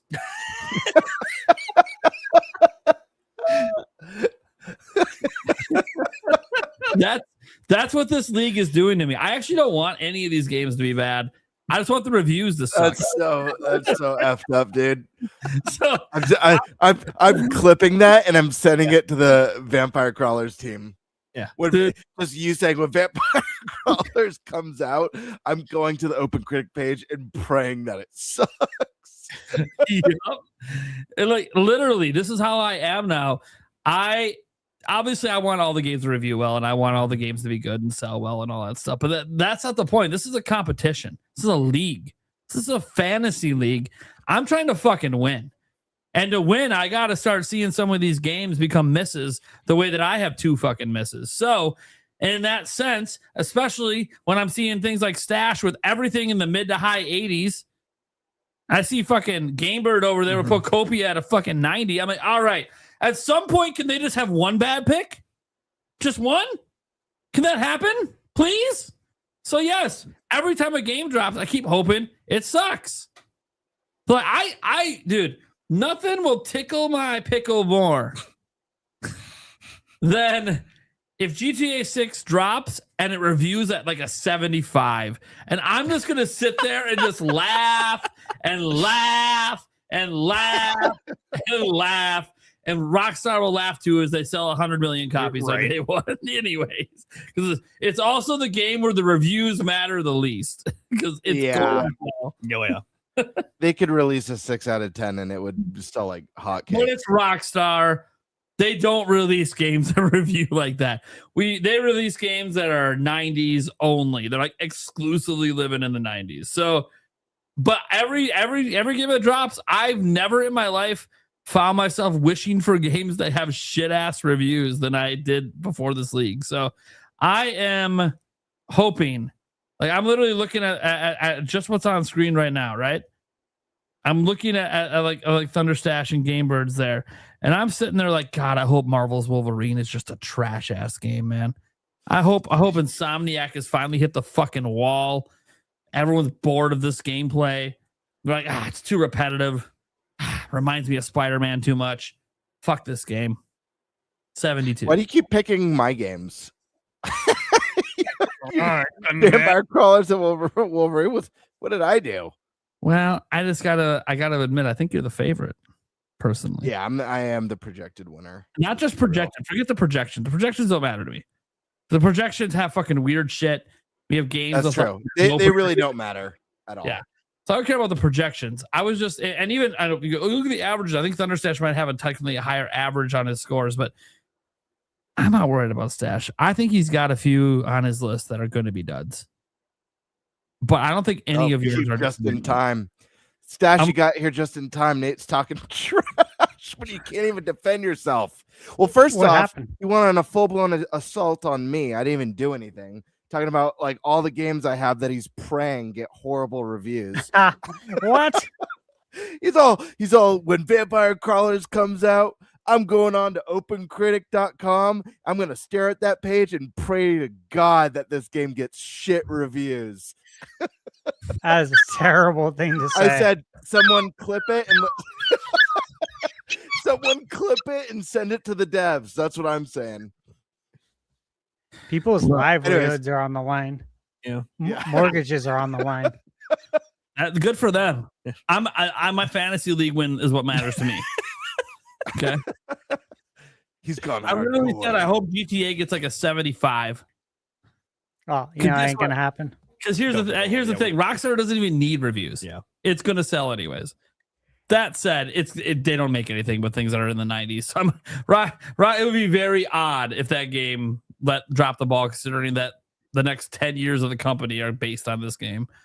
What if all the journalists decide to give it like 100? I would give it make it the highest rated game of all time. Yeah. What if they like decide to basically make it the highest rated game of all time? I don't think that'll happen. There'll always be that one critic that gives it like a 7. Yeah, to get the clicks. Yeah. Yeah, that's the problem today. It doesn't matter. I know. Even if they don't believe what they're saying, it doesn't matter. Just to be different. Yeah. So look, I've said this before that like my hope. Yeah, I know we keep being right on the edge. 2 followers away from for sure rolling up into the first page of the public leagues. Be nice to get up here by kind of funny. Dude. I want to be up there in the top 5. I want to be up there with kind of funny, Giant Bomb, Sacred Symbols, and Easy A's Discord. Dude, if we could even be in the conversation with those 4 leagues, that would be sick. Anyways, for you guys to make it happen, you got to go to the league. You got to sign up for an account and then follow. It is free. It is free. Yeah, you guys know it's free, right? What are we doing here? Yeah, 100% free to sign up, and then you just follow the league. The links are in. I put it in all of our audio, and I put it in all of the clips as well. Yeah, guys, all the cool people are doing it. Yeah. So it's like, come on. Let's make it happen. Yeah. Which is why I keep hoping every time a new game drops that the reviews are shit.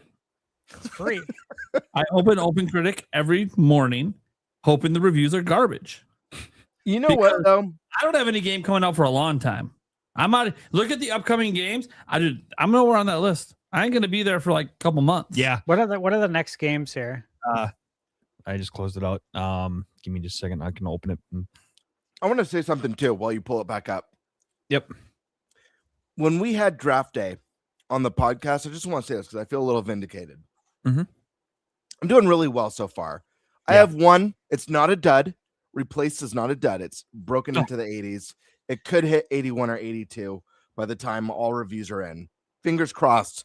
But I have a very strong start in this. And on draft night, people were laughing at all my picks. Mm-hmm. And people were saying Gamebird's going to lose. Well, we know one thing. Gamebird's going to lose. Yeah, they were. People were saying, oh, that's a great draft if you're playing in 2027. So I just want to say to everyone out there, suck it.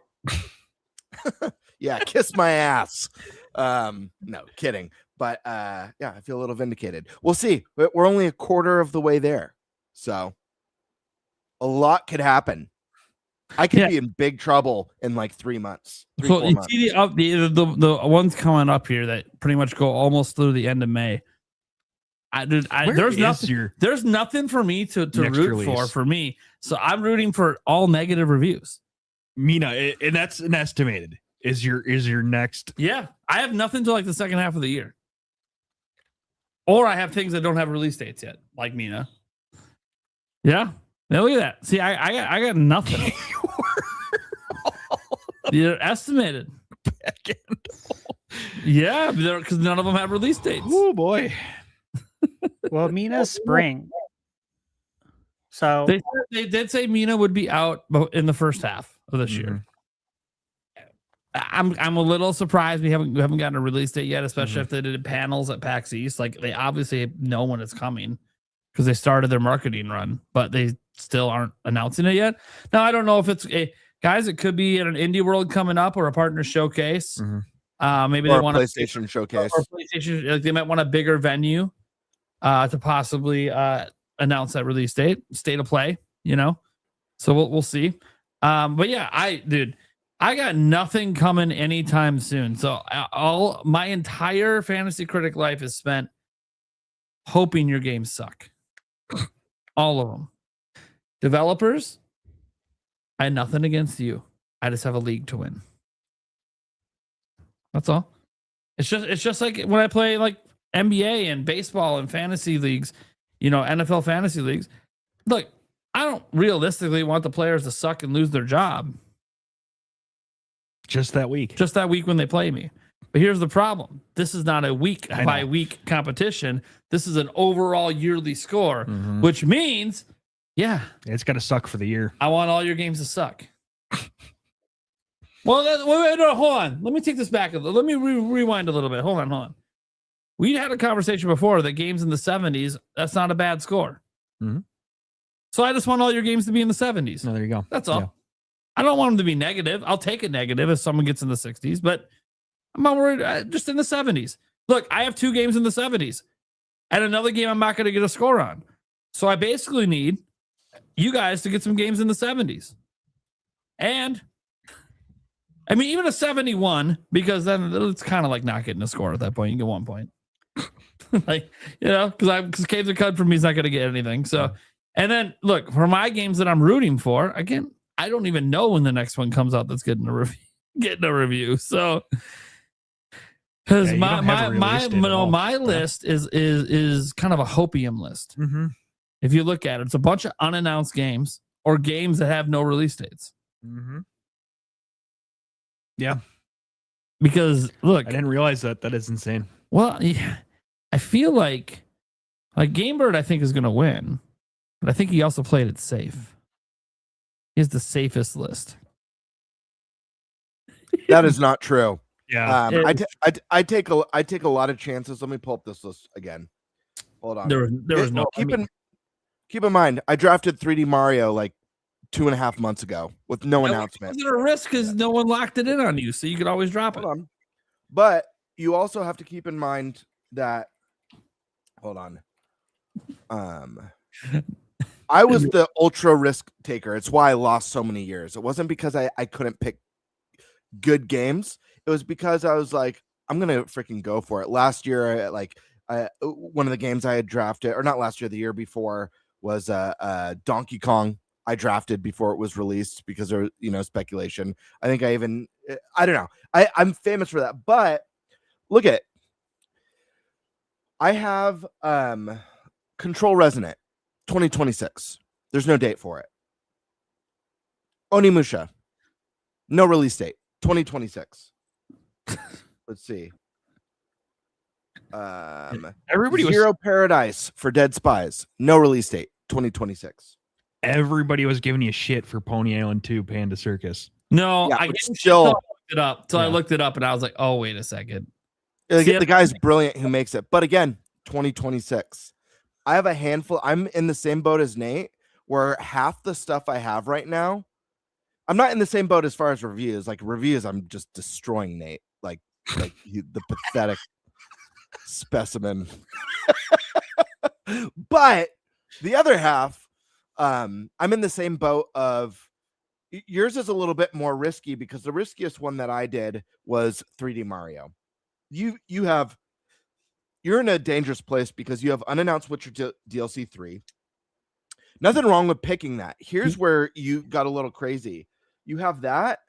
You have Expedition 33, Switch 2, Assassin's Creed Black Flag, and unannounced main Half-Life. Gamebird.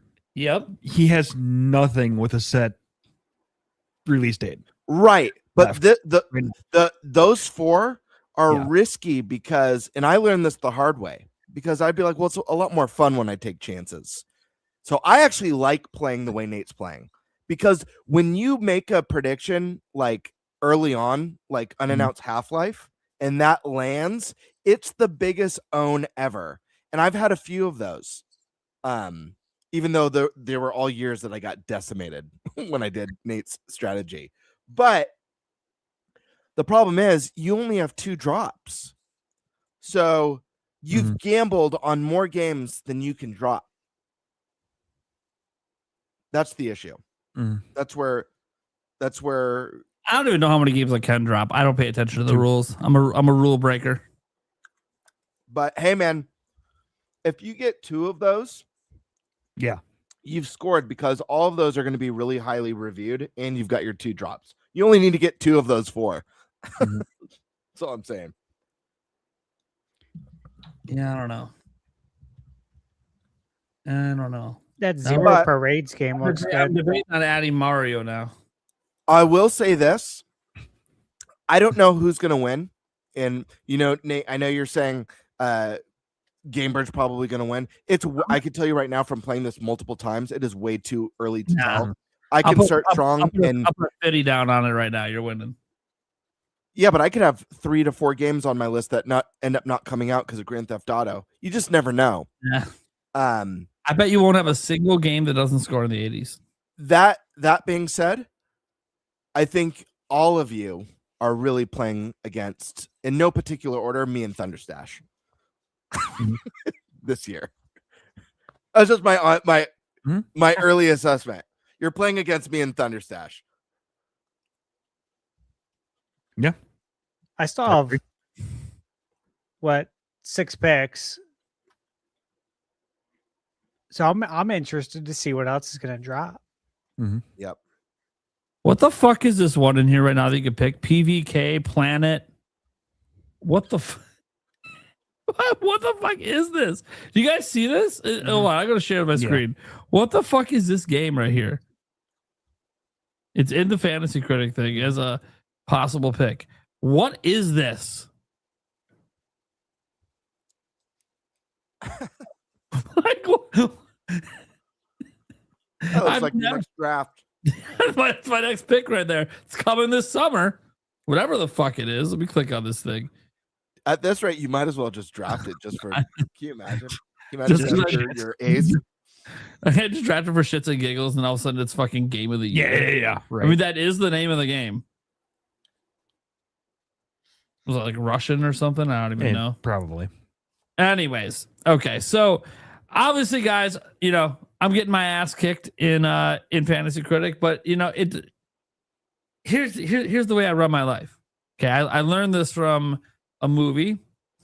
This movie has guided my entire life, and that is, if you're not first, you're last. Oh God. So obviously, my goal is to be first, but whoever is first, the rest of us are last. We're all the same. It's all relevant.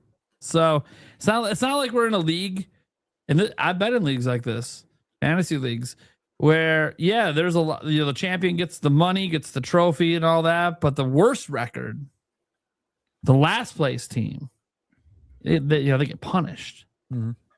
See, we don't have punishments this year, so we're all just going to be last, and Game Bird's going to win. It is what it is. It's fine. This is a feeler year for me. Don't worry. Second half of the year. I think a lot of people wrote me off early on. You know, I love this community. You're all amazing in the chat, but I feel like a lot of you guys wrote me off early on because I'm the new guy. You know, I'm the new crew member. The new guy. I don't have the history of kicking ass and taking names. Just act like you haven't been here for almost 100 episodes. No big deal. Or the fucking new guy. Jesus Christ. Oh my God. Anyways, would Colin technically be the literal new guy? Yes. Because he's not even part of the show. So. And then notice how I never said he's gonna win. No. See, I do have an internal goal to not literally have the worst point score. So I'm going for Colin because he's the one I think I'm going to actually have a better score than. What? I don't think I mean, here's the thing, Nate. You stepped away. Colin actually scares me because of 3 titles. I know he's starting off low. Forza Horizon 6. Every Forza Horizon scores in the 90s. Sure. All of them. Until I'm on the show 26. Soros from the makers of Returnal. A lot of people, the George Soros game of the year. The George Soros game. And third, Trails in the Sky second chapter. People say it's better than the first. Well, a lot of people say it's way better than the first game. The first game got its remake last year and was a 90. So I'm just saying he has a possible. He could possibly have more 90s than anyone. I don't know. We'll have to wait and see. Nah. Mm-hmm. The game won't be won by 90s, though. It will be won by the least amount of 70s games. That's really what it's going to come down to. Mm-hmm. Nah, I'm looking at his. I'm not worried about his list. I don't even think some of these games are going to come out this year. If I had another counter pick, I'd lock him into a few of these that are definitely not coming out this year. Which one? Maybe I'll use that against him. No, I can't tell you what I'm thinking. No. I'll just look. You already gave it away. I gave away that I don't think a few of his games are coming out. Okay. I'll just research it now and see which one's not coming out, and then I'll know the answer. Won't be hard. Hey, at least you had to put in the work for it. Thanks for the tip. No problem. I don't know why you're laughing over there. Gamebird said he's your number one competitor, so you should be worrying about games that he has going on.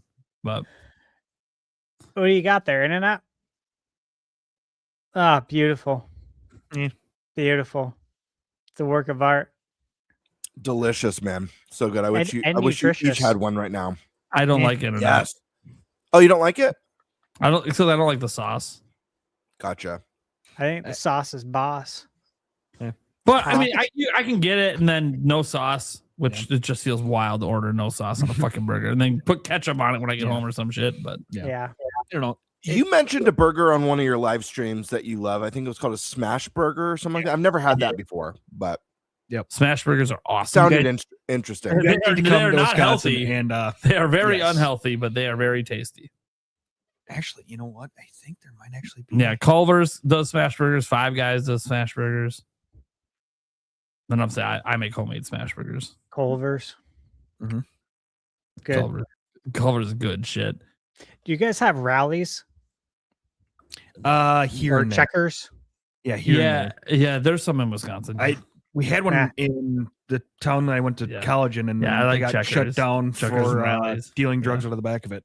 That sucks, man. Because it's so good. It is good. Extremely good. Like maybe you should have just let them deal drugs out of it because it's worth it to have it there. And the crazy part is hold on, let me see if I can find that building. The fries are so good there, though. So good. Dude, the fries are so good they don't sell them at the store. Yeah, I think they're unparalleled. Like no one's got anything on them for fast food fries. They're very good. Yeah, very very good. Oh, come on. But yeah, and they serve A&W. Oh sure, Which it's a big plus. There you go. Yeah, A&W is good. Yeah, I think doesn't come on. the A&W restaurants, don't they do smash burgers too? They might. I feel like they're smash burgers. It's so rare to see one. God, I don't even know if we have any in Arizona. We have a bunch of them around here now. We used to not have any, and now we have like 3 within driving distance right now. Okay, here it is. I gotta. Oh boy, here we go. This just screams dealing drugs out of the back of it.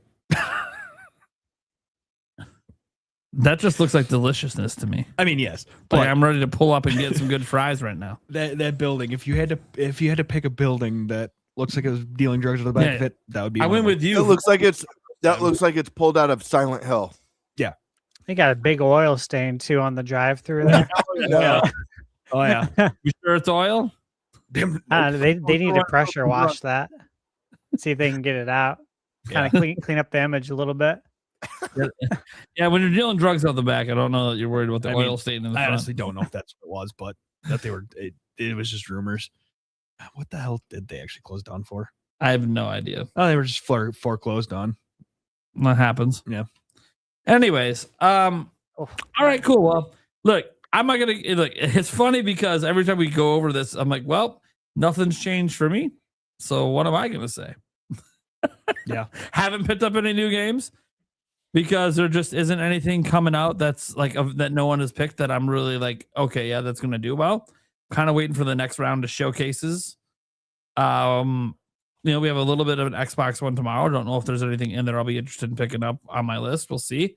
Kind of June is probably the time that I'll finally fill out my spots, especially once we get things that have locked in release dates.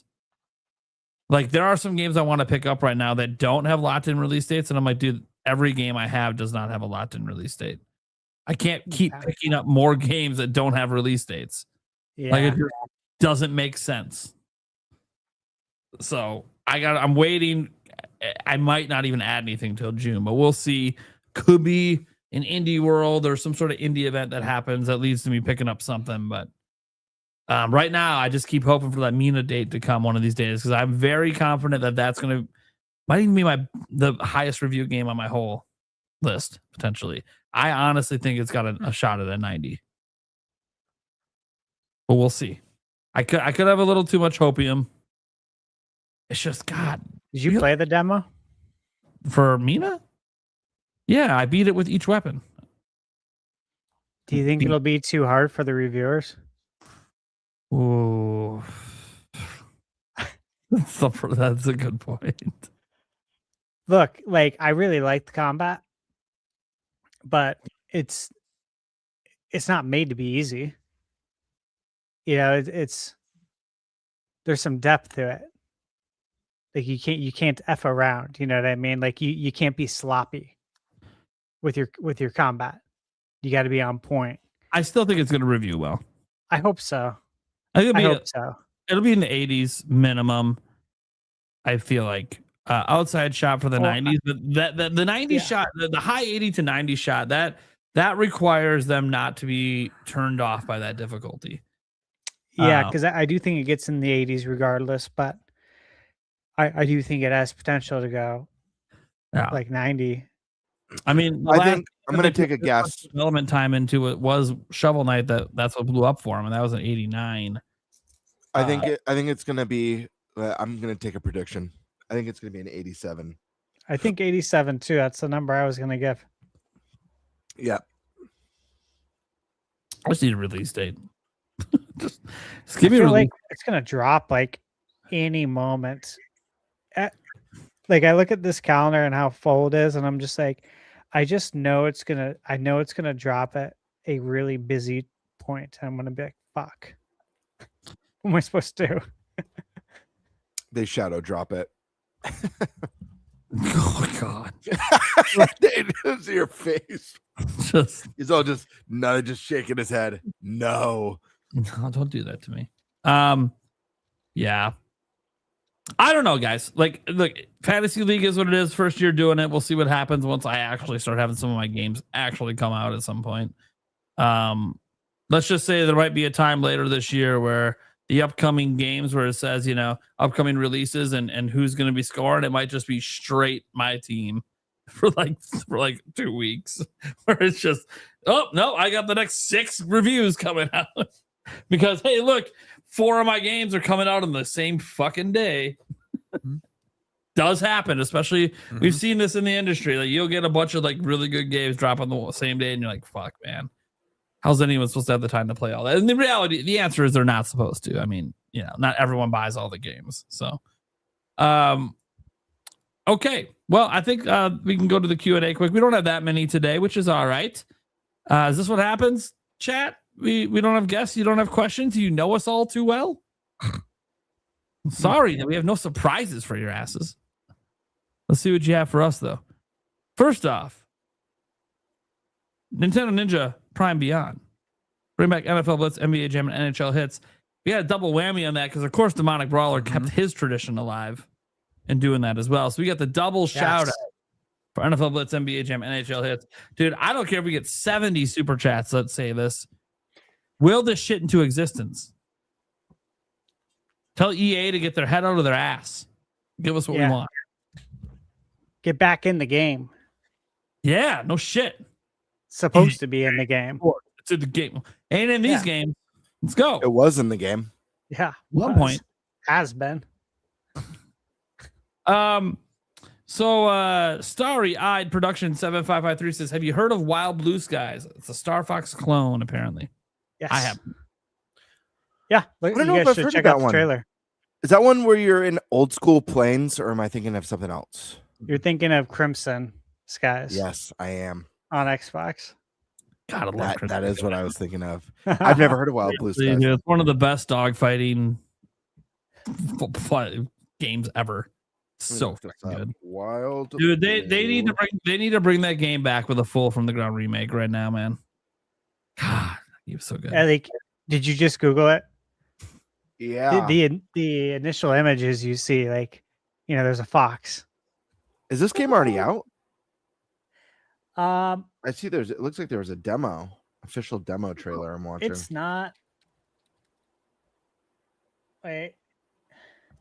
Oh my God. God. On Steam. Even this looks great. Design of the ships. Yeah. Look like Star Fox ships. Is this out? Is this, dude? The demo trailer is a month old. So I don't think it's out. Unless it already came out and they released a demo. This looks great though. 26. It came out in 20. Wait, what? It's already out on PC. Steam. In February. Wonder if it's scheduled for release on PC, Steam, Xbox Series X and S in 2026. Yeah, it's not out yet. I just checked Steam. I'm gonna add it to my wish list so I get notified here. Yeah. It does look like First Squadron a lot. Again, that's First Squadron Phoenix. The art style is like the same. That's what you get for looking at the AI overview. Dude, there's so much of this that looks directly ripped from Star Fox. It's great. It's like, but that's the thing. It's probably really fucking fun. Someone's got to make Star Fox games, right? So, someone's got to do it. Yeah, right. Of course. At least someone's keeping it alive until Nintendo decides to make one. We'll see. Well, there you go. So you got that game talked about for a bit, guys. That'll be the second one, I think, this year, because the first one was that other one that the Stash reviewed. That was First Squadron, Phoenix, yeah. First Squadron, yeah. That one's good. All right. Whoa. Just lost one. I'll have to find where that one fucking went. I didn't tell it to go away. So true, dude. You know what they say? Piracy is no party. Oh, that's funny. So the one that vanished was from Wink Demand, and he said, "Do you think Nintendo would have still survived the '80s video game crash if Famicom was released as is here in the US?" So they're saying probably without the redesign to the NES. If they dropped it as what the Famicom was in Japan, would it have been as successful? No. Now the design it was more like a toy. It was more like a toy in Japan. Yeah, they wanted to look like a VCR here in the US and slot in like you're putting in a VCR tape. Because of all the damage that was done with Atari, and it's well documented. We all know that. We all know the story. If you don't, it's great in chat. Plus, you guys all know it. The look of the Famicom in Japan, I feel like would look like too much like a toy. An electronic for that time period here. I think the one that I love the look of the original Famicom. It's like iconic to me. But you're right, it does look more like a toy. The one that I think actually maybe even looked better, if you guys remember, the Famicom that took the floppy games. You guys remember this? Yeah, the disc system. Yeah. FDS. Yep. Yeah, it's awesome. It's so cool. Especially because some of the games have like different music. I think we talked about it before. But when Nintendo Music had released like Zelda 2, Link's Adventure, they released the NES music and the FDS music, and just differences. And it's really cool to go back to these games that we grew up with in the 80s and hear it differently. Like, oh, wow. Yeah. So I definitely think that the redesign played a big role. Obviously the games matter, but it's one of those things that we're in the midst of a video game crash. So it's like you really need something that looks like it belongs in a living room next to all the other devices that people were buying, such as VCRs. Okay. The last one that I have here, unless we get some more super chats in, is from True Dude. It says, "I'm telling you, when Luigi's Mansion 4 reveal drops, the entire world will hear me screaming." That's the hype I like to hear, man. So, dude, I do swear that the last time I saw a Zelda game get revealed, I heard a faint scream of joy coming from Texas. I'm not sure if anyone else knows what I'm referencing, and that is okay if you don't. But let's just say there are certain screams from the fandom that cross the whole of the United States. And it'll be mine when Ocarina of Time is revealed, except I'm going to shout, "I won't forget the ending!" I'm going to try and shit my pants when it happens. I think that would be a good way to, celebrate. Be a good memory. That would be a good one. Imagine if we all had some sort of awful bodily reaction. Like each of us a unique one. I swear, Stash, if you're reacting to like the direct with me and you literally shit your pants, I'm never gonna let you live that fucking time. You Stash, I won't live it. I'll live it up. He will. I know. He'll live it up. He'll own that story. I got my other pair of pants right here. I gotta turn my camera off quick. You mean like your pair of pants that's in a Hall of Fame? Underwear. Yes. Underwear. See, it's gonna be Stash. Stash is gonna shit himself if we all live stream. You know, if we're all together live streaming this reveal, Stash shits himself. Nate creams in his pants. I bleed from my eyes and my ears. Fair and Eric projectile vomits. All of us at the same time. We all have some sort of visceral bodily reaction. Dude, if we're all reacting to it live, oh my fucking god. That'd be a moment that's getting clipped and go down in fucking history. But the whole internet would be mocking us, being like, "Oh, a bunch of middle-aged Nintendo grifter gooners, fucking totally themselves vomited."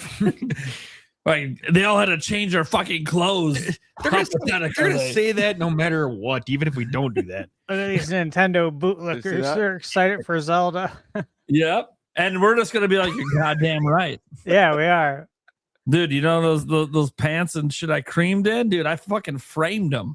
Get the fuck out of here. How proud I am in that moment.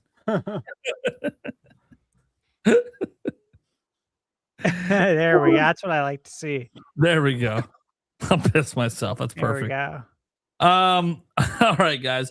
Let's go around the room, let them know what we got going on, and then we can get the heck out of here a bit early today. What do we let's go, Eric, man. What the fuck you got going on? Not a whole lot. I got the clip channel and the the audio version that I get up. Yep.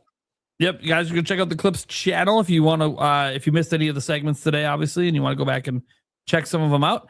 And then let's go to Stash. What do you got going on? Lots. All right. Let me see here. All right, so I got Pragmata downloading right now. We got Mouse PI tomorrow. I'm working on wrapping up my review for Saint Slayer. You guys know Saint Slayer, right? Mm-hmm. Jane Silent Bob comes out on 4/20, of course. Obviously. Yeah. Should be getting a review code for that, I think tomorrow. Grime 2, chipping away at that. South of Midnight. Got Little Nightmares VR coming up for PSVR 2. I got an exclusive preview to do on the 21st for Wolfhound. Have you guys seen the? Sounds familiar. Yeah. You probably know what it is. I had it in my most anticipated games, and that's probably where I know it from. It's like a really cool Metroidvania. It's actually pretty excited about it. Starfield, working on that, chipping away a little bit at PS5.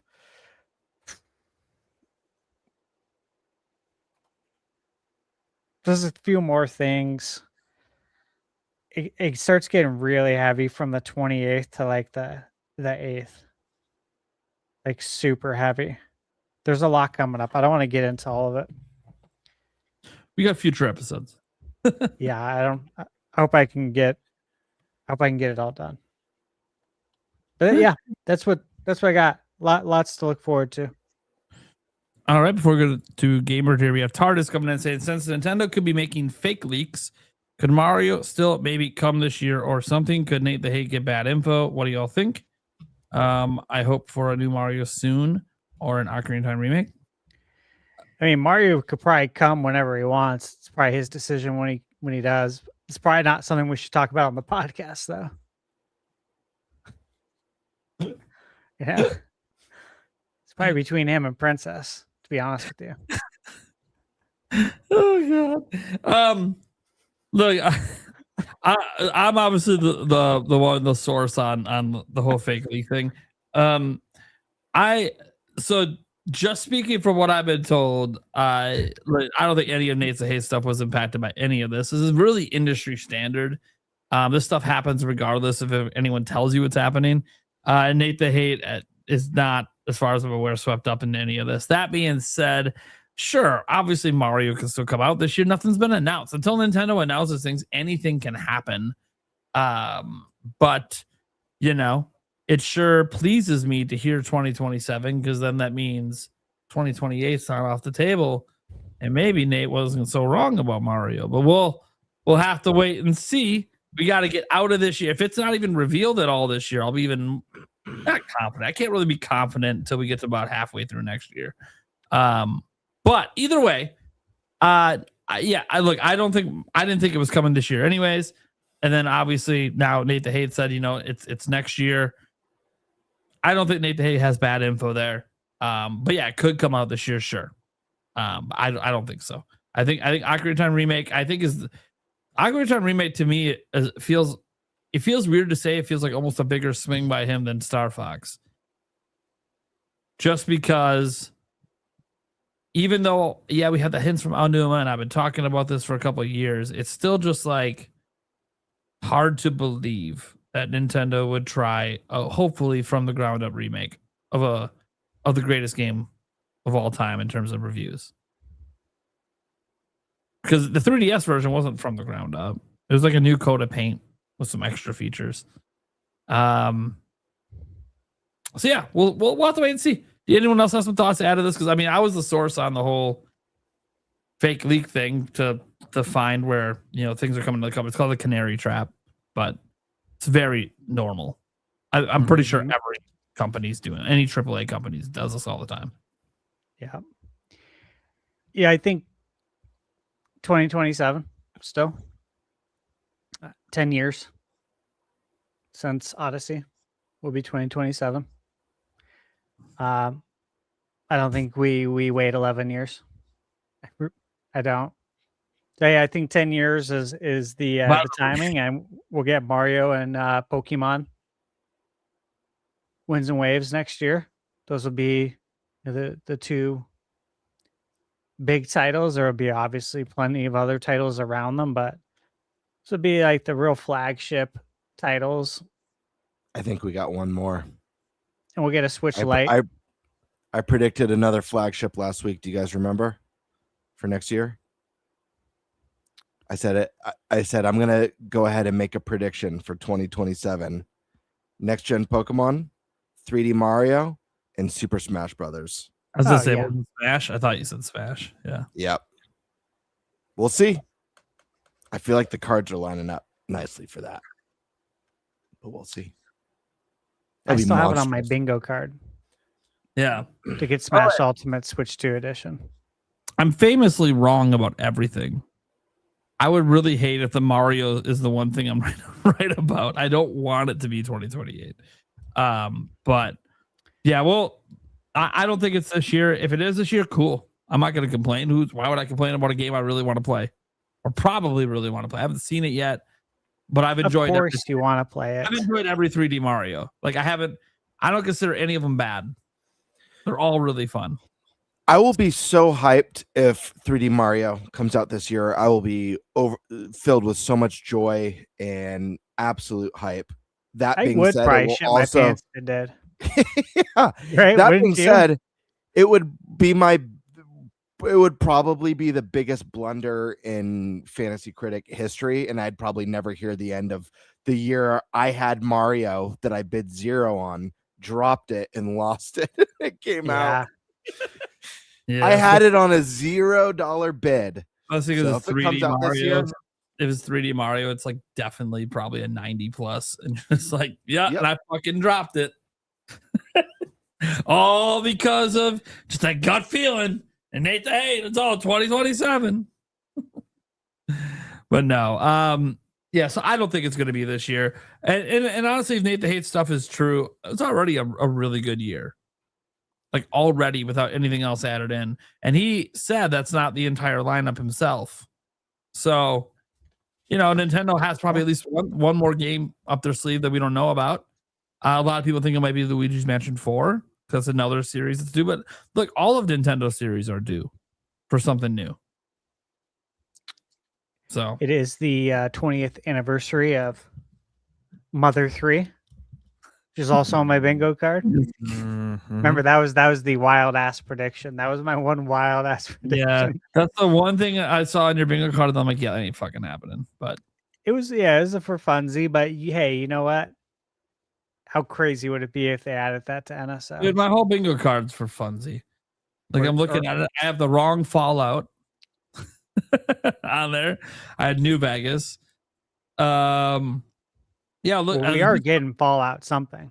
Glancing at my bingo card, just of things that are confirmed, I only have one.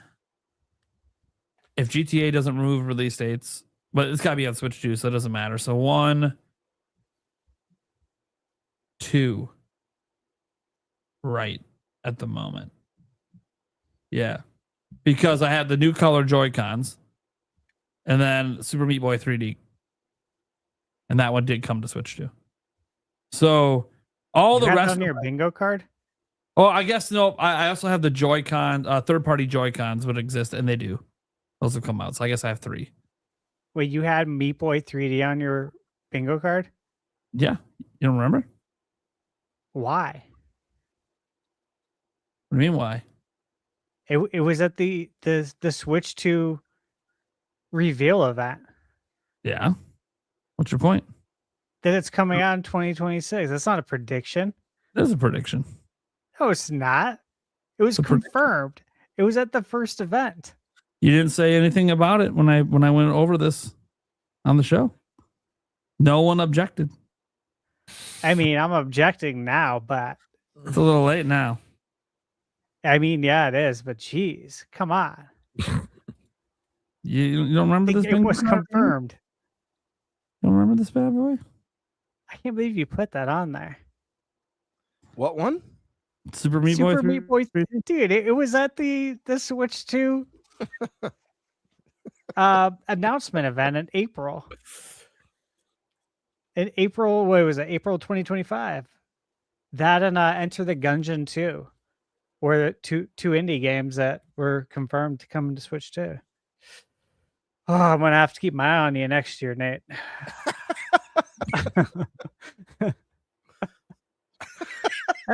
Yeah, I'm looking at this now. Let me see here. What else you got? So you got New Vegas. We're getting Fallout 3 or New Vegas. Obviously, it should be 3, so they can go in order. But you guys know that's happening, right? There's leaks for that.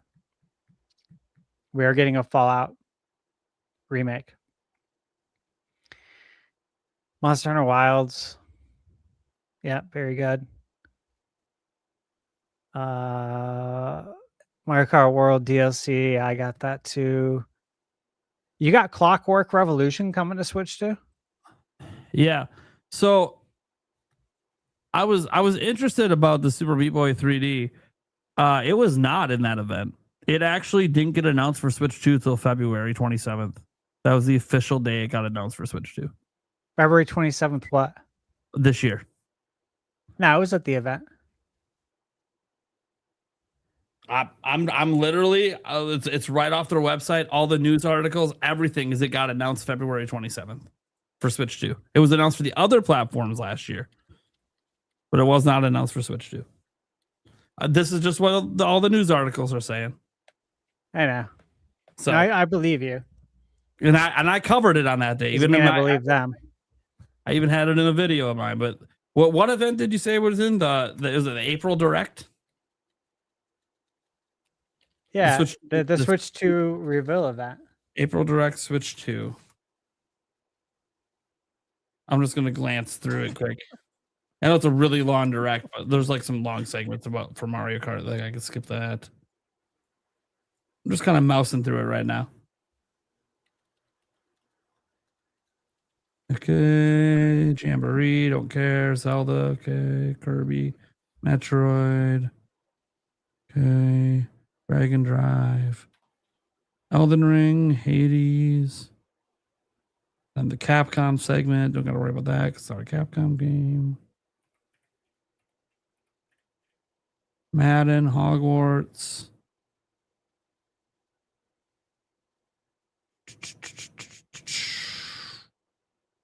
GameCube NSO, Deltarune, Borderlands 4, Civ 7, WWE, that one kids game that was exclusive, Survival Kids.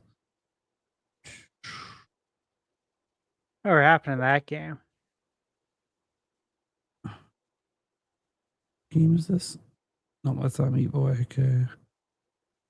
Final Fantasy, and then Wild Hearts S. Professor Layton.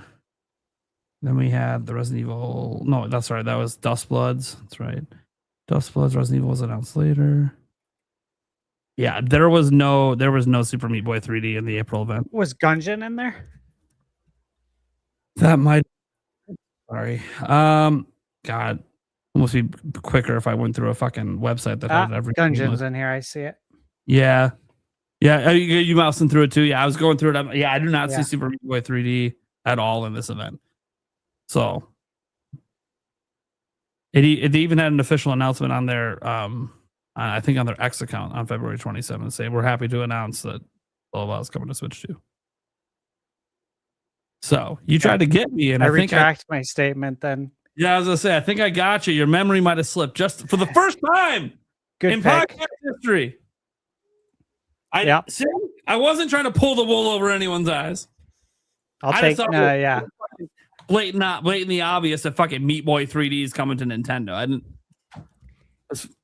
It's kind of dumb that it wasn't listed for it at the time. I'm like, really? Well, Meat Boy ain't gonna skip Nintendo. What are we doing? Anyways, yeah, my bingo card ain't doing shit because it's a lot of stuff that hasn't been announced or things that happen like Windy Waves. Guess what? It's not this year. Yeah, 3D Mario is now supposedly not this year. You know, the only nice thing is I just put any Call of Duty. So I guess if any Call of Duty comes this year, I get that. But yeah, this is my thing is very much probably not going to go my way. But that's okay. That's okay. A lot of my bingo card was like just kind of crazy for fun stuff. I didn't really go like super serious like I tried to win because we didn't really have any big wagers. One of these years, once we put some wagers on things and some punishments and some prizes, like the Game Awards, I actually tried because there's a trophy on the line. You know, like I'm actually like really putting some time to think about what my predictions are going to be for that. But for this and everything else, there's no prizes. Now, eventually, the Fantasy Critic League. If I would like to get some stuff going for that. I would like a winning trophy, something that like one trophy that gets passed around, and then some sort of punishment that happens to the loser. You guys ever see the show The League? Oh, I know what you're talking about, but I've never seen it. Yeah. Dude, that show is fucking great. And they had that thing they would do to the loser every year. That's what I'm talking about. I want something like that. And Gamer, I know you don't really watch sports stuff, so you probably haven't seen that show. It is you don't even have to like sports. That show is fucking funny. Yeah. They take the loser and throw him off the bridge into a river. To see if he lives or not.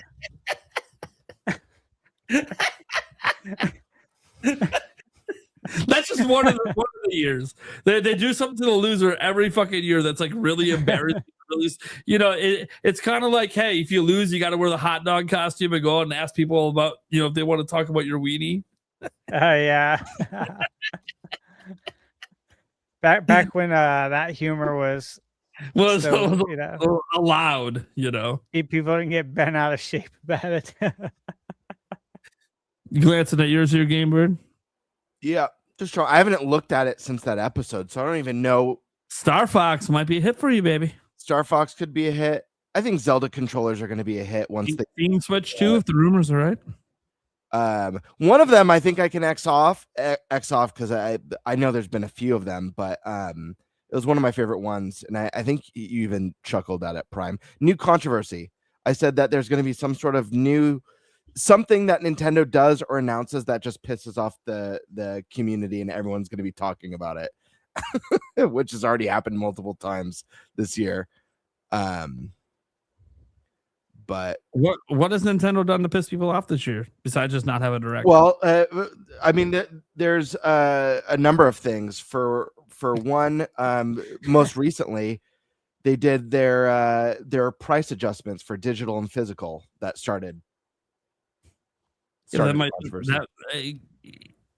I think it just started a conversation because people don't know if it's an increase or a decrease. They're waiting to see what's after Yoshi to find out if it's an increase or decrease. Because a lot of people think that Yoshi, well, that would have been a $60 game, so they're actually just charging us more, despite the fact that literally they charge $70 for tennis. So what are we talking about? What about Pocopia being a game key cart, the first published Nintendo game key cart? I mean, wasn't that last year though that we knew that? Well, did all that backlash come last year? No, it was this year. Well, because it was announced as a key card last year. We talked about it. Okay, well then I'll just wait for the next one because there'll be a new one in a week or two. I guarantee you. I know. I'll just wait for the partner showcase. That's all I have to do. Yeah. So I'm cool. No, I like your list. I mean, obviously, you did some smart things. Like you didn't just put 3D Mario as it's coming out. No, just revealed. Fuck, you still might get that one. God damn it. You were thinking on some of these. I like it. I think I'll get Zelda movie trailer as well. Probably. I think that one's a given. Yeah, I don't know. Yeah, I put some that I think were obvious, but I also like to gamble a little bit with these. So I wanted to put a new Platinum game. I really hope Bradley the Badger comes to Switch 2. That game looked friggin' awesome. But hope it comes out this year. Yeah. All right, guys. Well, Gamebird has got to go next. You got anything? Well, what you got going on? Yeah. So I just recently started doing Tuesday night live streams. I had my second one last night. A lot of fun. It's been more of a hangout. Eventually they're going to get a little bit more structured and themed, but for now, as I learn, because it is a big learning experience for me, I'm just keeping it chill. Yesterday we did some snack rankings, and that was a lot of fun, and talked video games and all that good stuff. Next week should be a lot of fun. We did set a goal that triggered that. It's going to have me tell a pretty gnarly story from the past. Not sure how I feel about it, but I fell asleep after I contributed to it, and then I fell asleep. Yes, it succeeded. So that'll be an interesting episode. I also recently worked on a collab with Upper Nimbus. So keep an eye out on his channel. Which one? Well, he hasn't announced it yet, so I'm not sure. It was recent. The deadline was the 10th. So maybe because I'm doing one with him. It might be the same one. I just don't know. Give me a clue that only you and I would know. Balls. Okay. Yeah. Yeah. Yeah, I don't know what balls are at all. Yeah. I don't have some danglers over here. Is that the same collaboration? The balls one? Uh-huh. Nice. Yeah, that's funny. What the fuck is going on? Glad that ready on your balls. That's great. I've never been more thrilled to not be invited to collaborate than I am right now. And then you could also look forward to a new Gamebird video. That's not a live stream or not a collab next week. You know what I realized? Nice. I've done collabs in the past, right? I've done some with you and some other people. No one ever asks me to collab anymore. Am I just an asshole? I don't say anything, but I literally get asked by nobody besides Gamebird, and then the last time I fucked up and didn't get it in, so then he hasn't asked me anymore, which is totally fine. But I've only done one since then, to be fair, and it wasn't because you were actually very busy at the time. That's why I didn't ask. Well, I'm always busy. I think it was when you were having some of the medical stuff going on. But I literally realized I have not been invited. Besides that, like when you invited me to the one, besides that, I haven't been invited in years to collab with people. It's kind of weird because you guys bring it up. Oh yeah, we're collabing on that. I'm like, dude, nobody likes me. Nobody wants me to collab on anything. Well, to be fair, I can be an asshole. It's all right. Well, I'm gonna invite you on my next collab, Prime. So yeah, just on principle, I'll just decline. You are an asshole. But no, guys, I really don't care if people invite me to collab or not. I just like the collab stuff because I think it just helps bring content creators together as like a community a bit. You know, I like that aspect of things. But it just so happens, guys, that for those watching, like if you notice a lot of our guests that we bring on, like a lot of them came from people that are like I've interacted with and been guests before on the show, and none of them really do collaboration projects. So that's why I don't really get invited because the YouTubers I associate with don't do collaboration projects. I think the last one that I did besides the Game Bird one was I think M the Swizzle had me on one once, like a year and a half ago or something like that. And I went on his podcast once, but I don't really call that a collab. That's just he invited me on the show. Yeah, I feel like it would be fun to get you in on a skit, Prime. I love skits. Yeah, I'd love to have you collab on a skit. Any excuse that I have to get out the green screen because it's time to get wacky.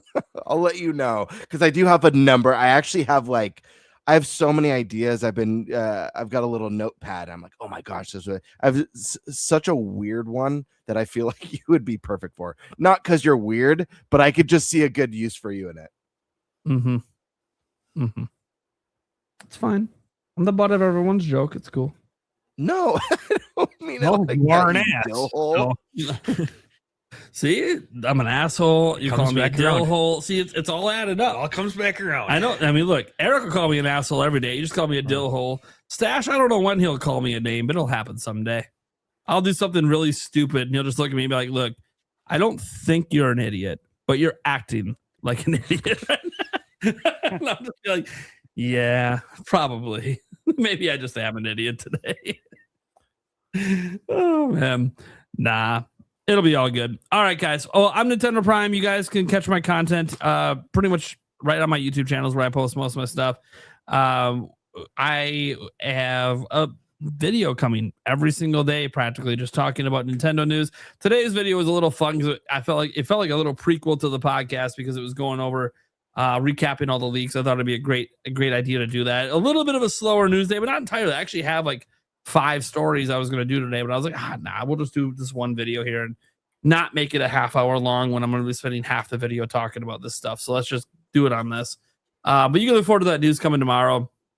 There's some upcoming things, I guess, news wise, if you really want to pay attention. Nintendo's financials are dropping on the 8th.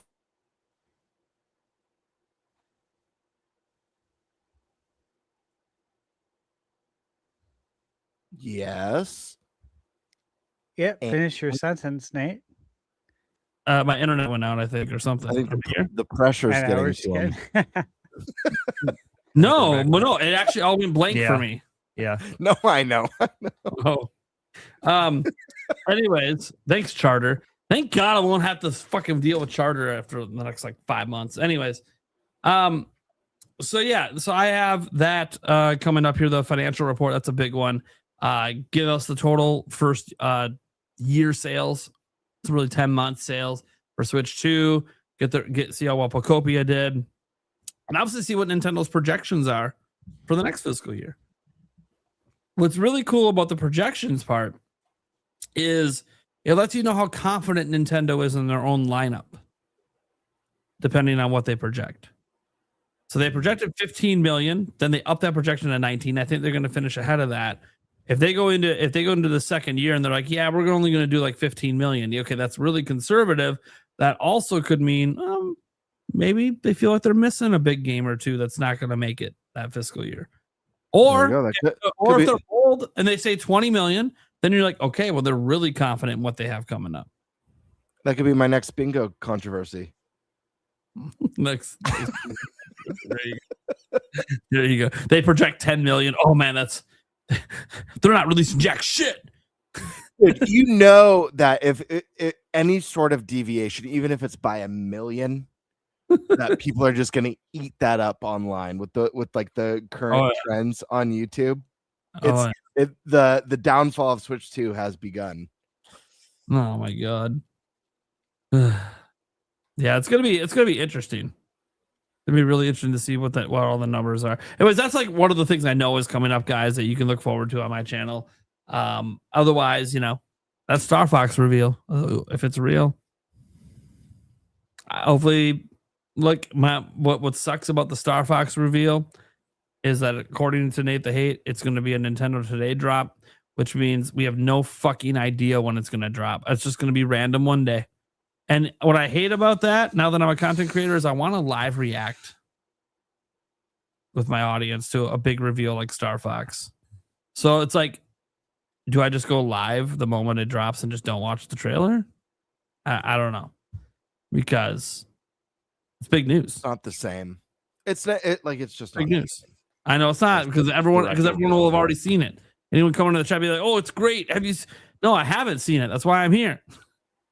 I always think about that famous reveal at the end of the Nintendo Direct, and you see like the stars and the camera's like panning up, and everyone's like, "What the hell is this?"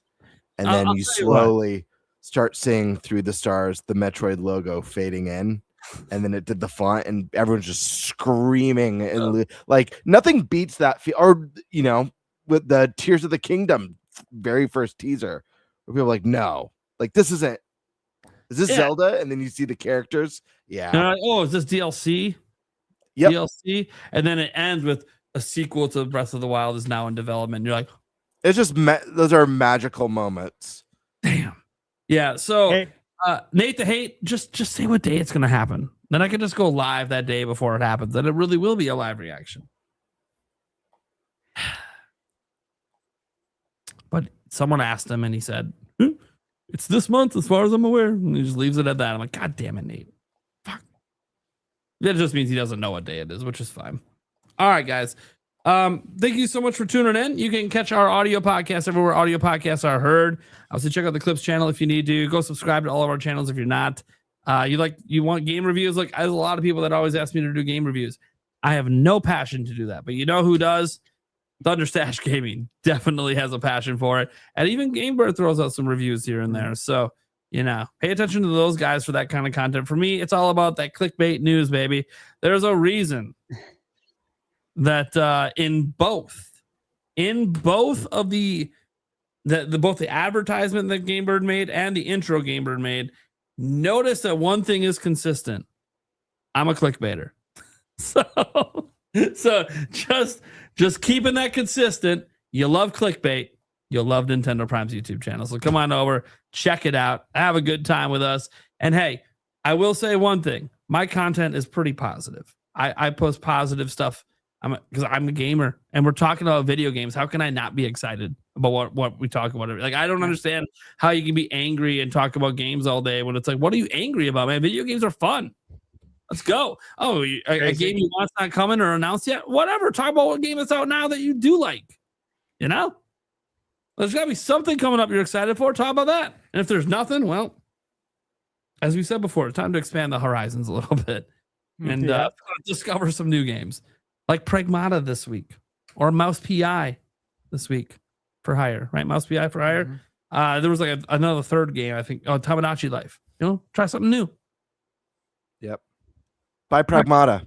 Support new IPs. Yes. Yes. I've been saying, I don't care what platform you get it on, guys. Everyone wants the new AAA IPs, and these AAA studios don't make them as often because they're expensive. And it's risky. And Capcom has a game coming out this week that just reviewed well on every platform. Gotta support it, man. Gotta support it. All right, guys. We'll see you same time next week. I guess I could tease you guys on the guest next week, so we didn't have any this week. I actually don't fucking remember who it is. Let me just load this up.